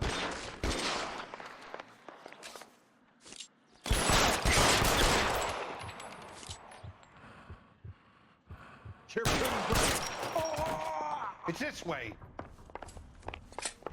McAfee doesn't make the rules. You hear me?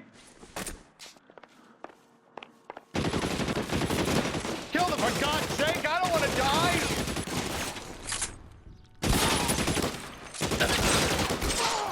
LAPD, you're making a big mistake. There's no way out of here. I thought you said you knew where you were going. We have to jump for it.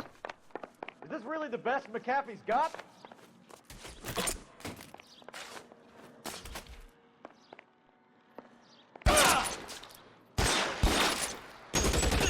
Come on, it's this way.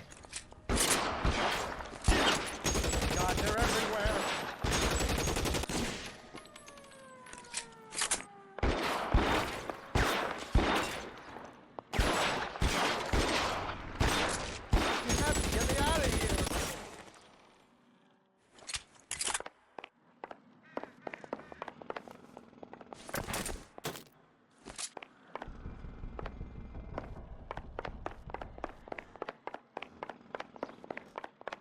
Insanity!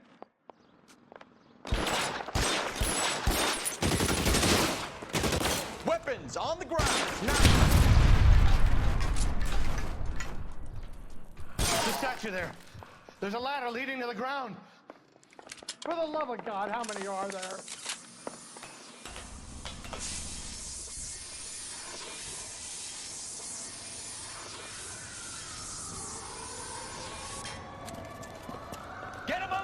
cover you! Come on! The cavalry's here! I don't want to die here.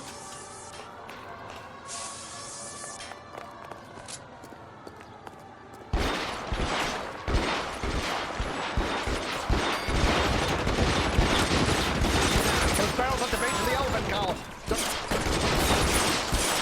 All down. Put your weapons down and your hands in the air.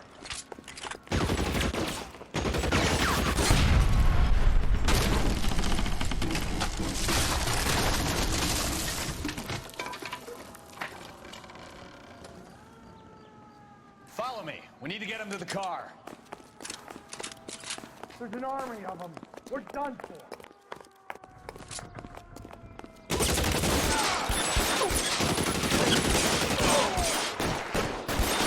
should have known that bitch was trouble.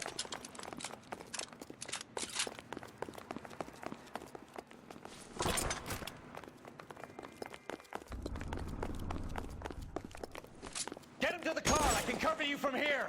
You're almost there.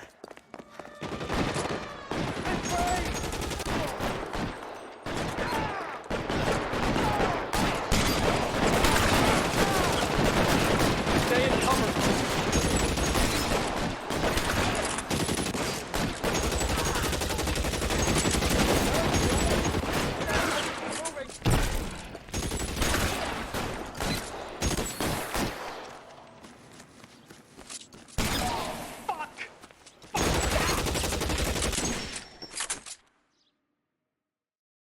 Now, this is what I call a result.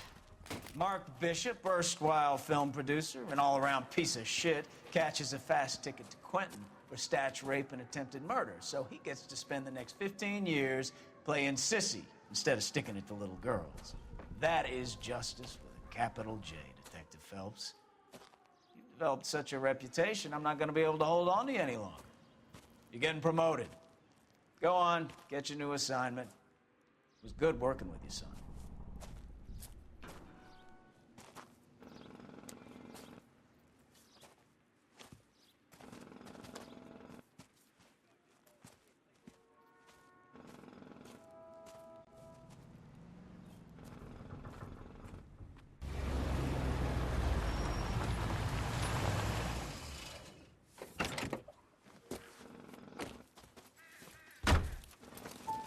Phelps, Bukowski, this your work?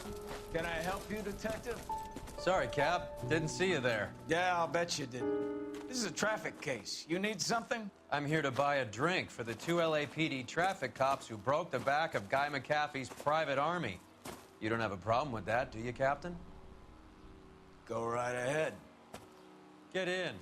I'm buying.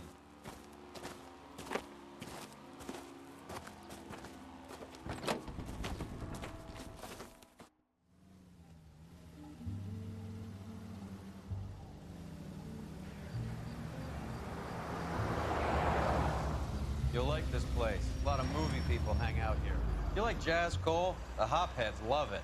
Sure, I guess. Big bands and swing I can understand, but this bebop palaver? How are you supposed to dance to that?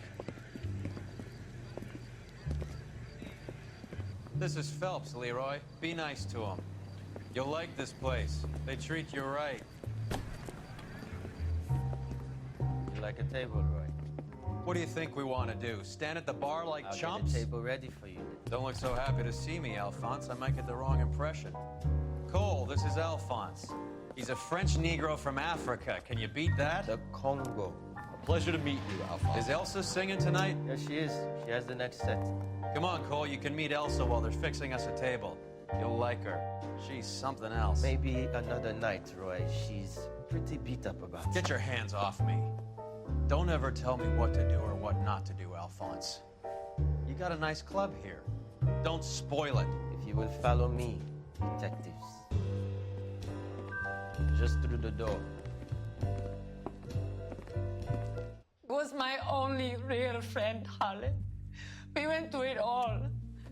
Do you realize what he meant to me? Of course I do. You have no idea. You said it was construction work. It was an industrial accident, Elsa. How can I be held responsible? Elsa, are you going on? Louis, for God's sake, he was my best friend. The only man who ever loved me without putting his hands on me. Hi, Elsa. Here's someone I'd like you to meet. Cole Phelps, war hero and crime fighter extraordinaire. And why would I want to meet another fascist from the LAPD?